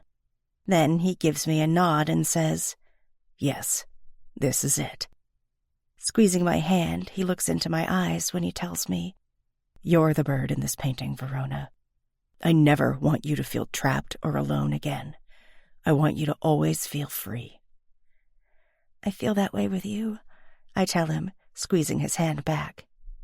He tilts his lips into a smile before he tells me, "I'll make the payment arrangements. Be right back." He places a chaste kiss on my cheek before leaving me alone with the painting. The crowd of people has thinned out over the last hour or so, and I feel like I can finally breathe. I'm not used to being around a lot of people. When I lived in boarding school, there were a lot of girls there, but I mostly spent my time alone in my room reading. And when I lived with my aunt, well, her idea of a fun time was sitting at home knitting. We hardly ever ventured out unless it was to a thrift shop, and half the time I wasn't even allowed to buy anything.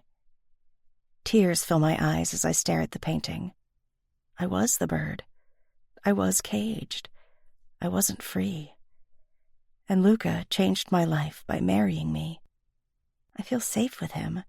I feel like my little closed-off world opened up into a much bigger and better universe that I never knew existed. I step closer to the painting that Luca is currently in the process of purchasing and stare in amazement at each and every paint stroke that Leonardo put on the canvas. From far away, the painting looks like a picture, but up close I can see all of his hard work, his heart and soul that he put into his work.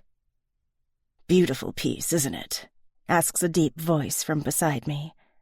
I turn to the stranger, ready to agree with him and maybe brag about how my husband is paying for it as we speak, but then I see a familiar face and freeze. "Constantine Carbone," I say out loud before I can stop myself. "I see from the look in your eyes that Luca told you about me since our last meeting." He smirks darkly. "I guess my reputation really does precede me." I go to move away from him, but he reaches out and grabs my arm. It's not a bruising grip, but it is firm, like I don't have a choice on whether to run from him or not. Constantine Carbone is an attractive older man, but the fact that he traffics in women and children makes him vile and ugly in my eyes. He's a cruel and abhorrent monster, and I don't want to be in his presence a moment longer than I have to. "The last time we met, you were begging for attention from anyone but your husband," he says, bringing me closer to him. "What changed?" He searches my eyes for answers as I stare up at him, my breathing labored and uneven. "Ah," he says, as if he found the answers in my gaze. "You fell for him." With his free hand, he tucks a strand of hair behind my ear, grazing my cheek, and I recoil in disgust from his touch. Those hands, so much blood and death on those hands. He grins at my discomfort. "You know, Verona, if you were mine, I would treat you like a queen. We would travel the world together." "And you would pay for it from the blood of the women and children that you sell?" I spit back at him. He chuckles at my response.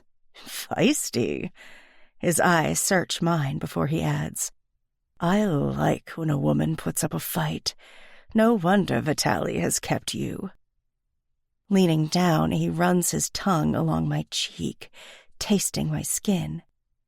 "I bet you taste like heaven and suck cock like a little whore," He whispers into my ear. If you wouldn't want to be mine, I bet I could get a pretty penny for a cunt like yours. Grimacing, I pull away from him, hating that I can still feel his touch on my skin. Stay away from me, I warn him. Or what? He asks with a smug grin. Or this, Luca's voice says from beside me. I can hear the gun cocking before I even see it. Luca pulls my back to his front and places a kiss on my temple before raising the gun to his foe. You know better than to touch what isn't yours. Again, Carbone, Luca hisses. I glance around the room and watch several people's startled faces when they see the gun in my husband's hand. Please, Luca, you're drawing attention. I don't give a fuck, he growls. His eyes never leave Constantine. You've made a deadly mistake here tonight. One I won't soon forget or forgive. No, I don't suppose you will, Constantine says as a slow smile spreads across his face. He walks slowly around us, cool and collected, as if he doesn't have a gun pointed right at him. I'll just be on my way out. Looking at me one last time, he says, See you again soon, Verona. And it sounds more like a threat and a promise than a goodbye. I shudder at the way my name slips off of his evil tongue. Luca pulls me closer and tucks the gun away when we're finally alone. I paid for the painting.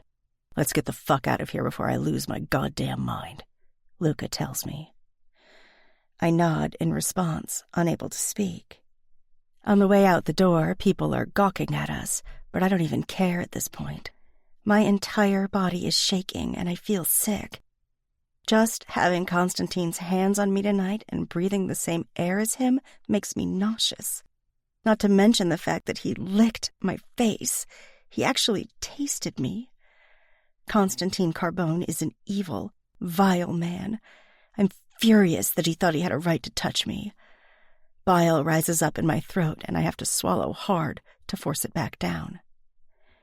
Benito is waiting outside of the car parked at the curb, and he opens the door with a questioning look on his face. I climb in the back seat without a word, and Luca is quick to follow me. Once the door shuts, Luca lets out a slew of curses. He runs his fingers through his thick, dark hair, pulling at the ends angrily. Then he turns to look at me with a look on his face that sends chills up my spine. What did he say to you? What did he do? Tell me everything. I start from the beginning, not leaving anything out, and by the time I'm done, Luca is eerily still and quiet. After several seconds, he pushes the button for the intercom and tells Benito to pull over. Once the car comes to a stop, Luca whispers, Get out. I stare at my husband in confusion. What? I didn't do anything wrong. Get out of the car, Verona, he says gruffly. I won't tell you again. Tears fill my eyes as I open the door. We're parked on the curb of a busy street, and I carefully climb out of the car when it's safe so that I don't become roadkill by the oncoming traffic. By the time I round the back of the car, Luca is already outside, pacing the sidewalk. I've never seen him this angry before, and it's scaring me. Luca, I say softly, my voice trembling. I'm shaking all over, fear and trepidation coursing through my veins. He walks into a dark, narrow alleyway between two stores, and I reluctantly follow him. I shouldn't have left your side tonight, he says so softly I almost don't hear him at first. Luca, please, let's go back to the car, I beg. I turn to leave, to walk away, and then suddenly I feel his hand wrapping around my throat. In a quick movement, he pulls me backwards and twists me in his arms so that we're face to face. You're mine, Verona, he growls before his mouth crashes down onto mine. I don't know if it's his fierce possessiveness that's gotten into him or the fact that he could have lost me to that evil man tonight, but Luca is expressing himself the only way he knows how, and I let him. He pushes me until my back is against a brick wall, and his grip suddenly tightens around my throat. I gasp into his mouth for air, and he takes the opportunity to devour me, shoving his tongue into my mouth and claiming me with such brutality it's almost frightening. Just as I'm getting lightheaded from lack of oxygen, Luca releases my neck and bends down, reaching for the hem of my dress. He lifts it higher and higher until it's pooled around my waist, exposing me. He then forces the fabric into my hands, making me hold it. "No panties, my naughty wife," he whispers in my ear as he drags his finger up and down my slit. It doesn't take long for me to get wet for him. It's just my body's natural response to his touch. I watch in horror as he drops to his knees in front of me, no doubt ruining his expensive suit in the process. "Luca, please," I beg him. "Not here. Not like this." Trembling, I glance to the end of the alley. Benito is standing guard with his back toward us, but there are people walking by. Anyone could look in and see us. Anyone could hear us, including Benito. "Luca, no, wait!" I cry out. But then I feel his tongue running along my slit, and all my thoughts and fears instantly melt away. I close my eyes and rest my head back on the brick as he eats me like a starving man in the dirty alleyway. All of this is filthy and wrong, but I don't care. I want it. I want him. I moan loudly as Luca's talented mouth, lips, and tongue go to work. My fingers squeeze the material of my dress until they go numb. "Oh, God, Luca, I don't even get the rest of the sentence out before I'm tumbling over the edge of pleasure. My body trembles as the orgasm racks my body.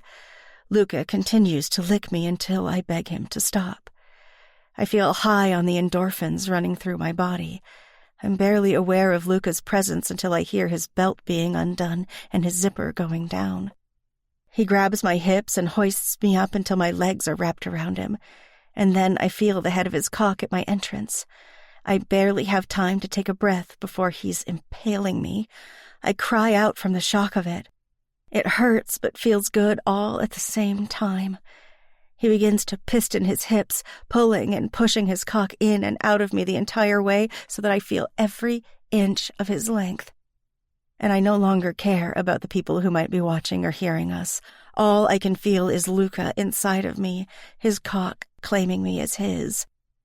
The brick wall is scraping against my bare back, and I know I'll have to deal with the consequences later, but I couldn't care less right now. "Yes, Luca," I cry out. With one hand gripping my left hip, his right hand goes back to my throat. He squeezes while staring into my eyes as if testing my response. My eyes widen as he tightens his hold on me, no doubt leaving finger-shaped bruises on my skin as he holds me in place and fucks me harder than he's ever fucked me before. Maybe it's the lack of oxygen, or maybe it's because we're outside in public where anyone can see us and watch, but I don't think I've ever been so turned on before. All too soon I'm reaching the edge again before I can even comprehend it. I'm dizzy and almost to the point of passing out as I gasp out Luca's name and my pussy grips his cock in a death grip as I ride out the most explosive orgasm of my life. Starbursts explode behind my eyes as I let out a silent scream. "Yes, Verona," he groans. "Come for me. Only me." He slowly releases my throat and I gasp for air. My lungs are desperate for oxygen and it takes a while for the dizziness to subside. "Only you," I agree once I catch my breath. Luca stares into my eyes as he confesses, "I would kill for you." Okay, so it's not the 3 words that every girl wants to hear, but I know when it comes to Luca, that might be the closest thing to "I love you" that I will ever get. "I love you," I whisper. With those words spoken, Luca lets out a guttural sound that sounds almost feral as his seed spills inside of me. He fucks me until he's completely exhausted and spent, and then he collapses against me, pinning me to the wall. We stay like that for a few minutes, me wrapped around him, until his cock softens. His lips kiss my neck softly, no doubt trying to soothe the bruises. Then he finally pulls out of me and helps me put my shaking legs down to the ground. I wobble in my high heels as he pulls out a handkerchief from his suit jacket pocket and cleans me up. He throws the used handkerchief in a nearby dumpster before looking at me. It's almost like the spell he was under is broken, because I can see the moment he snaps back to reality. "Did I hurt you?" he asks as he gently pulls down the hem of my dress. I shake my head. "I need your words, honey," he tells me, lifting my chin to make my eyes meet his. Everything that's happened tonight comes rushing forward in the forefront of my mind, and I'm suddenly crying. Luca pulls me close and holds me, whispering apologies in my ear. But it's not the fact that he just fucked me in a dirty alleyway where people were probably watching us. No, it's the fact that Constantine Carbone had his hands on me. He wants me. He threatened to sell me, and the thought of him taking me is terrifying. What if Constantine comes for me? I suddenly pull back and ask.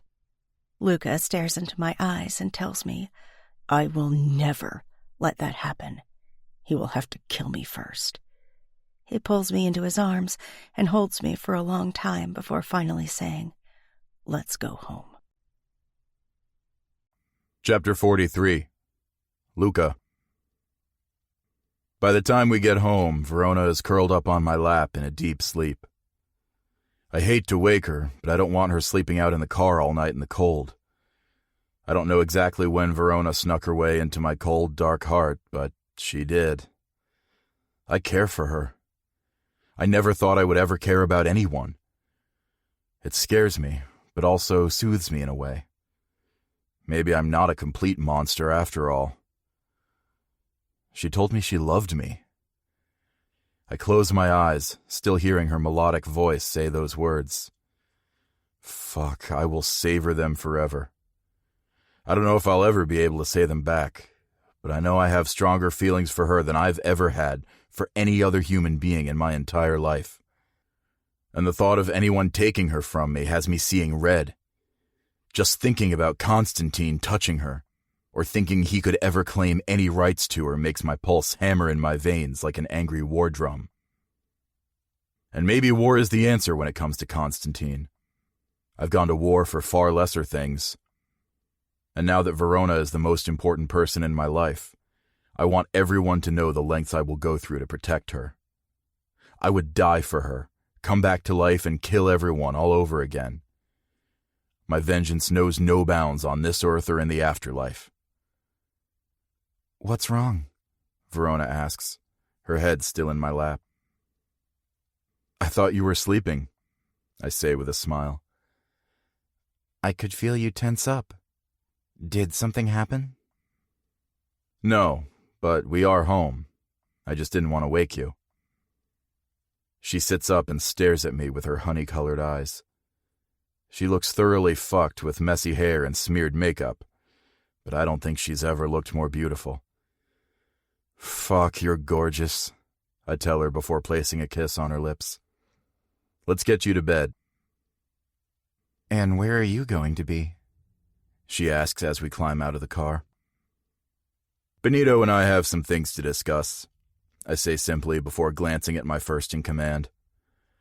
Benito gives me a nod, and I know he'll understand what must happen when it comes to Constantine once I explain to him everything that transpired tonight. I'm tired of dragging my feet when it comes to him. Since Constantine won't comply, I'm going to have to force his hand. It's now or never at this point. I want to burn his entire empire to the fucking ground, preferably with him in it. Verona catches up to me before we reach the front door and grabs my hand, pulling me back to her.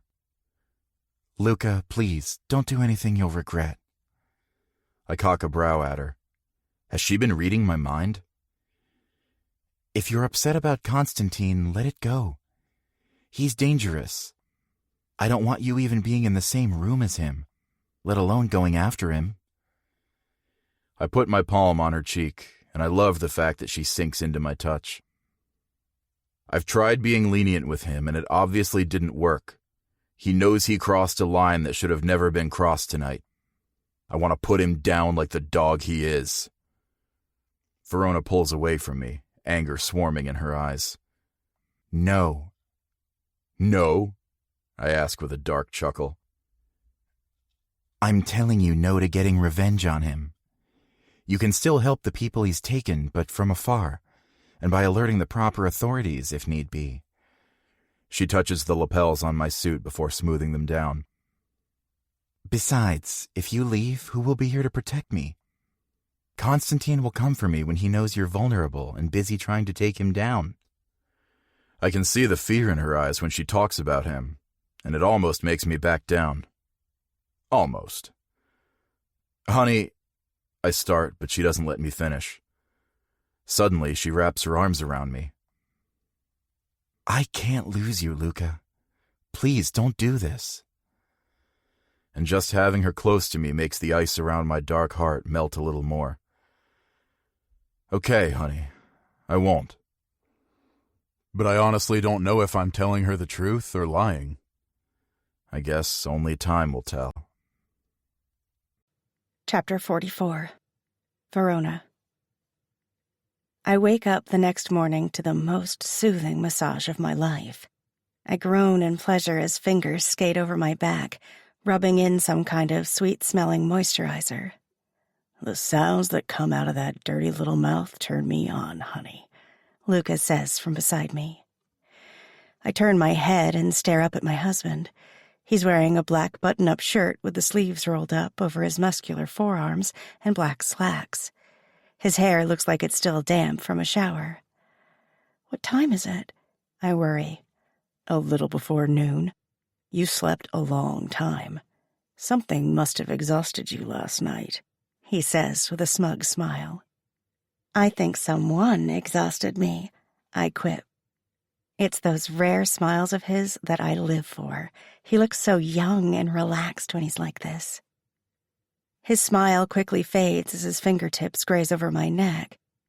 Do these hurt? He asks. There must be bruises on my neck from when he held me tight against the wall last night while we fucked dirty and raw in the back of an alleyway.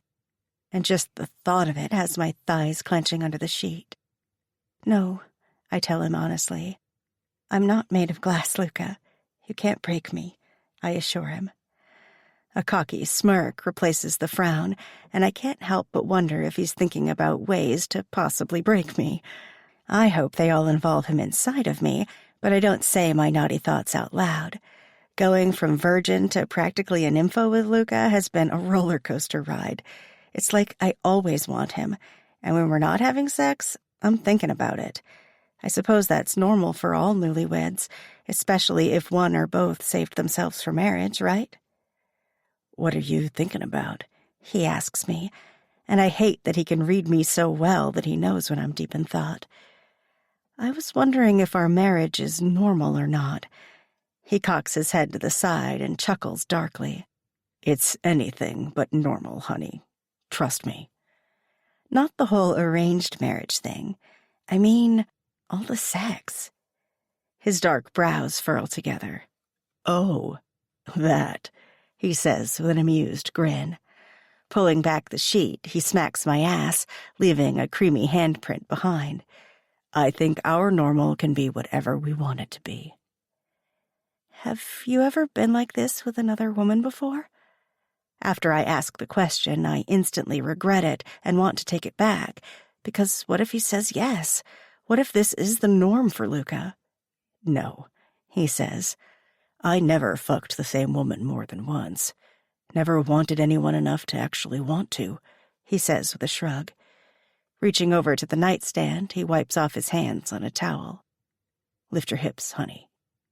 When I lift them, he sticks a bolster pillow underneath my stomach, which causes my hips and ass to lift up in the air. And then he grabs a bottle of oil. Squirting the liquid on my backside, he rubs his hands over the globes of my ass, massaging deeply. I groan from the sensation. That feels good, I murmur. Spread your legs for me, honey, he tells me huskily. I do as he says, and he puts his knees between my thighs. His large hands massage the oil into my cheeks, and then I feel a fingertip gliding down the entire length of my slit. He plays with my clit, making me squirm underneath him.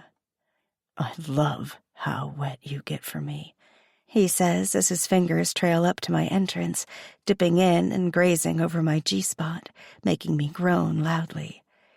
He gathers wetness on his fingers and then goes higher, tracing over the rim of my puckered hole. I immediately tense up, but Luca whispers, "Relax, honey. I won't hurt you." I feel his thumb pressing against my tight hole, and I desperately try to relax. Luca told me before he wanted to claim my ass, and I've been dreading it. I'm expecting it to hurt, but when his thumb enters me, I don't feel much pain. It's just strange.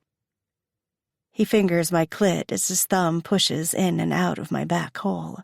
I wriggle under him, nonsensical words coming out of my mouth as the pleasure quickly mounts. "I don't want you to come until I'm inside of you," he warns. He climbs off the bed, and I turn to watch him take off his clothes. His hard cock bobs up towards his stomach, and I swallow back a gasp. How will it ever fit inside of me back there? He's between my legs again, and I feel the head of his cock notched at my back entrance. I whimper nervously. "It's okay, honey," he whispers soothingly to me as he smooths his other hand over my hip. My fingers wrap around the sheets in a death grip as he pushes his cock into me. "Luca!" I cry out. "Touch yourself for me, honey." My right hand reluctantly releases the sheet, and I reach down between my legs until I find my clit. I rub the little bundle of nerves with my fingertip, and it feels so good mixed with the pain, but I'm still not totally relaxed. "That's it," Luca hisses. "That's my naughty girl." He pushes further into my ass, and I finger myself faster, needing the pleasure to mask the pain. "Please," I cry out, but I honestly don't know if I want him to stop or continue. "Breathe, honey. Relax. I'll make it feel good, I promise." His voice calms me, and I'm able to relax enough that he can enter me the whole way. When I feel his trimmed pubic hair touching my ass cheeks, I know he's fully seated inside of me. I expect him to fuck me hard, but he doesn't. Luca takes his time, easing in and easing out, adding more oil when needed and stroking my back, murmuring praises as he fucks me nice and slow. When he wanted to claim my ass, I never thought it would be like this. It feels good, more than good. My fingers stroke my clit as he fucks me, and it almost feels like an out-of-body experience. I groan and move my body in rhythm with his cock, grinding down on my fingers. "Oh, I'm so close, honey. Your ass feels so damn good around my cock. So tight," he grunts as he rocks in and out of me. "Come with me," he begs. His words are my undoing. I detonate around him, my entire body on fire with pleasure. I almost scream, it feels so good. "Fuck, yes," Luca groans before pulling out of me. I feel rope after rope of his seed striping my backside as he comes. Our harsh breathing fills the room. That was so intense and unexpected. I close my eyes and begin to relax again when I feel Luca rubbing his cum into my skin. "What are you doing?" I question. "Marking you," he says, his voice husky and raw. That whole thing with Constantine really did a number on him, and I don't think I was ever really in danger at the art gallery. Still, Constantine could come for me if he wanted to, I suppose. But he'd be going up against Luca and his army of men, and I don't think Luca would ever let him win that war. Smacking my ass playfully, Luca announces, "Let's take a shower." He gets off the bed and helps me to stand. Then he pulls me into his arms. I can feel something different in that hug as he holds me, the hug lasting way longer than normal. It's almost like Luca senses something bad is going to happen to us, and it scares the hell out of me. Maybe just the thought of losing me is making him fall for me, and that's probably scarier than anything else in his dark, twisted world. Chapter 45. Luca. I'm sitting in my office the next morning when there is a knock on the door. I hit a button for the door to unlock and raise my voice to tell my employee on the other side to come in. Aldo Alaband enters. He's tall and skinny with brown hair and brown eyes. His skin is pale because he spends most of his time indoors on a computer. He pushes his glasses up the bridge of his nose as he takes a seat in one of the leather chairs in front of my desk. You wanted to see me, sir? Yes, Aldo. How did your training go? Very well, sir. I excelled in all of the programming and hacking tests they gave me. I smile. I already knew how well Aldo did, but I just wanted to hear it come out of his mouth. Aldo is one of the smartest, brightest young men I know, so I had all the faith in the world that he wouldn't disappoint me. I first met Aldo when he was a college student majoring in electrical engineering and computer science at MIT, struggling with paying his tuition. His mom had just died in a car accident, and his father was never part of his life. Before his mother died, she had been working 3 jobs to support her son's dream of going to a good college. When I learned of his situation, I presented him with a proposition. I wanted him to come work for me. But first, I wanted the college student to graduate and then go study with a team of underground anonymous hackers. The hackers are the best in the world, and I wanted Aldo to be part of the elite group. I paid for the rest of Aldo's college tuition and all of his bills and expenses, past and present. Hell, I even paid for his mother's funeral since the kid was desperately trying to make payments on it with no end in sight. I saw something in him when I first met him. Ambition. I knew right then and there that he would be a great asset to our team. And now he's ready for whatever I throw his way just when I need him the most. Constantine Carbone, I say. And just speaking that name out loud has my blood pressure rising. Yes, sir. Aldo quickly grabs his smartphone out of his pocket and begins typing in a note. I want you to monitor his activities. I want to know what he's doing, where he is at all times. And if you can dig up any more dirt on him, do it. Aldo nods as his thumbs type frantically on the phone. And I want you to move here to the compound full time. Tell Benito to get you whatever you need. We will supply whatever you ask for. Yes, sir, Aldo says. And one other thing. Sir? He asks, looking up from his phone. I want to book a trip for me and my wife. Aldo's brows raise over the top of his glasses. A honeymoon, sir? Yes, precisely, I agree. But she doesn't like water, so it can't be anywhere tropical, I quickly add. Aldo thinks for several seconds. I can research some places and send my list of ideas to you, sir. That would be great, I tell him. And I want somewhere private. I don't want to have to worry about her any more than I already do now. I want us to have fun. The concept is foreign on my tongue and in my mind. I don't think I've had fun since I was a child. But Verona does something to me that makes me want to feel relaxed and less weighed down by life and work when I'm around her. And more importantly, I want her to have a good time. I love the way she smiles, and her laugh makes me feel like everything is right in the world just by hearing it. I'll get working on this right away, and I'll send you what I find. The young man stands and tucks away his phone. I'll move my stuff in this afternoon. I don't have much to pack. Thank you, Aldo. You're dismissed. Thank you, sir. I watch Aldo leave, and then I send a text to Benito about what just transpired so that he's in the loop. I want him to get whatever Aldo needs, because the boy is our greatest asset at the moment. I promised Verona I wouldn't go after Constantine Carbone. But I don't see anything wrong with keeping tabs on him. That certainly wouldn't be breaking my promise. And if Constantine is going to attack, I will know where and when. And if he thinks he's coming for my wife, well, he's got another thing coming. He'll soon find out who really rules this city. Chapter 46.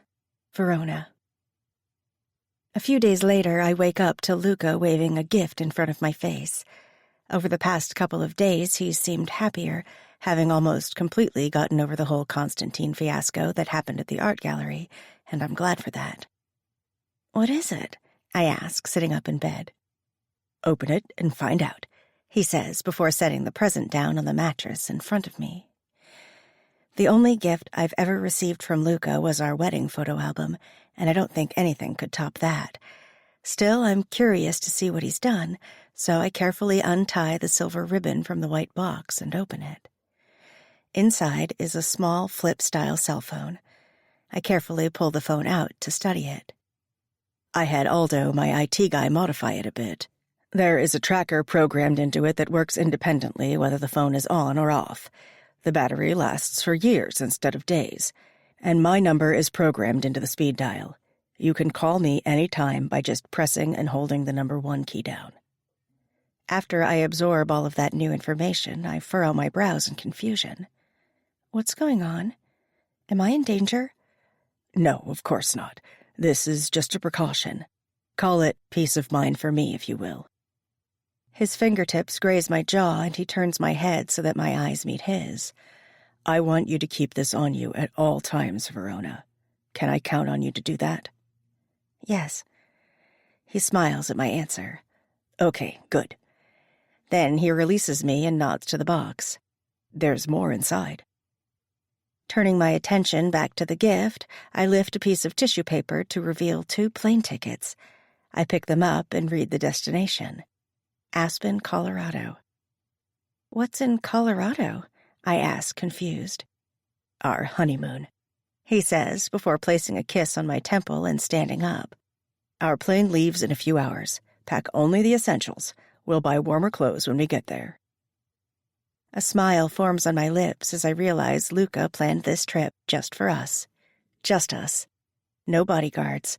No first or second or third in command. Only us.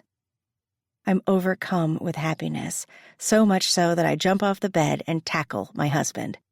I catch him off guard, but he still manages to fall with me in his arms to the floor gracefully. I take it that you're happy, he asks with a chuckle. I lean down and place a kiss on his lips.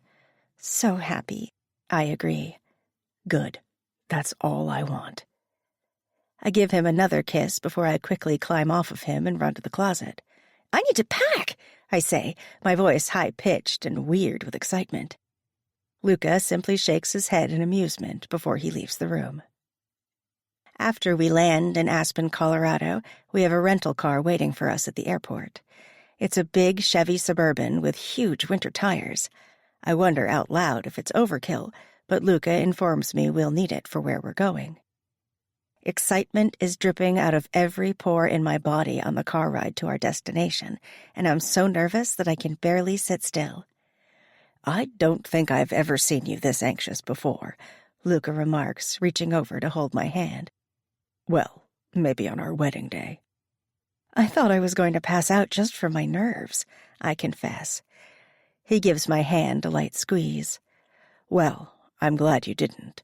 Although I do recall you saying I do in the form of a question like we were on an episode of Jeopardy. I laugh hard at that. Our wedding day was so hectic and nerve-wracking.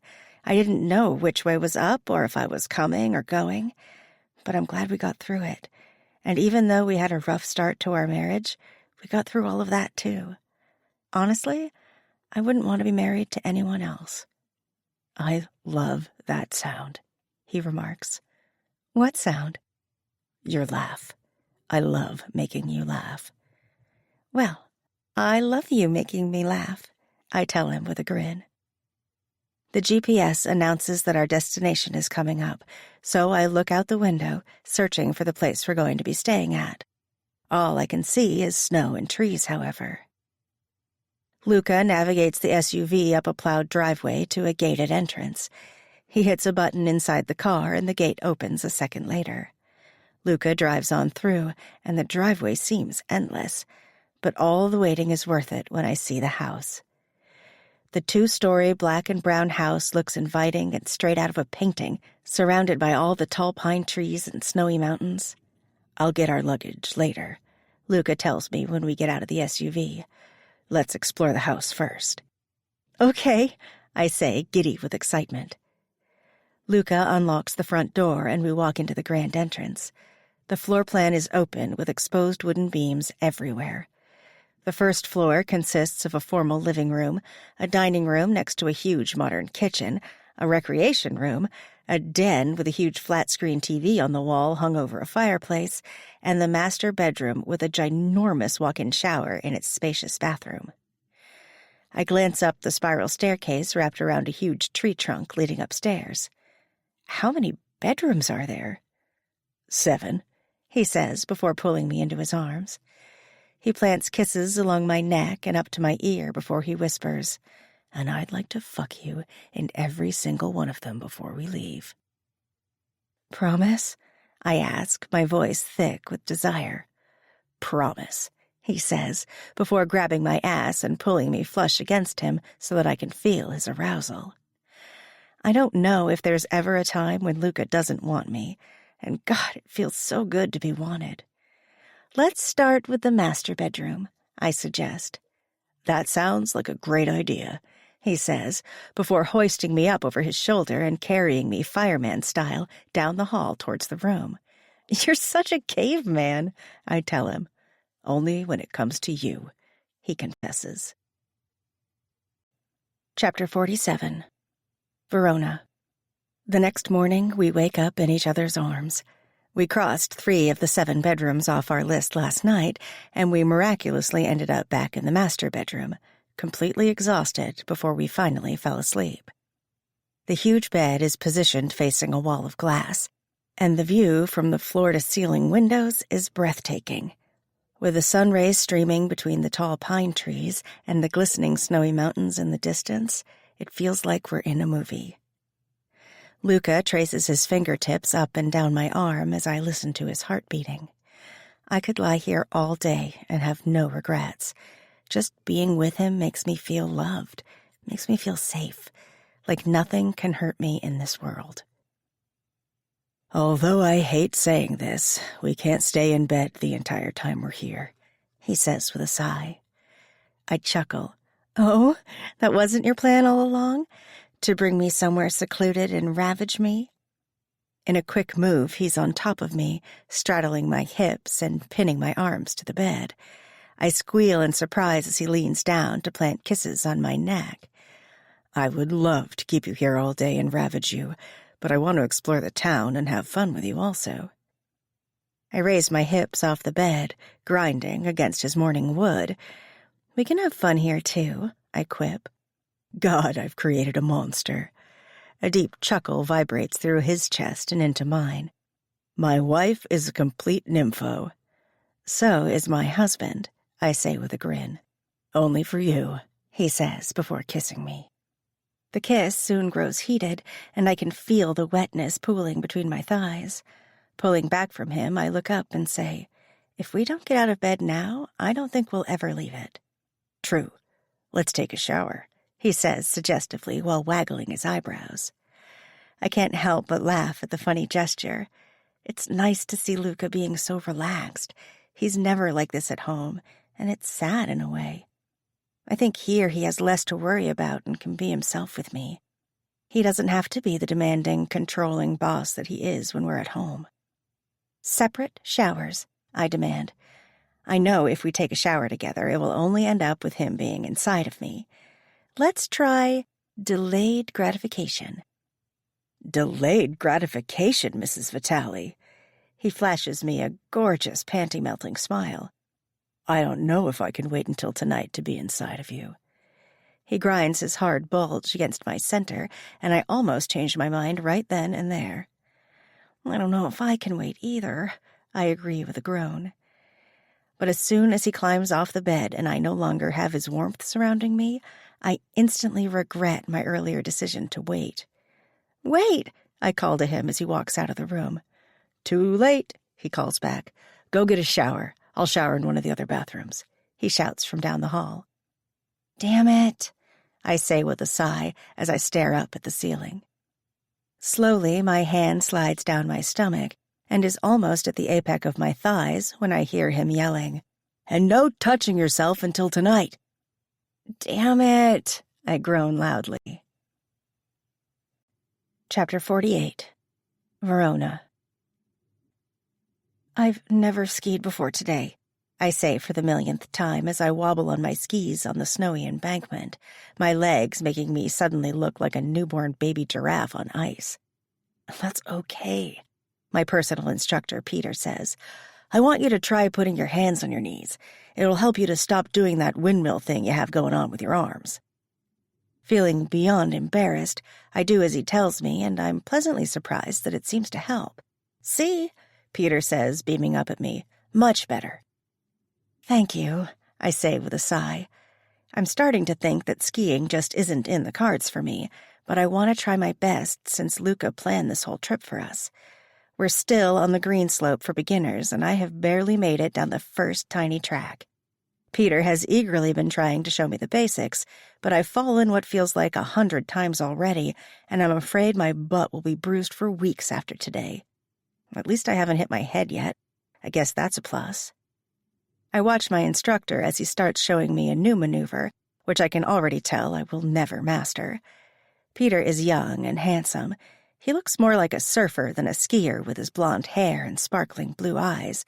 But even though he's handsome, I only have eyes for one man. Speaking of my husband, I glance over as he watches Peter and I from a short distance away. His goggles are on top of his head, and I can see his gray eyes boring a hole into my instructor. He wasn't keen on letting Peter teach me to begin with, and now I can practically see steam coming out of his ears. I giggle, knowing that it's pissing Luca off. Is it wrong that I absolutely love it when my husband gets jealous? Just the way he acts like a possessive, feral animal turns me on, and I can't help it when my thighs automatically clench together. Knees apart, Peter tells me, and I almost laugh out loud. If he only knew what was going on inside of my head. Losing my concentration, I spread my legs too far and begin to windmill my arms again, eventually falling for the 101st time today. Ouch, I say out loud while internally apologizing to my butt. You're getting better. You went way longer that time without falling. Peter encourages me as he reaches down to help me up. So, where are you from? Peter asks, making small talk, but I can see in his eyes that he's attracted to me. If he only knew who I was married to, I think to myself. I grew up in New York City, I start to answer, but then this time, unlike the previous times, Peter begins to brush snow from my ski suit. I mean, it is pretty much caked on at this point. His hands start on my outer thighs and work their way around to my backside, lingering maybe longer than necessary on my derriere. Luca is out of his skis faster than I can blink and on his way over to us, hoofing it in his boots through the thick snow. Okay, Peter, that's enough lessons for today, he snarls. Peter looks at him and says in protest, But we still have 30 minutes left that you already paid for. Consider it your tip, Luca says. Go help one of your other clients. I've got this. Okay, Peter drawls out before handing me his business card. Then he gives me a wink before telling me, Don't be afraid to call me if you want any more lessons, Verona. Oh my God, this guy must have a death wish. I can't help but think to myself. Mrs. Vitali, Luca sternly corrects him. Oh, sorry, Mrs. Vitali, Peter repeats, blushing. He clearly couldn't see my wedding ring under the thick gloves on my hands, so it's not exactly his fault for trying. I watch as the poor guy skis away from us towards the main lodge, no doubt wondering what the heck he did wrong. You could have been nicer to him, I say with a sigh, and he could have kept his hands off of you, Luca retorts. Be careful, Luca. Your green-eyed monster is showing, I tell him, grinning. He pulls me into his arms, my back flush against the front of his hard body. I can feel the growing bulge of his cock pressing into my bruised behind, and I gasp. I have another monster that I'd like to show you. It's been aching to be inside of you all day. I laugh and wiggle my behind against his arousal. Maybe I can see it later. Definitely, he promises. Turning me in his arms, he cups my face in his large palms and leans down for a kiss. Fuck, it was driving me crazy to see his hands on you. I wanted to cut them off, he proclaims, seething with anger. So violent, I say before placing a kiss on his lips. I like it. He smirks at me. You would, he whispers before his mouth crashes against mine and his urgency takes my breath away. Want to get out of here? he asks when we finally come up for air. I thought you'd never ask. On the drive back to the house, Luca is still seething about the instructor touching me. He has a death grip on the steering wheel, his knuckles white with his forearms tense and vibrating with anger. The tension is so thick in the SUV that I could cut it with a knife. When we finally pull into the driveway, I decide to try to lighten the mood a bit.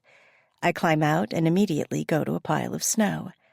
Quickly, I make the biggest snowball I can manage before I sneak back to the SUV. Luca rounds the corner, confusion lacing his features.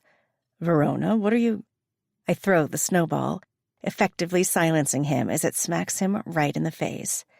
Okay, so maybe I went for overkill, because now he's covered in snow from the top of his head, his face, his shoulders, and part of his chest.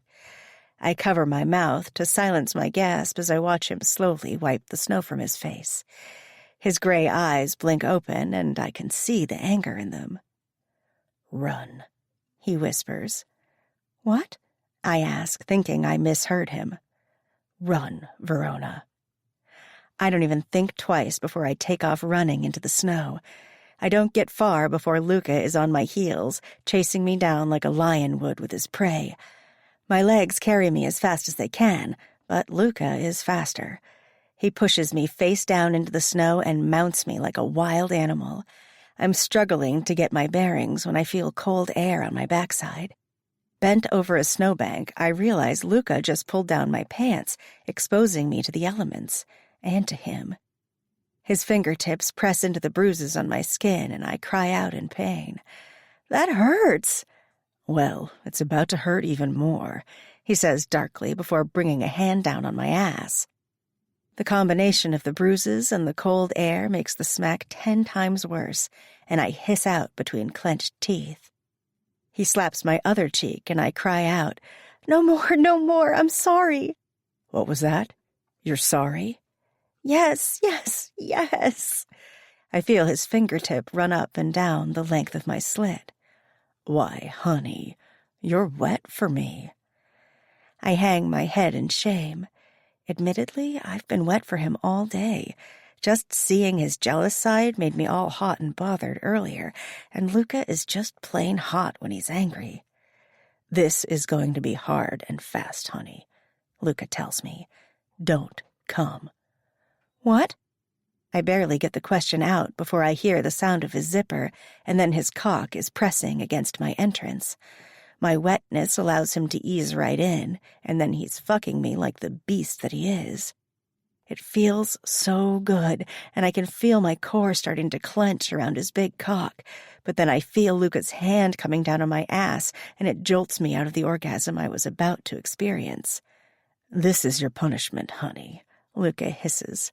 "This is for my pleasure, not yours." He pumps his hips, enunciating every word as he says, "Don't you dare come." I try to move, but every time I do, I just sink down further into the snow. So I'm forced to just lie there and take it, feeling every inch of his hard cock inside of me and desperately trying not to come. "Fuck yes!"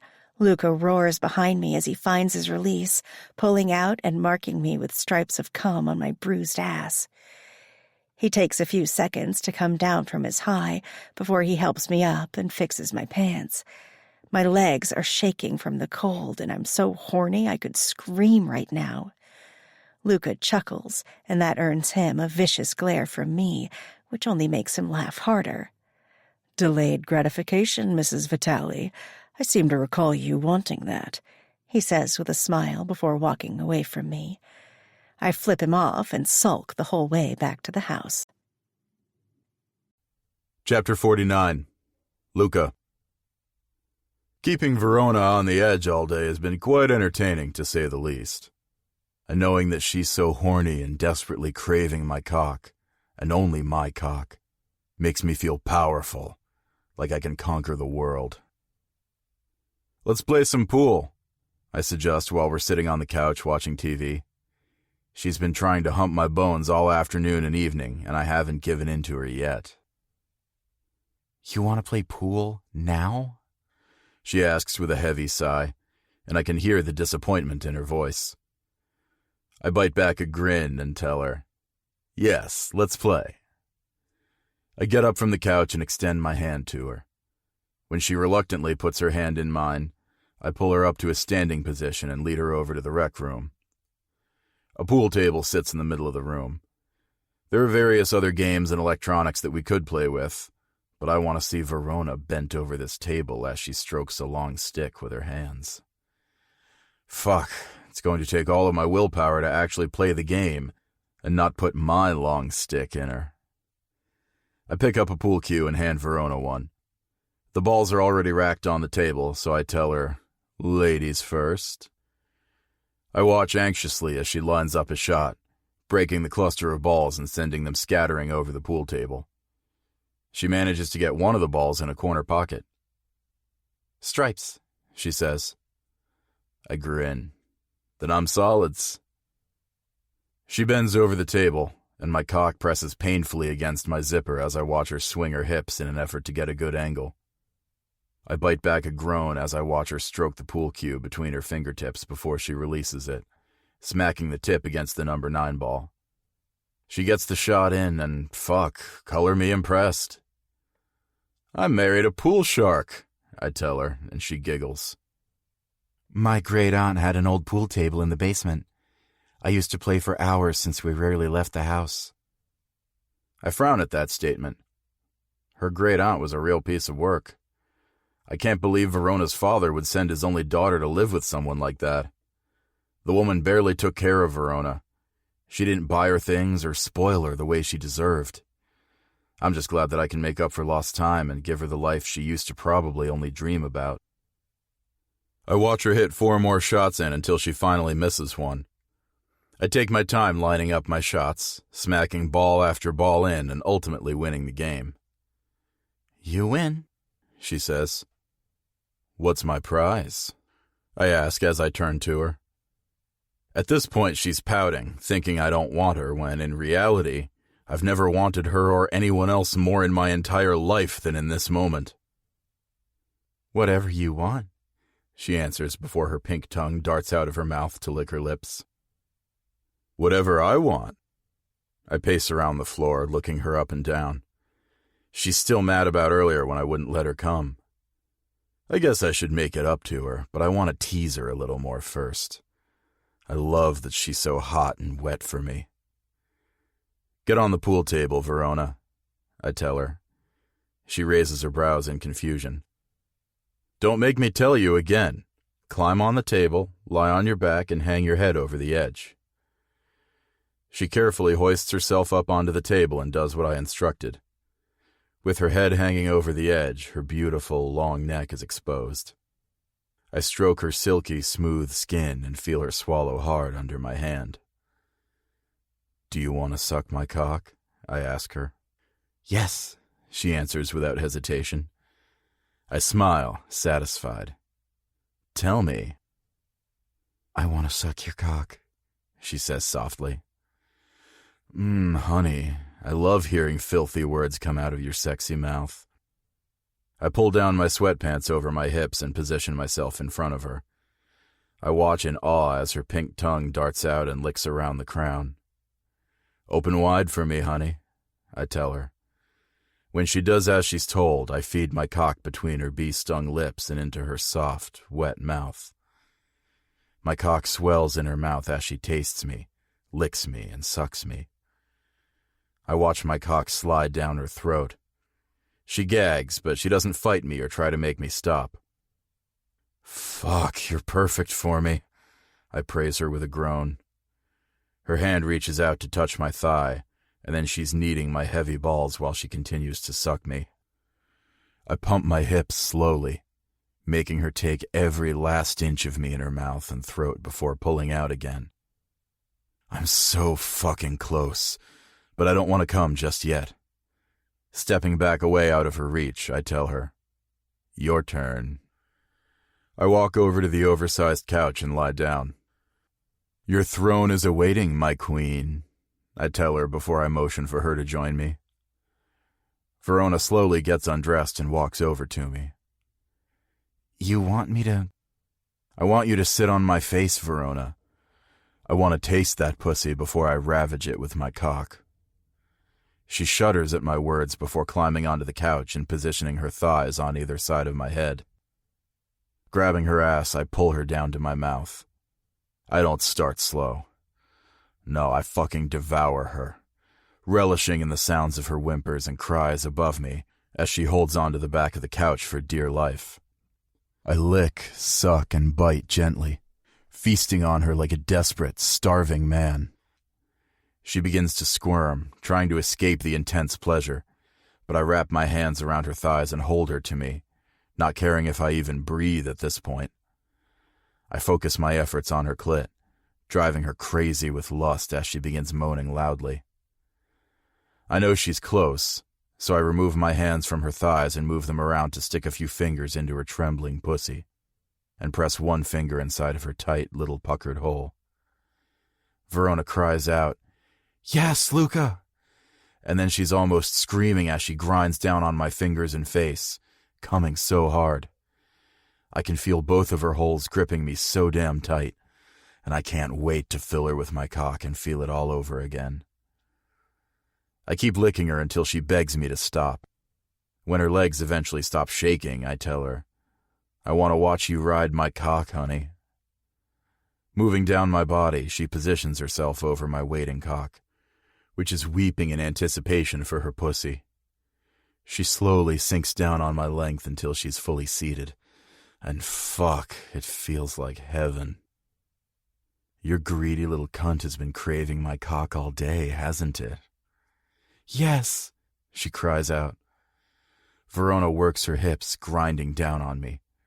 I grip her hips in a bruising hold as I lift mine to meet her on every downstroke, and it only intensifies the feeling. Her hands go to her breasts, and she plays with her little rosy nipples, turning me on even more. I love watching her play with herself. "Touch your clit for me, honey." Her hand moves from her breast, down her stomach and in between her legs. She grinds against me as she fingers herself, and I don't think I've ever seen a more erotic sight before in my life. I'm going to keep this image ingrained in my brain forever. "Fuck," I hiss through clenched teeth. "Your body was made for sinning," I tell her. "So was yours," she groans. I grip her hips, driving her down my cock harder and harder, and bringing us ever closer to the abyss we both crave. Liquid pleasure floods through my veins as I throw my head back onto the couch and come harder than I think I've ever come before. Verona continues to grind down on me, chasing her own orgasm until she shatters on my cock. She collapses on my chest, exhausted, and I continue to fuck her nice and slow by pistoning my hips in a relentless rhythm, while she rides out wave after wave of pleasure on my cock. When we're both fully spent, I relax my legs and hold her to me. Our chests rise and fall rapidly in a rhythm together until we're both able to catch our breath. "Can you die from having too many orgasms?" she asks softly. A loud chuckle erupts out of my chest. "I don't know, but it would be one hell of a way to go, wouldn't it?" We lie on the couch for a long time after that, and eventually she falls asleep on top of me. I don't want to move her, but I don't want her to get cold in the middle of the night. So, as carefully as I can, I move her off to the side of the couch so that I can stand up. Then I pick her up in my arms and carry her to the master bedroom. I tuck my sleeping beauty into the bed, covering her up. And then I do something I've never done before in my life. I watch her sleep. I don't even realize I'm doing it until a chill starts to set in, and I realize I've been standing there for several minutes just watching her. And in that moment, it just kind of hits me all at once, like a ton of bricks. I'm in love with Verona Vitali. I love her more than anything on this fucking planet. I would kill for her. I would live for her. But more importantly, if it came right down to it, I would die for her. She is my entire world now, and I'll do whatever it takes to protect her. Chapter 50. Verona. The next day, something is different about Luca. He isn't his normal, brooding, controlling self. He's more demure, quiet. It could just be that he's still tired from last night. I know I am. Those orgasms knocked me out. Literally, I don't even remember Luca carrying me to bed last night, but he must have, because I woke up this morning warm and snugly inside the king-sized bed under a mountain of blankets. After we both shower and get dressed in our warmest clothes later that morning, we take a trip into a nearby small touristy town. It's our last day in Colorado, and Luca suggested we stay away from the slopes and just do some sightseeing. I overwhelmingly agreed with that idea, because between skiing and riding him last night, my legs are officially out of commission. I need to recover, and some light walking sounds way better than trying to balance myself on skis all day, or on another kind of pole. Luca parks the car and puts some change into the meter as we step up onto the sidewalk. The town looks like it's straight out of a Hallmark movie. The numerous store windows are decorated with Christmas lights and tiny trees and wreaths, and there are decorations hanging from every street lamp and sign. It's only the beginning of November, but seeing all the holiday decor really puts me in the mood for Christmas. The first place we go to is a little coffee shop on the corner for some hot chocolate. The day is cold with a breeze, and the hot liquid is just what I need to stay warm. Back in New York, it doesn't get bitterly cold like this until December or January, so I'm not used to the sudden change in weather. We walk hand in hand, enjoying the scenery and each other's company as we explore the town. We need to buy something to remember this place, I announce as we enter yet another store. Like what? I don't know yet, but I'll know it when I see it, I assure him. We walk through the store, browsing separately for a while. There are a lot of touristy things to buy, but none of them catch my eye. Then I walk past a wall of magnets. It reminds me of the magnets Mama used to put on our fridge at home. Whenever her and Papa went anywhere, she would buy a magnet as a little memento to remember the time and place. Since she was always in the kitchen cooking something or other, she looked at the magnets often. I was never allowed to play with them or move them. They were sacred to her. And their tradition can now become ours. Searching, I find the perfect one. It has the town name over a picture of the town and even has the snowy mountains in the background, which I have come to absolutely love. I pull the magnet from the metal wall and find Luca. How about this? I ask him before placing the magnet in his hand. He stares at the souvenir and smiles. That's perfect. I can't help but smile back. We could collect magnets at every place we visit. Maybe someday our fridge will be full of places we've been to. He looks up at me with a strange look on his face, and then his mouth is suddenly attacking mine in the middle of the store. His tongue demands entry against my lips, and I grant him access. His tongue sweeps over mine as he devours me. Realizing where we are and that we probably have eyes on us, I put my hands between us and press lightly on his chest. When we finally come up for air, I tell him, "Geez, if I had known you liked magnets so much, I would have bought a ton of them the other night." A deep, hearty laugh comes from Luca, and it makes me smile. It's not the magnets, Verona. It's you. I want to see the world with you. He pulls me close and whispers in my ear, "With you by my side, I don't think there's anything I can't do. I could conquer the universe with you beside me." I blush at his words. It's hard to believe that not that long ago Luca hated the very sight of me. I would go so far as to say he loves me now, even though he hasn't said the words out loud yet. Actions speak louder than words, though, and if today is any indication of his true feelings for me, then I would say he's fallen for me just like I have for him. After we pay for the magnet, we walk outside. It's starting to snow. Snowflakes cascade down around us, melting against our heated skin as the world blurs into the background. It feels like it's only us on the entire planet right now. Luca pulls me to him so that we're only a few inches apart and stares down at me with a look on his face that I can't quite decipher. "You're so beautiful," he whispers to me. I blink up at him with snowflakes sticking to my long lashes. "Thank you for bringing me here," I tell him. "These past few days have been some of the best of my life." I feel the same way, he says before placing a kiss to my forehead. You're freezing. Let's go back to the house and get you warmed up. That sounds like a great idea, I agree. Later that night, Luca doesn't fuck me hard and fast. No, he makes love to me.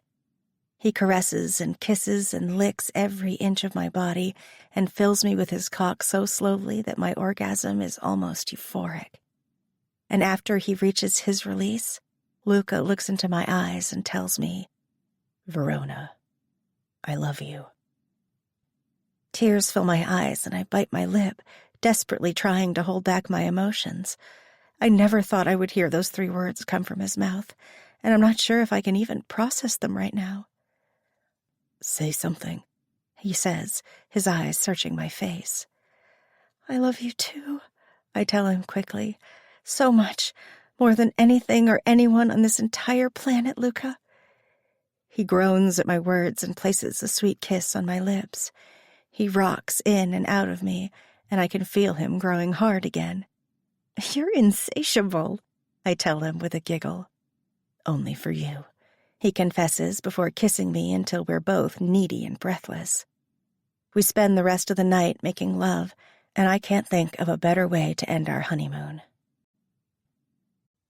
Chapter 51. Verona. The moment we land in New York, I can sense a change in Luca. Gone is the carefree Luca I had grown to love while we were on our honeymoon. Now he is back to being his brooding, serious self. But I understand why he has to be that way. You can't be perceived as weak in the world we live in.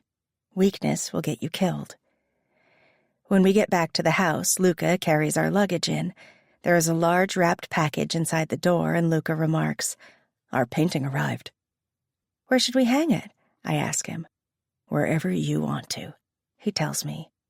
I'll think about it, I say before I walk into the kitchen to place the magnet that we bought yesterday on the fridge.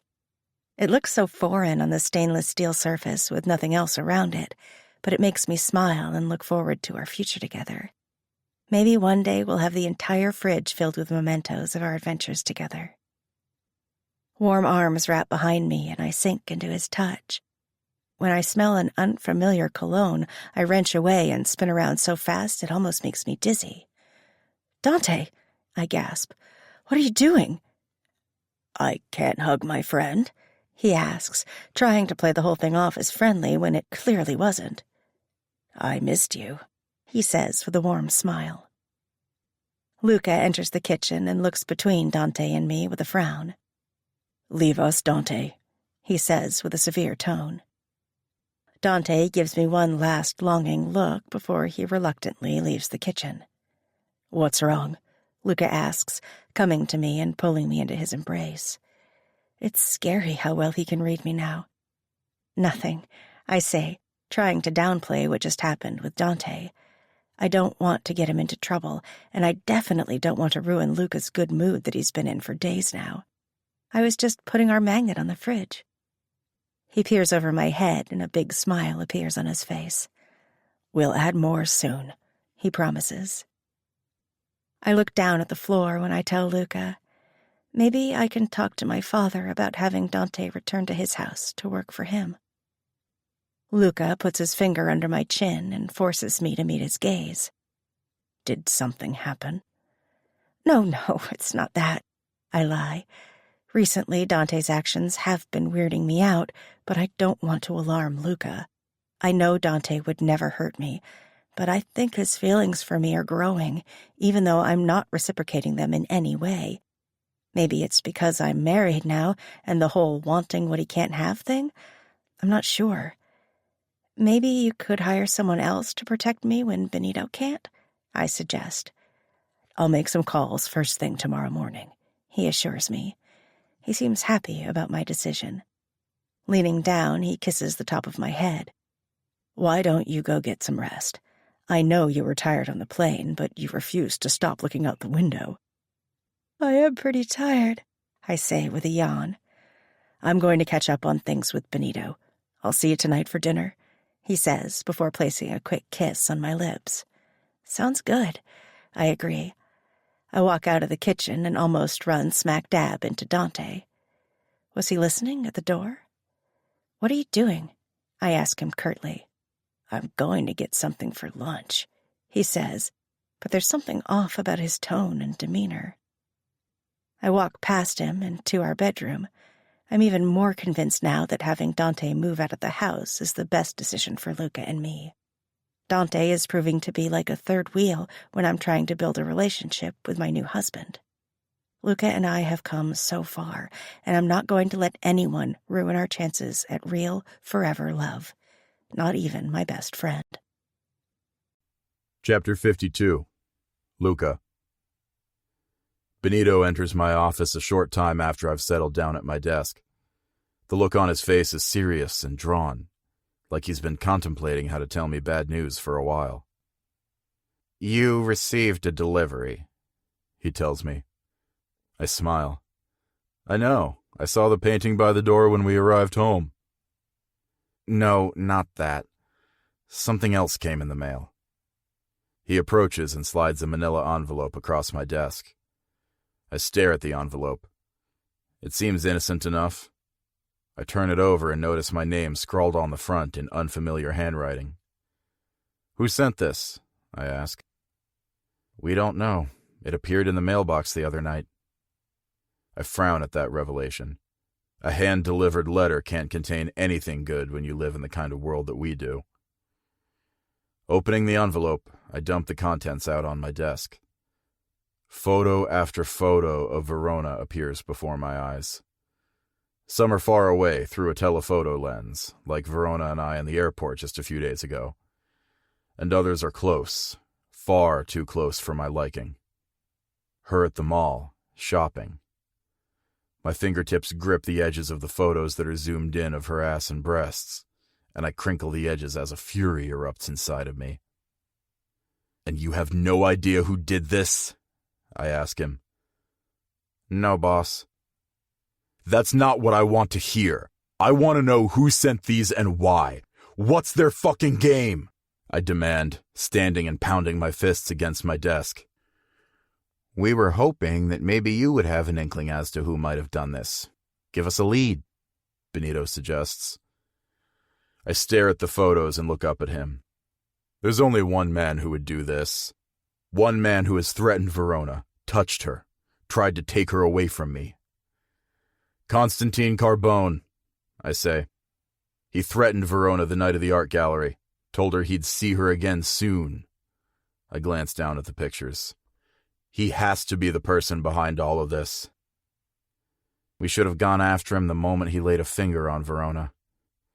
"I know," I agree, nodding. "But I promised her I wouldn't go to war over it." I sit down at my desk and lock eyes with my most trusted friend. "Now I don't think we have a choice." "I'll get the men prepared," Benito says before leaving my office. I sit in the room alone, pissed off and overthinking everything. I can't believe just an hour ago I was planning vacation trips in my head with Verona. I wanted to travel with her, leave this world behind us. But that's the thing with the mafioso. You can never leave. Not unless you're in a casket. I shouldn't have entertained such childish illusions. And thanks to letting my guard down, I have to come back home to this fucking mess. My eyes dart to the pictures once again, and the longer I stare at them, the more furious I become. Constantine fucked with the wrong man. If he wants a war, then that's exactly what he's going to get. Because I won't back down, and I won't fucking stop until he's dead. Chapter 53. Verona. When I wake up the next morning, Luca is nowhere to be seen. I vaguely remember a call in the middle of the night that took him away from me in a hurry, but he promised I had nothing to worry about. I slowly sit up, and a wave of nausea hits me instantly. I barely make it to the bathroom in time before I'm retching in the toilet. I groan as I flush and manage to pull myself to look at my reflection in the sink. A sheen of sweat covers my face, and I quickly rinse my mouth out with water before brushing my teeth and swigging some mouthwash. It's a good thing Luca wasn't here when I woke up. He wouldn't have wanted to witness that mess, and he would have been worried. I guess the jet lag really got to me. Or maybe I have food poisoning.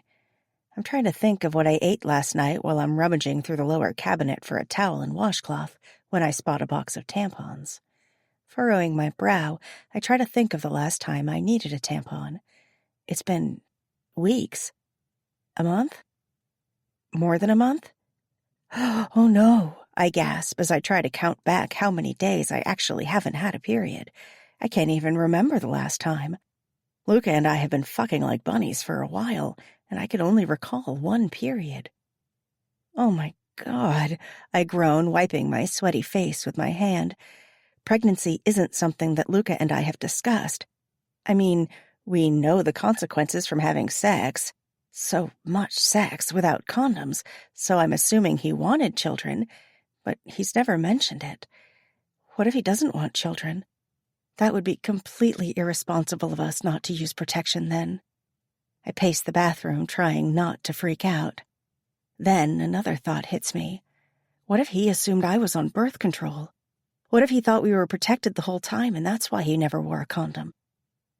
My inner thoughts are strangling me to the point that I'm having trouble breathing. I'm panicking and overanalyzing every single thing, but I can't help it.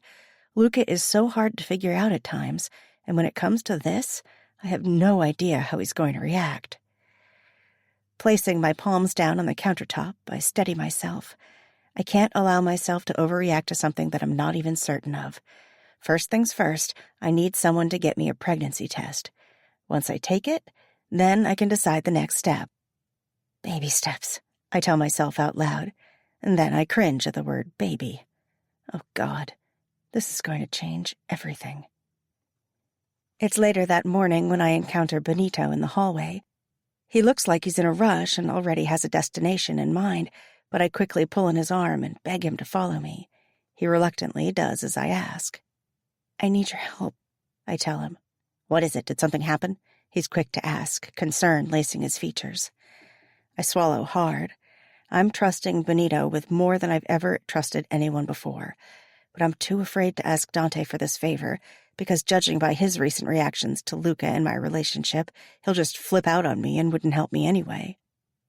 I lean up on my tiptoes and whisper into the giant's ear, I need you to get me a pregnancy test. He pulls back, his eyes wide. What? He asks, as if he misheard me. I need the test, Benny, I say vehemently, and I want you to keep this between you and me. For now, I add quickly. I'll tell Luca, I will. I just want to be the one who does it. When I'm ready, I tell him in a rush. He groans and swipes a hand down his face. Luca is not going to be happy that I'm leaving the house when we've been under attack since last night. We're under attack? I ask, panic lacing my voice. We have it under control, he assures me. He glances at his watch. There's a pharmacy not too far from here. I can be back in less than 15 minutes.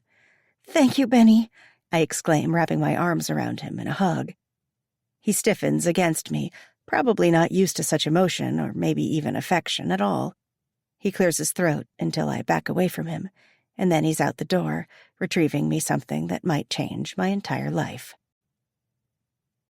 Chapter 54. Luca. Before I even made the decision on when and how to attack Constantine, our entire computer server went under attack late last night. Someone cracked into our main computer and sent out a virus, infecting every computer connected to the network. Aldo has been desperately fixing the problem, but he hasn't been able to give me a definite answer yet on who's behind all of this. My assumption is Constantine, of course, but it could be any number of enemies that I've accumulated over the years. I'm biding my time when it comes to going after Constantine until I have hard, concrete proof. And then, once I do, I'm personally going to destroy his empire until there's nothing left but burning ashes on the charred fucking ground. First the photos and now this. It all has to be connected. I just wish I knew who was behind it all and what their reasoning is behind it. If they want money, they can have it. But if they want something else, if they want someone else, then that's a whole other matter, and they'll have to go through me first to get to Verona. My office has officially been taken over by my men. Aldo is in the corner, furiously typing away on his laptop while he barks out instructions to the other IT guys on my team. There are computers, monitors, laptops, cords, wires, and cables everywhere. It's a fucking mess, but we're working on borrowed time here.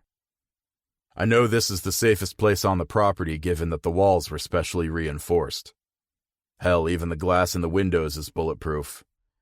I spend most of my time here, so I needed to make sure it was secure. We have a secret underground bunker on the property, and I'm sure we'll be going there shortly, but I feel safe here for right now. Besides, the reception in the bunker is spotty at best, and we need as much communication as we can get right now. Looking around the room, I ask, "Where the fuck is Benito?" A second later, Benito rushes into my office. "Sorry, boss, got hung up on something."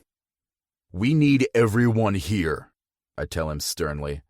I don't need any of my men to go missing when we're under attack. "Understood," Benito says with a nod. "I managed to effectively wipe out the virus on our system," Aldo says, which elicits some cheers and whistles from the rest of my team. "I'm still trying to figure out how they cracked into the network to begin with. I'm tracing everything back now." "Hurry, Aldo," I tell him with urgency. "I need to know what the attackers' game is that they're obviously playing. Do they want to harm us by trying to steal information? Or is it something much more sinister?" Chapter 55. Verona. 2 pink lines. I stare down at the tests. Benito ended up buying me 3 just in case, and I'm glad that he did, although all of them read the same results. I'm pregnant. I've spent the entire morning and afternoon in our bedroom, pacing and freaking out. Luca hasn't appeared even once, and I don't know if that's a good thing or a bad thing.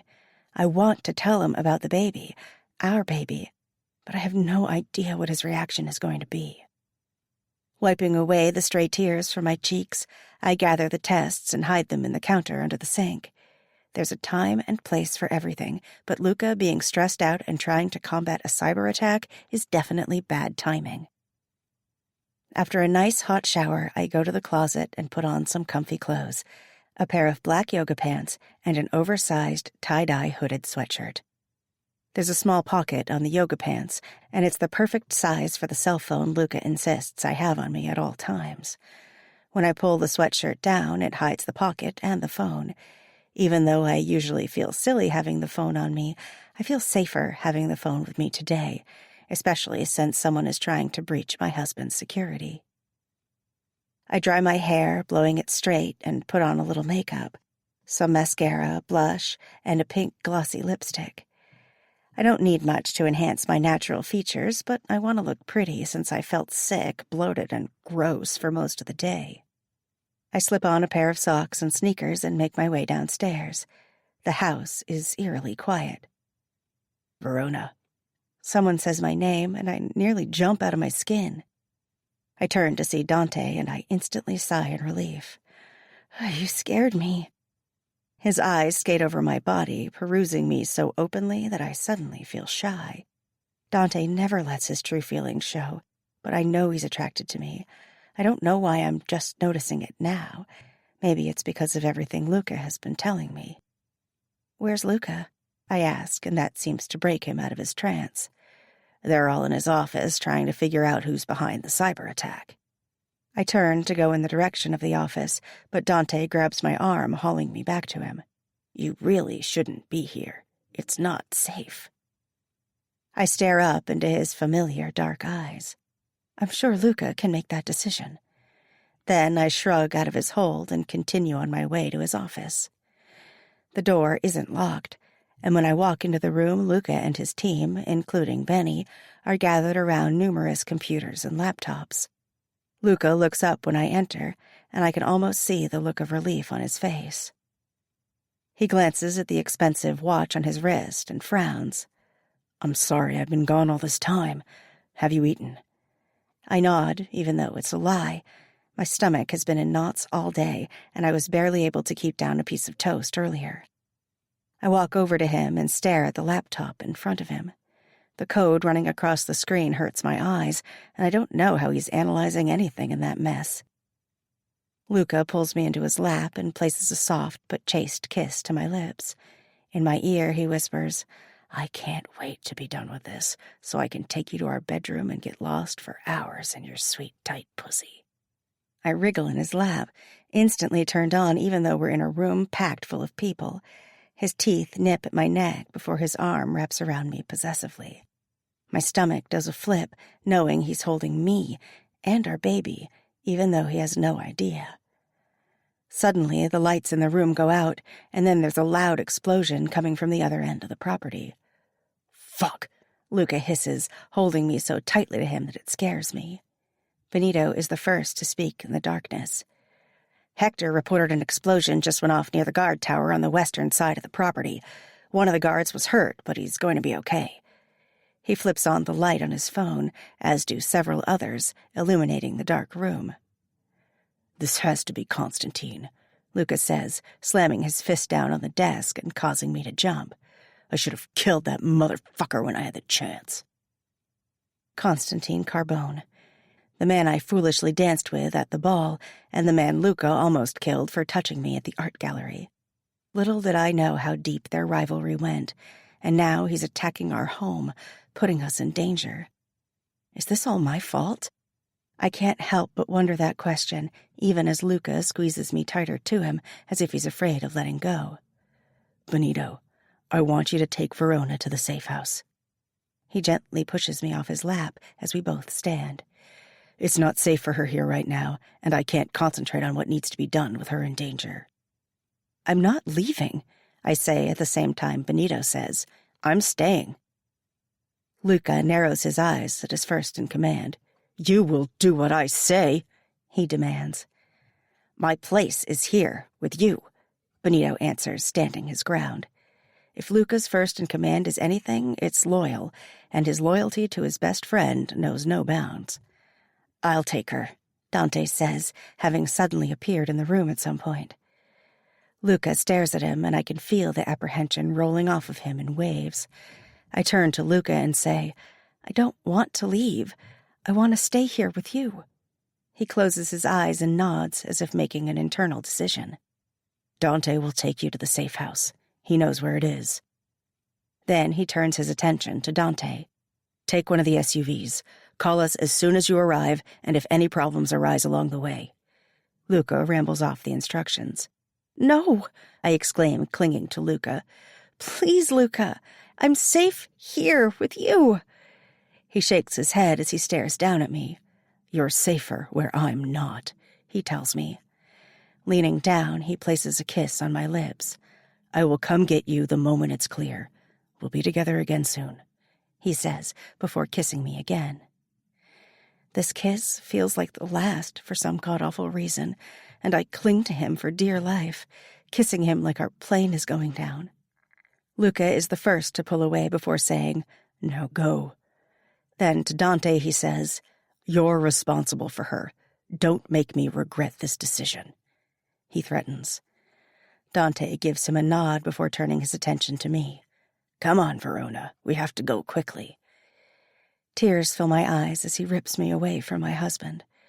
I stare back at Luca, trying not to cry and failing miserably before Dante drags me out of the room and towards the garage that houses all the vehicles.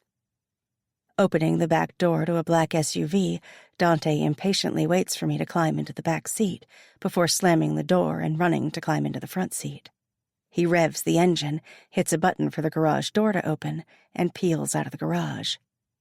I fasten my seatbelt, my hands going protectively over my stomach. "Please, Dante, slow down. I don't want to die on the way to the safe house," I cry out. "Sorry," he says. We make it past the front gate, and he seems to slow down a little as we venture down the road. I turn in my seat and watch the dark house in the distance. And then that's when the darkness lights up with fireballs as explosion after explosion erupts within the house. I scream at what I just witnessed and reach for my seatbelt, unfastening it quickly.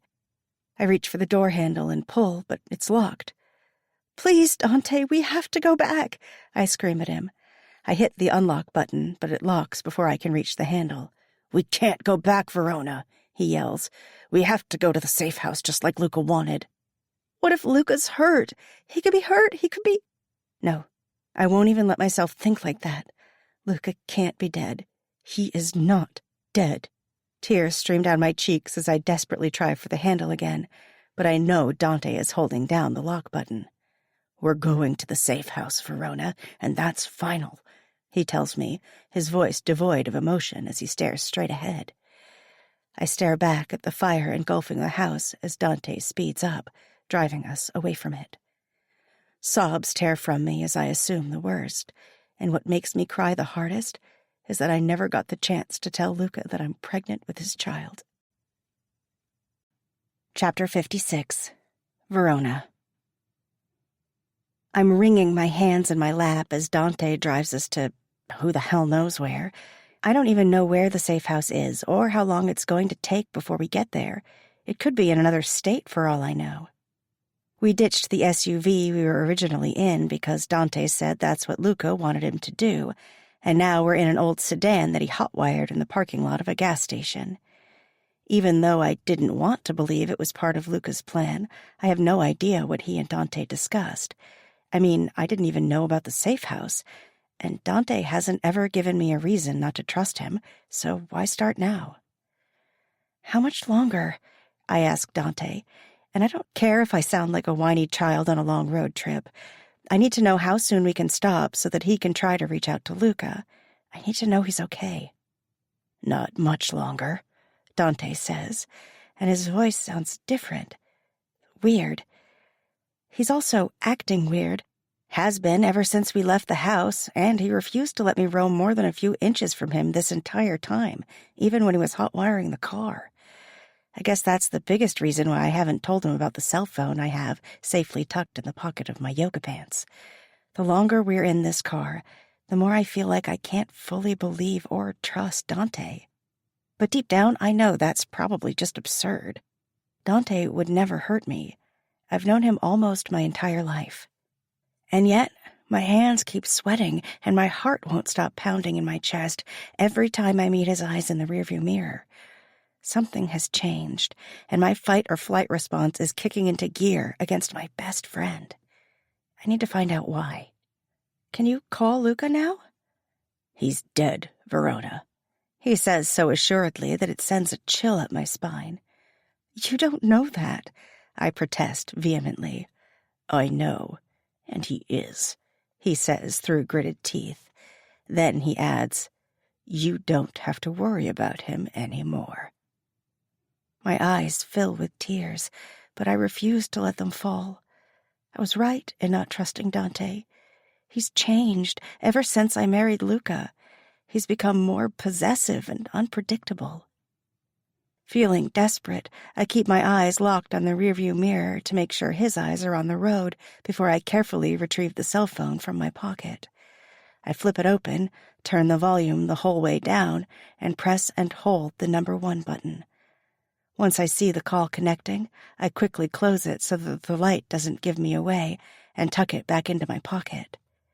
If Luca is alive, or Benny, or anyone, hopefully they'll get the call and be able to trace it. "Dante, how much longer?" I ask. "I already told you, Verona, not much longer," he says vaguely. "Fuck, you're just like your mother, so impatient." I grow angry at his comment. How dare he talk about my dead mother like he knew her better than me? I'm surprised he even remembers her. He was only around her for a short period of time before she died. "Don't talk about my mother like that," I yell, my voice thick with overwhelming emotion. A crazed laugh escapes his lips, and the car swerves on the road as he cackles loudly. "Your mother was a cunt," he spits out, "always asking me to do things for her like I was her goddamn servant. So entitled." I shake my head at him. My mother was never like that. My mother was the sweetest person on the planet. "You're lying," I tell him. "She deserved to die, just like Luca's mother." His hands tighten on the steering wheel, his knuckles turning white. "Once I killed your mother, I knew that his was next. It just took a little longer to get to her."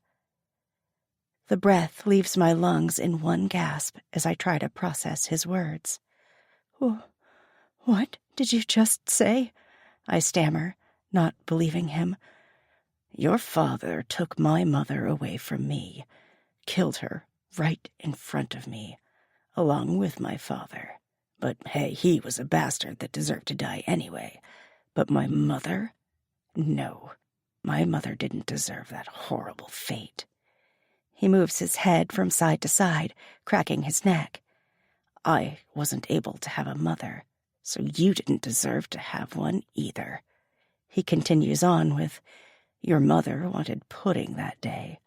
Always asking for shit, he hisses angrily. So after the cook was done making it, I crushed up a bottle of sleeping pills I found in her medicine cabinet and mixed them in. A sadistic smile tugs at his lips. She stumbled around and around, knocking into things, before I led her outside to the pool. Just a small push was all it took until she fell in. You monster! I scream at him. Unbuckling my seatbelt, I reach into the front seat and start pounding him with my small fists. He easily deflects my hits and swerves the car off the road, slamming to a stop. I fly into the seat in front of me, the wind knocked from my lungs. I gasp for air to return to my lungs as he looks back at me with a hateful look in his eyes. You weren't supposed to be the one to find her. I wanted your dad to discover her body floating in the pool. He shrugs nonchalantly. I wanted him to feel the same pain I felt when I lost my mother. When I'm finally able to suck in a full breath, I hiss at him. We saved you. We took you in. Saved me, he scoffs. Your father ruined my life. The car is filled with silence for a long time, and then I have to ask, but why Luca's mother? What did she ever do to you? The Morettis, along with the Vitalis, made the decision to kill my family after my father betrayed them. They were all in business together, you see. So after they murdered my mother and father, I wanted the families to go to war, destroy each other. There was only one way to ensure that would happen. He hesitates, staring off into the distance as if remembering something. I snuck into the house early one morning and killed Luca's mother. I killed her the same way the Morettis had killed so many before her. 3 slashes to the throat, so the Vitalis would assume it was them. And the Vitalis believed it. They went to war with your father, trying to overtake everything he owned. The war went on for years, and both families just tore each other apart at every fucking chance they got. He shakes his head and sneers, and then this little wedding fucked everything up. I wanted more blood to be shed. I wanted them to wipe each other out of existence. I wanted to watch your father's empire crumble to the ground. I silently sob in the back seat. There are no words for Dante's betrayal, the hurt he caused both of our families. I feel ashamed that I ever had feelings for this monster. All the times he consoled me after my mother's death, when he was responsible for it the entire time, makes me physically ill. Dante climbs out of the car and looks around, checking his phone. We're here. Where? I ask. Right where we're supposed to be, he says vaguely, before opening the back door and dragging me out by my hair. I scream and kick, fighting for my life in the darkness surrounding us. I'm vaguely aware of the phone slipping out of my pocket and landing on the road beneath me as I fight him. Dante drags me down the road for what feels like a mile before we come to a stop. In the darkness, I can see the moonlight cascading off the dark water. And as he continues dragging me towards it, panic begins to set in. No, no, no, I beg, thinking he's going to drown me in that water. Dante throws me to the ground and towers over me. Time to get in the boat, sweetheart, he sneers. No, I won't. I can't, I cry out, hysterical. Well, since you won't do it the easy way, we'll have to do it the hard way, he tells me, right before something hard smacks me in the head and the world around me goes black. Chapter 57. Luca. My ears are still ringing from the deafening explosion that just happened, and it takes me several long minutes to gather my composure and take in my surroundings. The house around us is burning, and smoke fills up my lungs as I take a deep breath. Coughing, I struggle to crawl out from under the rubble of what used to be my desk and fail miserably. I'm stuck under here. Blood trickles down my forehead and into my eyes as I call out for my men. Some of them answer. I guess some is better than none. Someone grabs me, pulling me out from under the charred desk. Benito. "Gather what we can and let's get the fuck out of here," I instruct him. A huge hole in the side of the mansion is our exit point as we carry out as much equipment as we can. "Mr. Vitale," my head IT guy, Aldo, says when he emerges. He looks worse for wear, his dark hair disheveled, his face blackened with soot and his glasses askew on his young face. "Yes," I answer quickly, wanting to know what he knows. "I was able to trace the signal that triggered the explosions. It didn't come from Constantine or any outside source. It came from inside our own network. It took a little while to trace the source, but I know it was from a phone on or near the property that generated the explosions." "Fuck," I hiss, looking around at my group of men. I know none of them are responsible, but then who? Who the fuck would want to hurt us? Who the fuck would try to kill us? Realization suddenly dawns on me, and I demand, "Where's Verona?" "You sent her away with Dante," Benito says slowly, no doubt thinking I hit my head too damn hard and forgot. "Track the SUV. I want to know exactly where they are." "It's going to take a few minutes to get the servers back online," Aldo instructs as he sits down on the grass with a laptop. "Hurry the fuck up," I tell him through clenched teeth. My gut is telling me Dante is somehow behind this and that Verona is in trouble. And the fact that I handed my most prized possession, my queen, over to that bastard makes my chest ache like someone is thrusting 1,000 knives into the dark cavity. "We need to move everyone to the underground bunker on the other side of the property," Benito says hurriedly. "I doubt if Dante knew about it. He might be ready to set off more bombs in the main house, and we can't risk losing anyone else." I nod in agreement. "Yes, let's move to the bunker." Normally, I don't worry about my own life, but if I'm dead, who the hell is going to save Verona? I need to stay alive. For her. After we're all safe in the bunker and our generators are up and running, along with the backup servers, Aldo informs me that the tracker on the SUV stopped at a small gas station outside of the city. I go to him and look at the map. "That's not in the direction of the safe house. He's not taking her there. He's taking her somewhere else." I stare at the time that has passed since the SUV stopped. 25 minutes. Dante didn't simply stop to fuel up.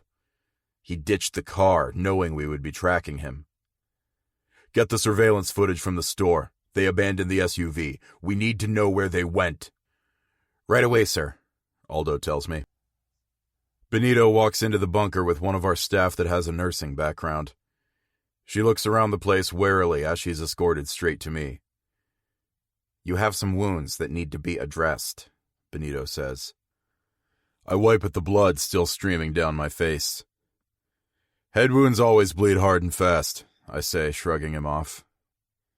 "You can't help Verona if you're passed out cold," he informs me, making me rethink my decision. "Fine," I say with a huff. Then I look at the young brunette, who's practically shaking with fear. "Quickly," I instruct her. "Yes, sir," she says with a nod before reaching into her medical bag for what she needs.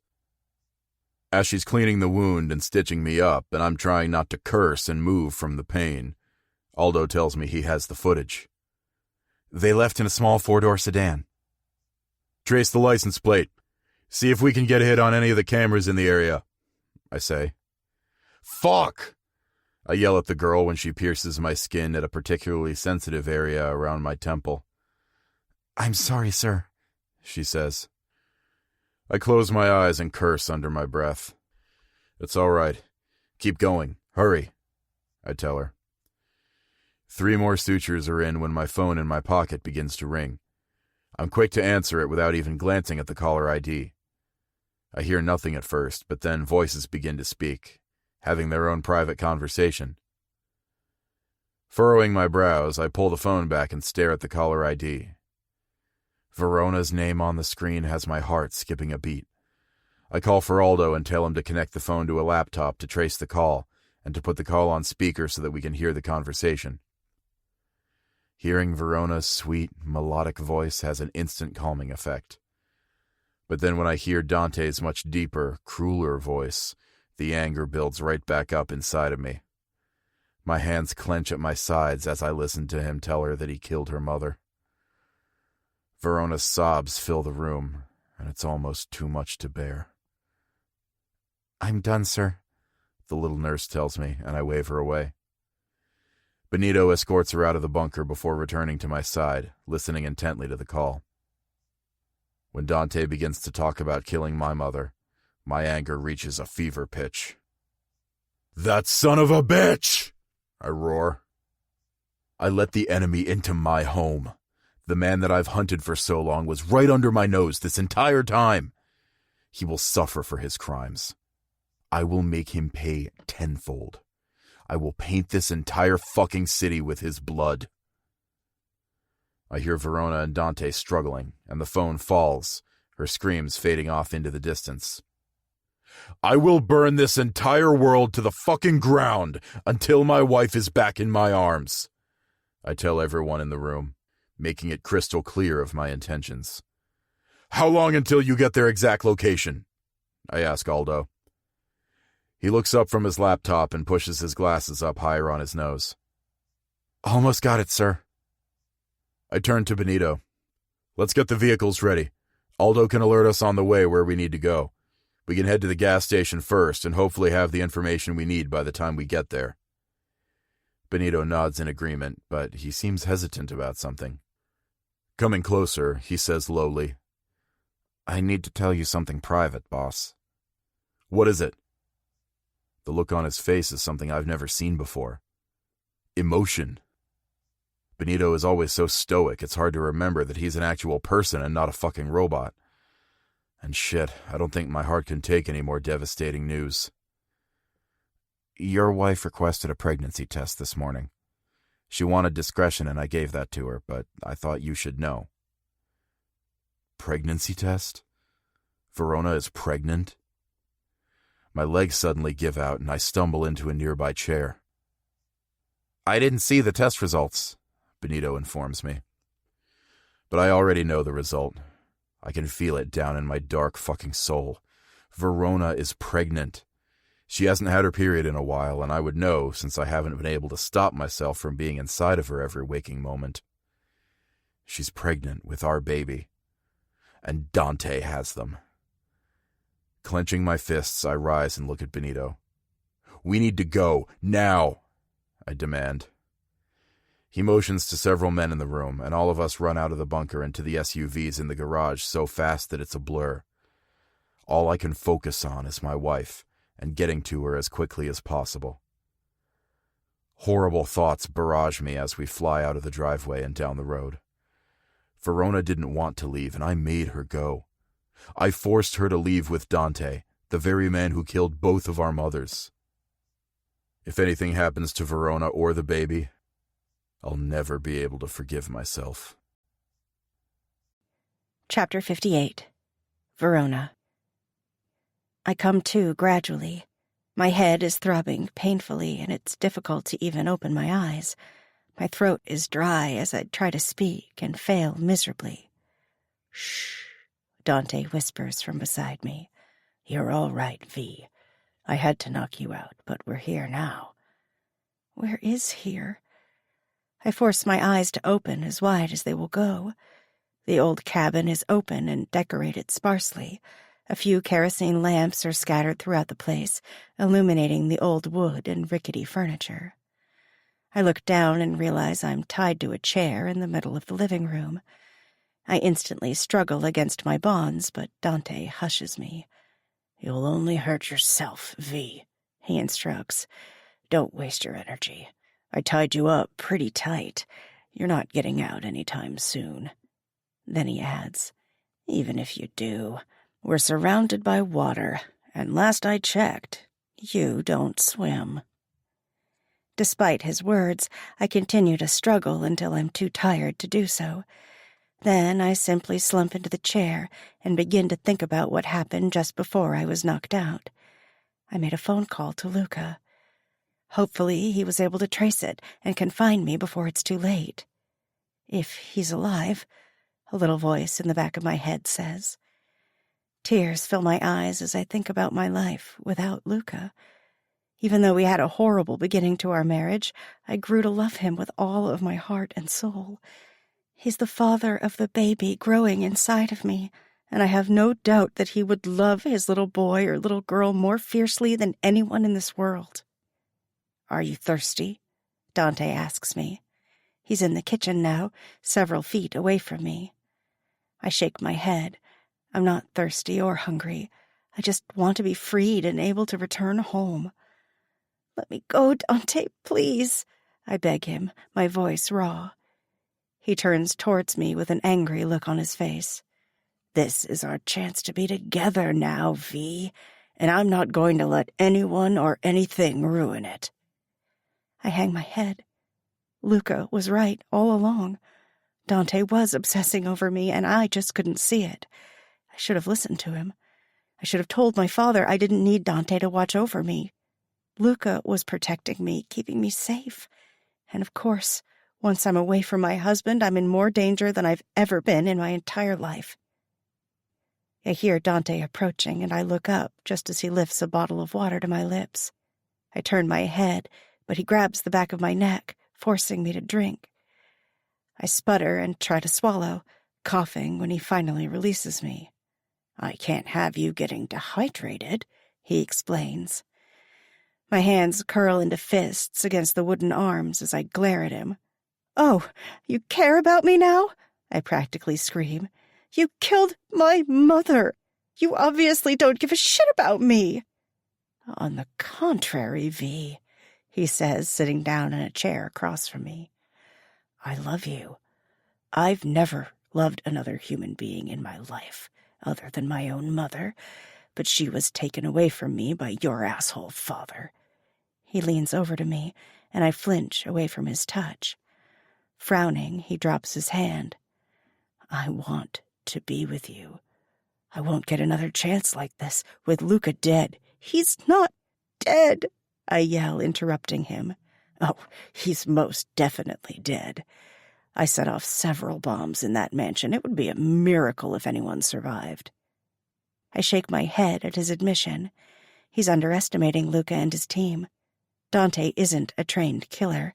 Sure, he's probably killed in the past, but he's not an expert in homemade bombs. He could have messed something up. Maybe they weren't as strong as he thought they would be.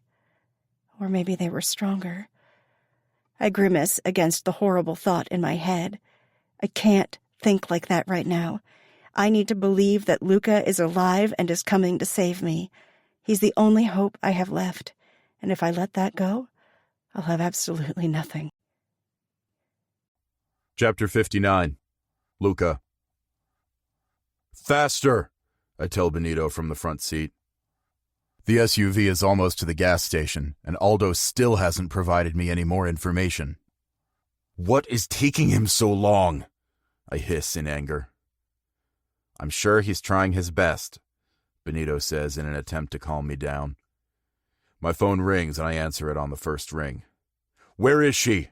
I demand. I'm not sure, sir, Aldo says. They stopped on a back road. There's nothing for miles. The only thing I can see on the satellite images is an old fishing cabin in the middle of a huge lake. Send me the location.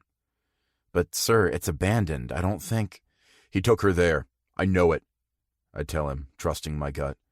Now give me the coordinates, I demand. Aldo rattles off some directions and I relay them quickly to Benito before ending the call. You really think they're in the middle of a lake? He asks me. He knows she can't escape from there. It's surrounded by water, I say grimly. Verona must be terrified out of her mind. And the moment I get my hands on Dante, I'm going to watch the life drain from his eyes as I squeeze my hands around his fucking neck. Hurry, Benito, before it's too late. I don't say the last words out loud, but I feel them deep down in my soul. Something bad is going to happen. I just don't know what yet. The water is cold as we slowly and silently swim across it. I have a team of 10 men, including Benito and me. Who knows what the dark water is teeming with, but I don't care. All I care about is seeing Verona and making sure she's safe. And I won't stop until she's back home with me and in my arms. When we reach the shore of the small island, all of us work on a system of hand gestures and signals. Tall trees and overgrown shrubbery line the perimeter. We slowly move through the brush and towards the cabin that sits in the middle of the land. Benito stops suddenly beside me. "Solar trail cams," he whispers, motioning to small cameras and solar panels mounted on nearby trees. "Motion activated?" I ask, even though I already know the answer. Benito nods in agreement. "Definitely. The son of a bitch had this all planned out for a while. And the thought of him planning on kidnapping my wife right from under my nose and taking her here to do God only knows what makes my fucking blood boil. The urge to kill him is what keeps my feet moving. The element of surprise is gone, my friends," I announced to the group. "We need to get to that fucking cabin, now!" Chapter 60. Verona.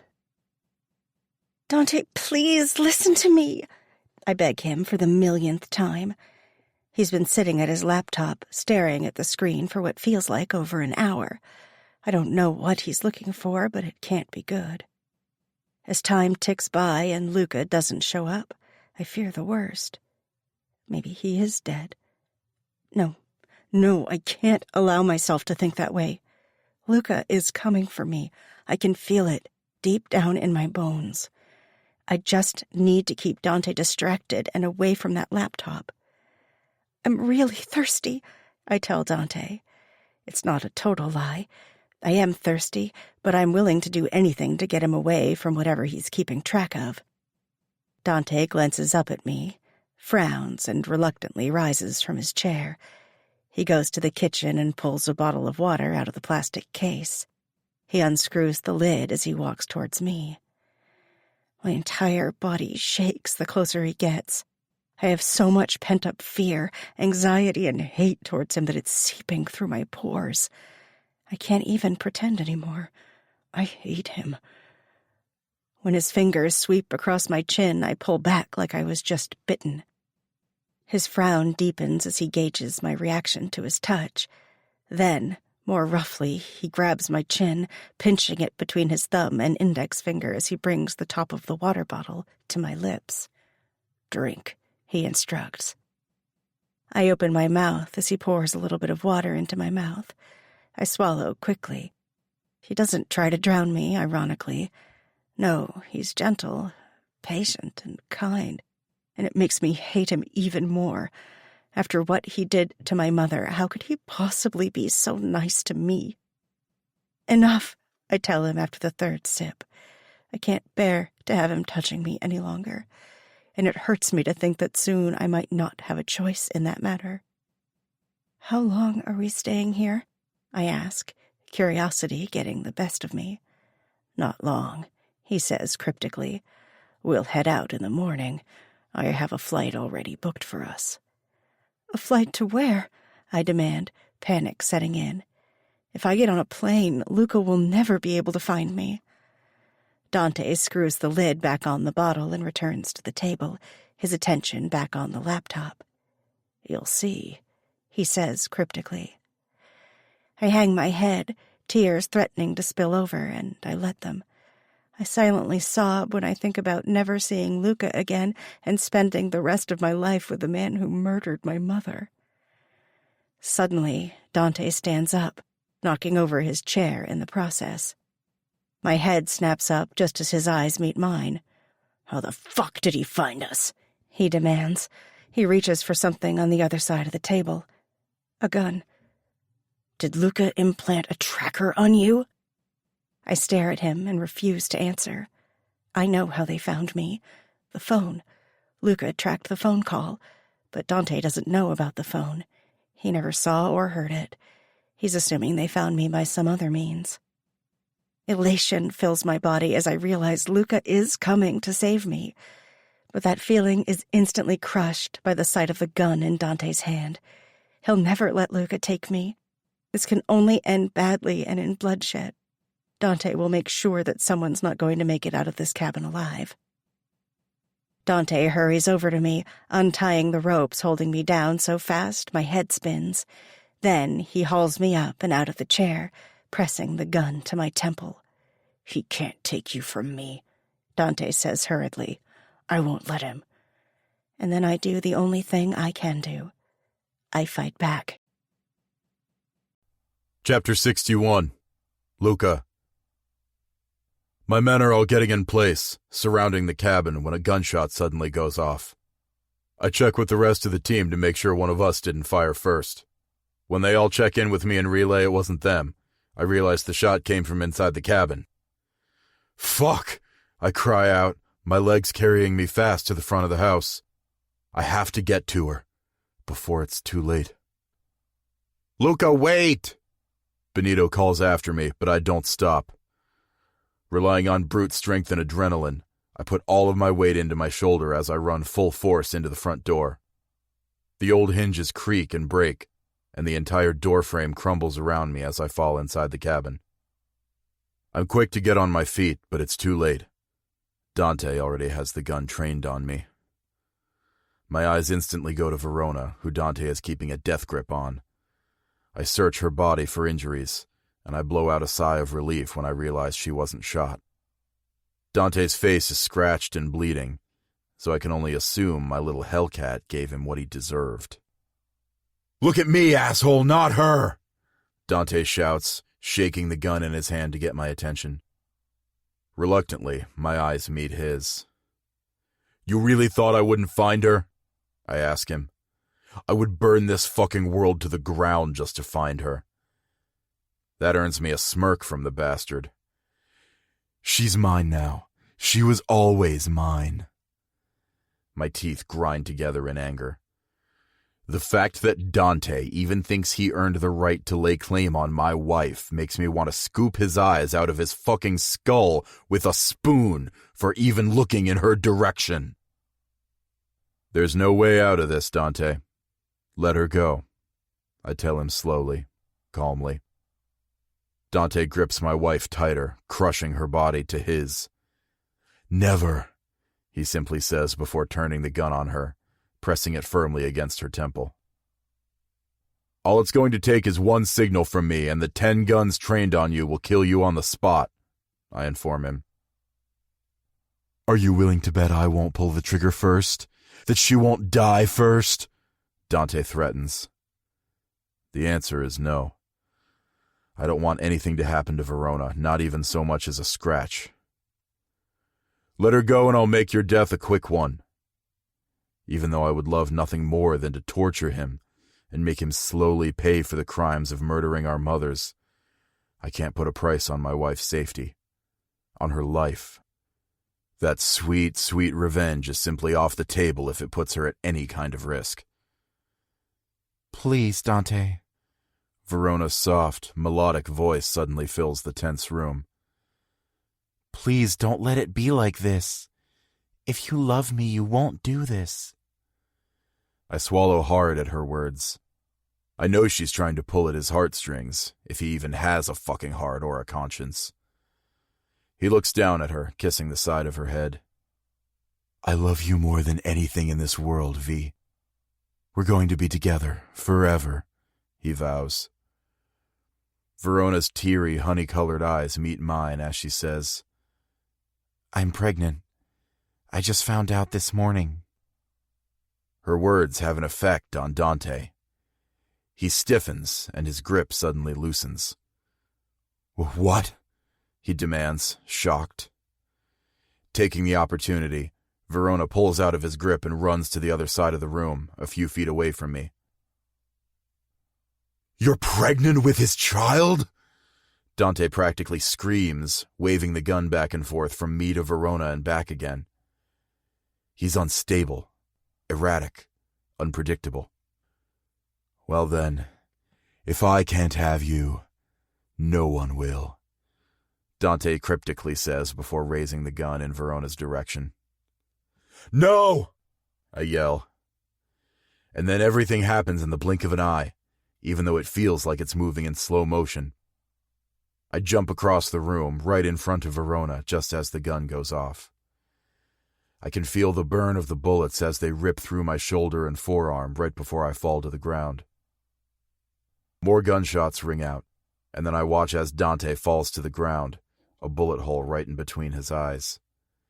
He stares at me as the life drains from them and blood pours out of the wound.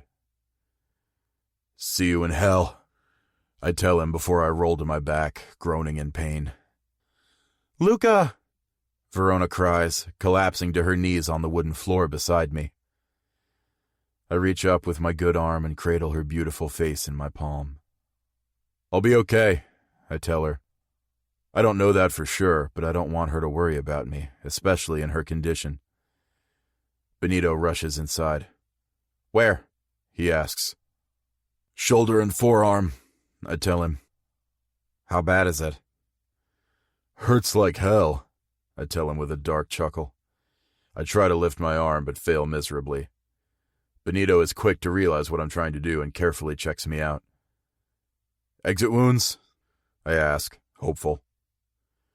We need to get you the fuck out of here, he says instead of answering me, so I'm assuming the answer is no to my question. Fuck. Benito motions for the men to help me while he speaks in Italian over the phone to who I'm assuming is the doctor we keep on staff for emergencies such as this. Verona moves away from me as two of my men haul me up to a standing position. The quick movement coupled with the fact that I've lost a lot of blood already has my head spinning. I reach for my wife, but the world around me is already turning black. I love you, I tell her before I tumble headfirst into the darkness. Chapter 62. Verona. Keep pressure on the wounds, Benito yells at the men attending to Luca in the back of the SUV. Luca's team has been working together like they've done this 1,000 times before, and I'm thankful for it. They managed to get us on a boat and back to the mainland in no time. I didn't even freak out about going across the water. I was too busy being worried about Luca. He's been passed out for several minutes now, but Benito assured me it was okay.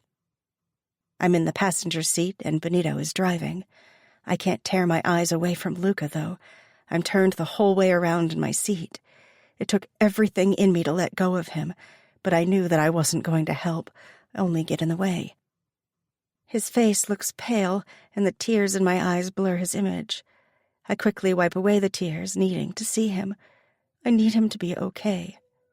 "It's all my fault, Benny," I blurt out. Benito glances at me and shakes his head. "Don't say that, Verona." "It's true. Luca never liked Dante. He had suspicions about him, and I never listened." I sob into my hands. "He killed our mothers. I let a killer into Luca's home." Benito reaches over and grabs my hand, squeezing it gently. "It's not your fault. No one knew what was going through that fucker's head." "I can't lose him, Benny," I cry. "You won't," he assures me, and I find the strength I need from the confidence in his voice. "Our doctor is good. He'll fix him up, you'll see." "How much longer?" I ask, staring at Luca's brutally handsome face as he starts losing even more color. "Not long. We're almost there." We pull up to a large house in the outskirts of the city. It looks like a normal house, and I'm instantly confused. I thought we would be going to a hospital, not someone's home. I start to say something to Benito, but he begins barking out orders to the men in the back. Suddenly, everyone is clearing out of the van, 4 men carrying Luca's unconscious body towards the back of the house. My legs move quickly, walking fast to keep up. The doctor turns out to be an older gentleman, probably retirement age, with a weathered face and friendly blue eyes. He ushers everyone inside the basement, clearly having expected us. I anticipate a normal basement with furniture, a TV and such, but I'm blown away by the fact that it looks like we just stepped into a hospital. There's medical equipment everywhere, a few hospital beds and IV stands, medicine cabinets, and pretty much everything you would expect to find in a functioning hospital. The doctor instructs the men to carefully place Luca on one of the beds, and they quickly do. Luca looks pale, so pale. "He's lost so much blood," I say, and I can hear the panic building up in my voice. "He's so pale, he needs blood." Suddenly, Benito steps in front of me. "You need to calm down, Verona. This isn't good for the baby." I stare up at him, and it takes several moments for his words to sink in. "The baby. Yes, the baby." I nod emphatically. Okay, I whisper. Benito directs me to a chair in the corner of the room and gently coaxes me to sit down. "He will make it through this," he says assertively, and his confidence alone fills my heart with hope. I lean around Benito's large frame to get a glimpse of Luca in the hospital bed. He's already hooked up to an IV with a blood bag hanging from a metal stand. The doctor is shouting out instructions to the men as he washes his hands and forearms in a big industrial sink before drying them and slipping on a pair of latex gloves. "Time to operate," the doctor announces. My feet are stuck to the floor like glue as I watch the doctor grab some surgical instruments from a tray. The moment he cuts into Luca's flesh, I nearly black out from all the blood gushing from the wound. My stomach turns and I barely make it to the trash can before throwing up. Tears cloud my vision as I dry heave repeatedly. Benito comes over and gently places a hand on my shoulder. "Let's go get some air," he suggests. Shaking my head, I stand up and wipe my mouth with the back of my hand. "I'm not leaving," I decisively tell him. He nods. "Okay, then we'll stay, but maybe I should put your chair next to the garbage can." When I hear the clink of the first bullet hitting the metal tray, my stomach twists again and I tell him, "Yeah, that might be a good idea." Chapter 63. Verona. Hours pass until the doctor finally announces to the room that he's finished. I slowly stand on wobbly legs and go to the older man. "Will my husband be okay?" I ask him, my voice trembling.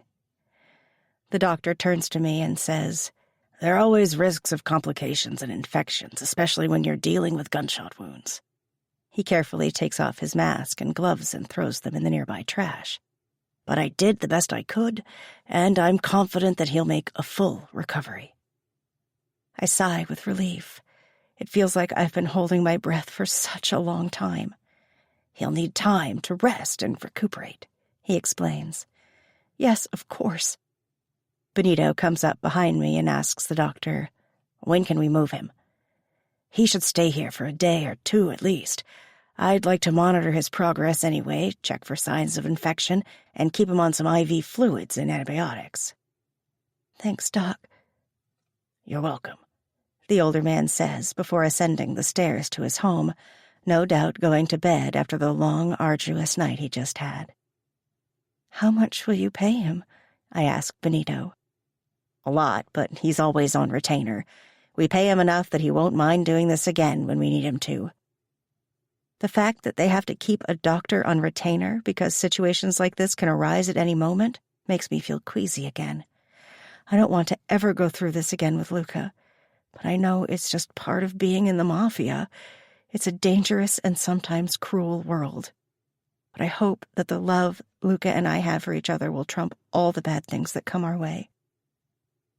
I walk over to Luca's bedside. He looks so peaceful lying there. Some of the color has returned to his face at least. I hope he's not in pain, and I hope he's dreaming of something good. "I love you, Luca Vitali," I whisper to him before placing a kiss on his cheek. Benito brings me a chair, and I sit down and hold Luca's hand, afraid of letting go. My eyelids grow heavy, but I refuse to sleep until exhaustion finally sets in and I don't have a choice. My dreams are filled with visions of Luca and I, and our baby, and they bring me peace. Chapter 64. Luca.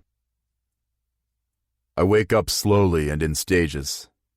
First, I wiggle my toes, and then my fingers. And then I carefully open my eyes, which feel swollen for some reason. It takes my brain a little while to process where I am and what I'm seeing right now. I stare up at the familiar tiled ceiling and groan. I know I'm in the doctor's basement. Fuck, I think at one point I counted every single tile in this room from total boredom as I recovered from numerous gun and knife wounds. My left arm feels heavy, and when I try to move it, a sharp pain has me hissing through my teeth. "You were shot," Benito's voice comes from across the room. "It's all coming back to me now," I say with a grimace. I remember the cabin in the middle of the lake, and I remember that bastard Dante trying to kill Verona. It was a split-second decision that I made in that moment to take a bullet for her. One that I would make 1,000 times over again. I never want Verona to have to suffer through pain. And the thought of possibly losing her, well, it would completely and utterly gut me. I wouldn't want to live in a world without Verona in it. "Is he dead?" I ask Benito. "Yes," he assures me. "Bullet between the eyes. And then I knocked over the kerosene lamps for good measure before we left." I relax back on the pillows behind me. "I wish I could have seen that place burn with his corpse inside," I spit out. I would have rather tortured the bastard for what he did to our mothers and what he did to Verona, but I'm glad he's dead. The fucker didn't deserve to breathe the same air as her, and he sure as hell didn't deserve to live another day here on this earth. I hope he's rotting away in hell where he belongs. I glance around the room, searching for the one person whom I need the most right now. My eyes finally settle on the chair beside the bed, and my heart skips a beat as I see Verona's petite frame curled up, sleeping softly. "She finally fell asleep about a half hour ago," Benito says.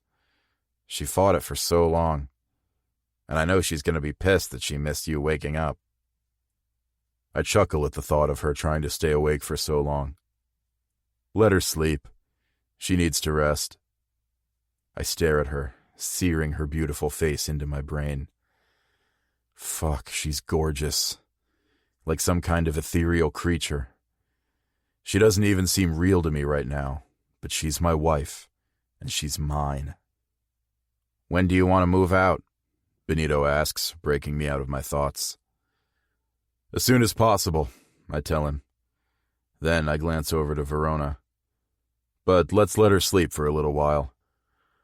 "All right," he agrees, and I can hear the hesitation in his voice. But Benito knows better than to argue with me.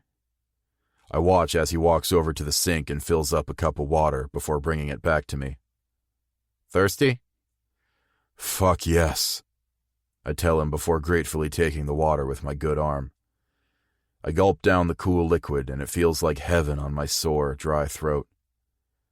"Tell the doctor we're leaving soon and to pack me what I need." "Of course," Benito says before walking up the stairs to the main house. Reaching over, I grasp Verona's hand in mine. She stirs but doesn't wake, and I hold my breath until she falls back into a deep sleep. "I'll never let anyone hurt you," I promise her. And I intend to keep that promise until my last dying breath. Chapter 65. Verona. When I open my eyes, I see Luca standing a few feet away from me. He's dressed in a black suit with his back turned towards me. I blink rapidly, trying to get rid of the hallucination, but he stays there. And when he turns to look at me, I realize he's real and not a figment of my imagination at all. "Verona." He says my name, his voice gruff and strained. A sob rips out of me as I jump from the chair and run towards him. That's when I notice that the one sleeve of his jacket is merely draped over his shoulder and that there's a sling holding his injured arm to his side. "What are you doing out of bed?" I ask, confusion and panic setting in all at once. "We're going home."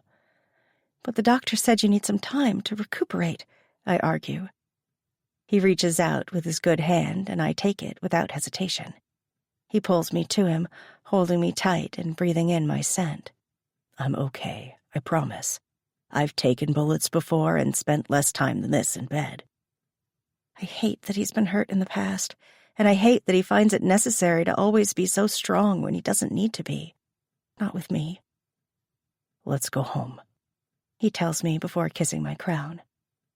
Benito opens the basement door and tells me as we walk through it, "Don't worry. We have a nurse on staff at the estate. She'll keep an eye on him." That makes me feel better, but only slightly. I don't think I'll be able to fully relax until Luca is 100% recovered, and even then I'll still continue to worry about him. We live in a dangerous world, and Luca has many enemies. But at least one of them is dead now. Chapter 66. Luca. I'm watching Verona out of the corner of my eye as the nurse gives me a sponge bath. I can practically hear the thoughts in my little naughty wife's head.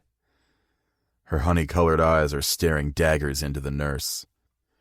I know Verona is too nice to say anything to deter the nurse, who is just doing her job, but the jealous little green-eyed monster that is my wife right now is amusing to watch, to say the least. I don't think I've ever seen her jealous before. And despite my injuries, it's turning me the fuck on. Before the nurse can go any further down my stomach and discover my growing hard-on, I quickly tell her, "That's enough. I think my wife can manage the rest." The young brunette nods and quickly leaves the room. It's been a couple of days since we arrived back home. Unfortunately, I haven't recuperated from my wounds as fast as I would have liked. Maybe I'm getting too old for this shit. My eyes meet Verona's as she crosses the room, still fuming. A smirk forms on my lips as I watch her angrily pick up the sponge, wet it, twist it to get rid of the excess soap and water, and gently run it over my lower stomach. "I've never seen you jealous before," I tell her. The shock on her face makes me chuckle. She didn't think I would figure out her internal thoughts. But I can read Verona like a book now. She's not just my wife. She's my soulmate, my other half. I watch her carefully as I say, "You know, in Greek mythology, humans were originally created with 4 legs, 4 arms, and a head with 2 faces." Verona stares at me for a second before cocking her head. I've clearly confused her. She quickly presses the back of her hand to my forehead, checking me for a fever. Chuckling, I take her hand and bring it to my lips to gently kiss her vanilla and honey-scented skin. With a strike of his lightning bolt, Zeus split them into 2 separate beings, condemning them to spend the rest of their lives searching for their other halves, their soulmates. Verona is barely breathing, hanging on to my every word at this point. "I've found mine. I found you," I tell her softly before kissing her hand again. Tears fill her eyes. I'm not sure if my words have affected her that much or if it's the pregnancy hormones.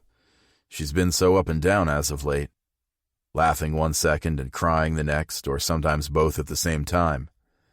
But I wouldn't trade it for anything in the world. I've never been so fucking happy in my entire life. "I love you, Verona." "I love you too," she whispers before leaning in for a kiss. Wrapping my good hand around the nape of her neck, I pull her in, my mouth claiming her. God, it feels like forever since I've been inside of her. My cock grows painfully hard under the blanket, and when she accidentally brushes against it with her elbow, I let out a hissing sound. "I'm sorry, did I hurt you?" she asks, pulling back quickly. "No," I tell her with a shake of my head. And then I pull down the blanket, allowing my cock to bob free. Verona's eyes widen as she stares down at my arousal. "Luca, we can't. You're hurt." Her protests are weak to my ears. "I need you, Verona, please. I need to be inside of you." I pat the bed beside me. She hesitates, but eventually climbs onto the edge on her knees. Her short dress rides up her creamy thighs as she positions her knees on either side of my hips. "Touch yourself for me, honey," I tell her, Moving her thong to the side, I watch in awe as Verona strokes her clit with her fingertips, biting back a moan. She looks like a sexy goddess, and I am completely entranced. When she begins to get close, I stop her. "Enough," I rumble. With my good hand, I grip my cock and stroke it through her wetness. Every time I run it over that little bundle of nerves, she cries out, making my cock impossibly harder. It's practically weeping for her, pre-cum dripping over the crown, before I beg her to ride me. Lining my cock up with her entrance, Verona slowly sinks down on my cock, taking every single inch of me until she's fully seated. A growl erupts from the back of my throat. Fuck, she feels like heaven every damn time. Slowly, she impales herself over and over again on my hard length, taking her time and driving me up the goddamn wall. I watch my cock disappear into her sweet pussy so many times I lose count. I'm mesmerized by the sight, and all I can do is moan in pleasure as she sinks down on me again and again. Verona falls apart on my cock as she has a powerful orgasm that makes her entire body shudder. She desperately tries to continue to ride me, losing her rhythm as she cries out.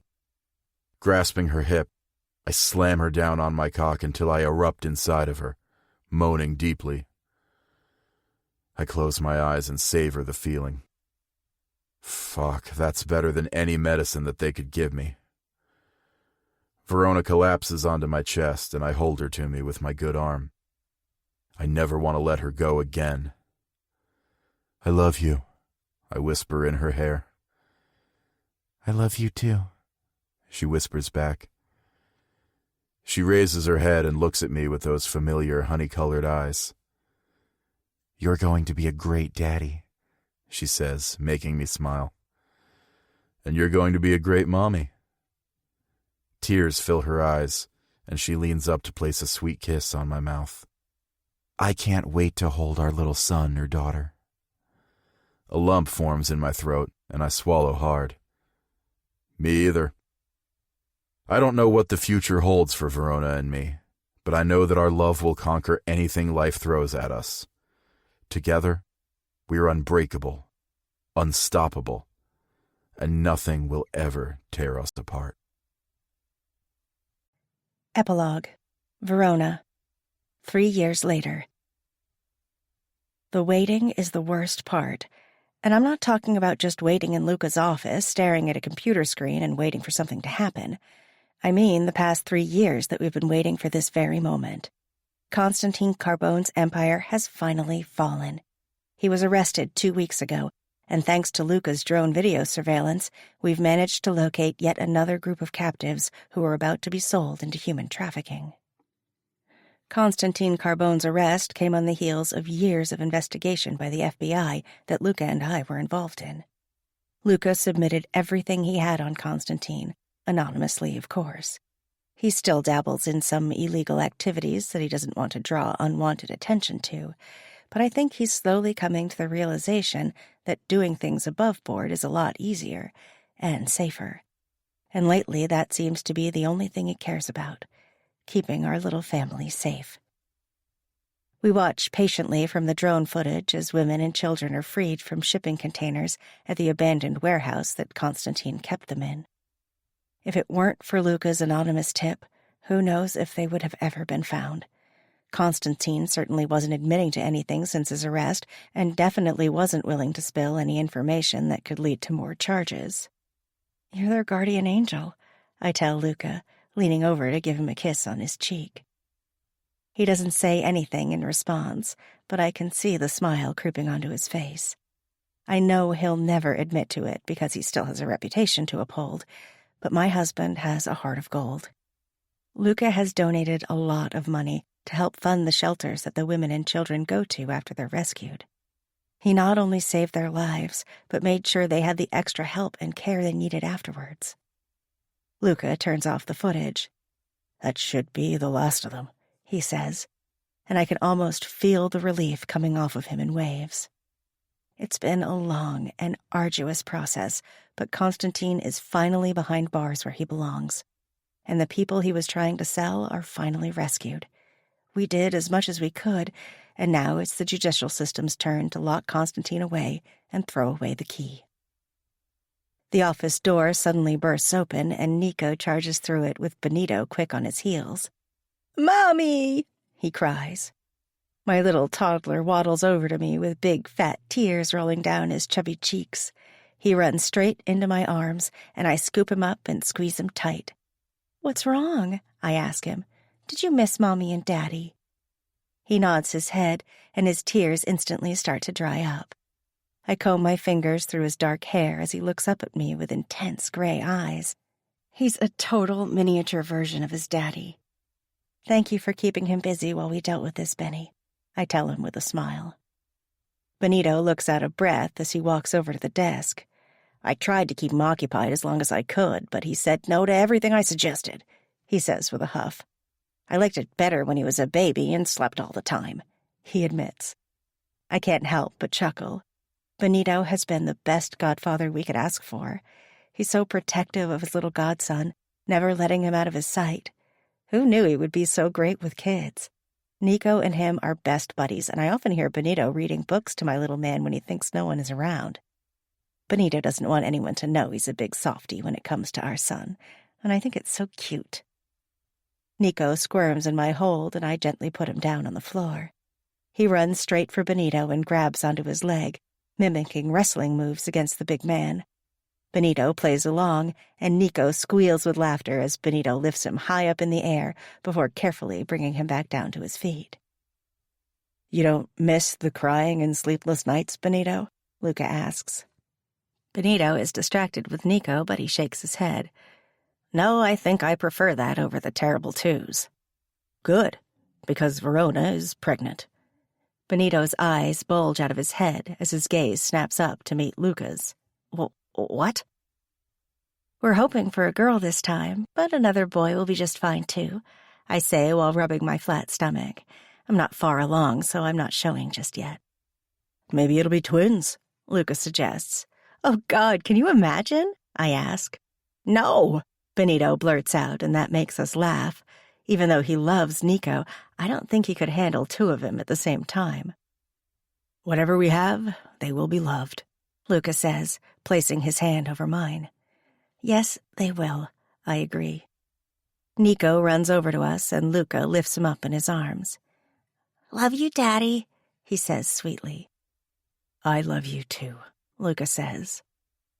I like to think that Nico and I together have taught Luca that loving someone is the easy part. It's getting their love in return that's hard. But Luca never has to worry about us not loving him back. We love him unconditionally, and I know he loves us just the same.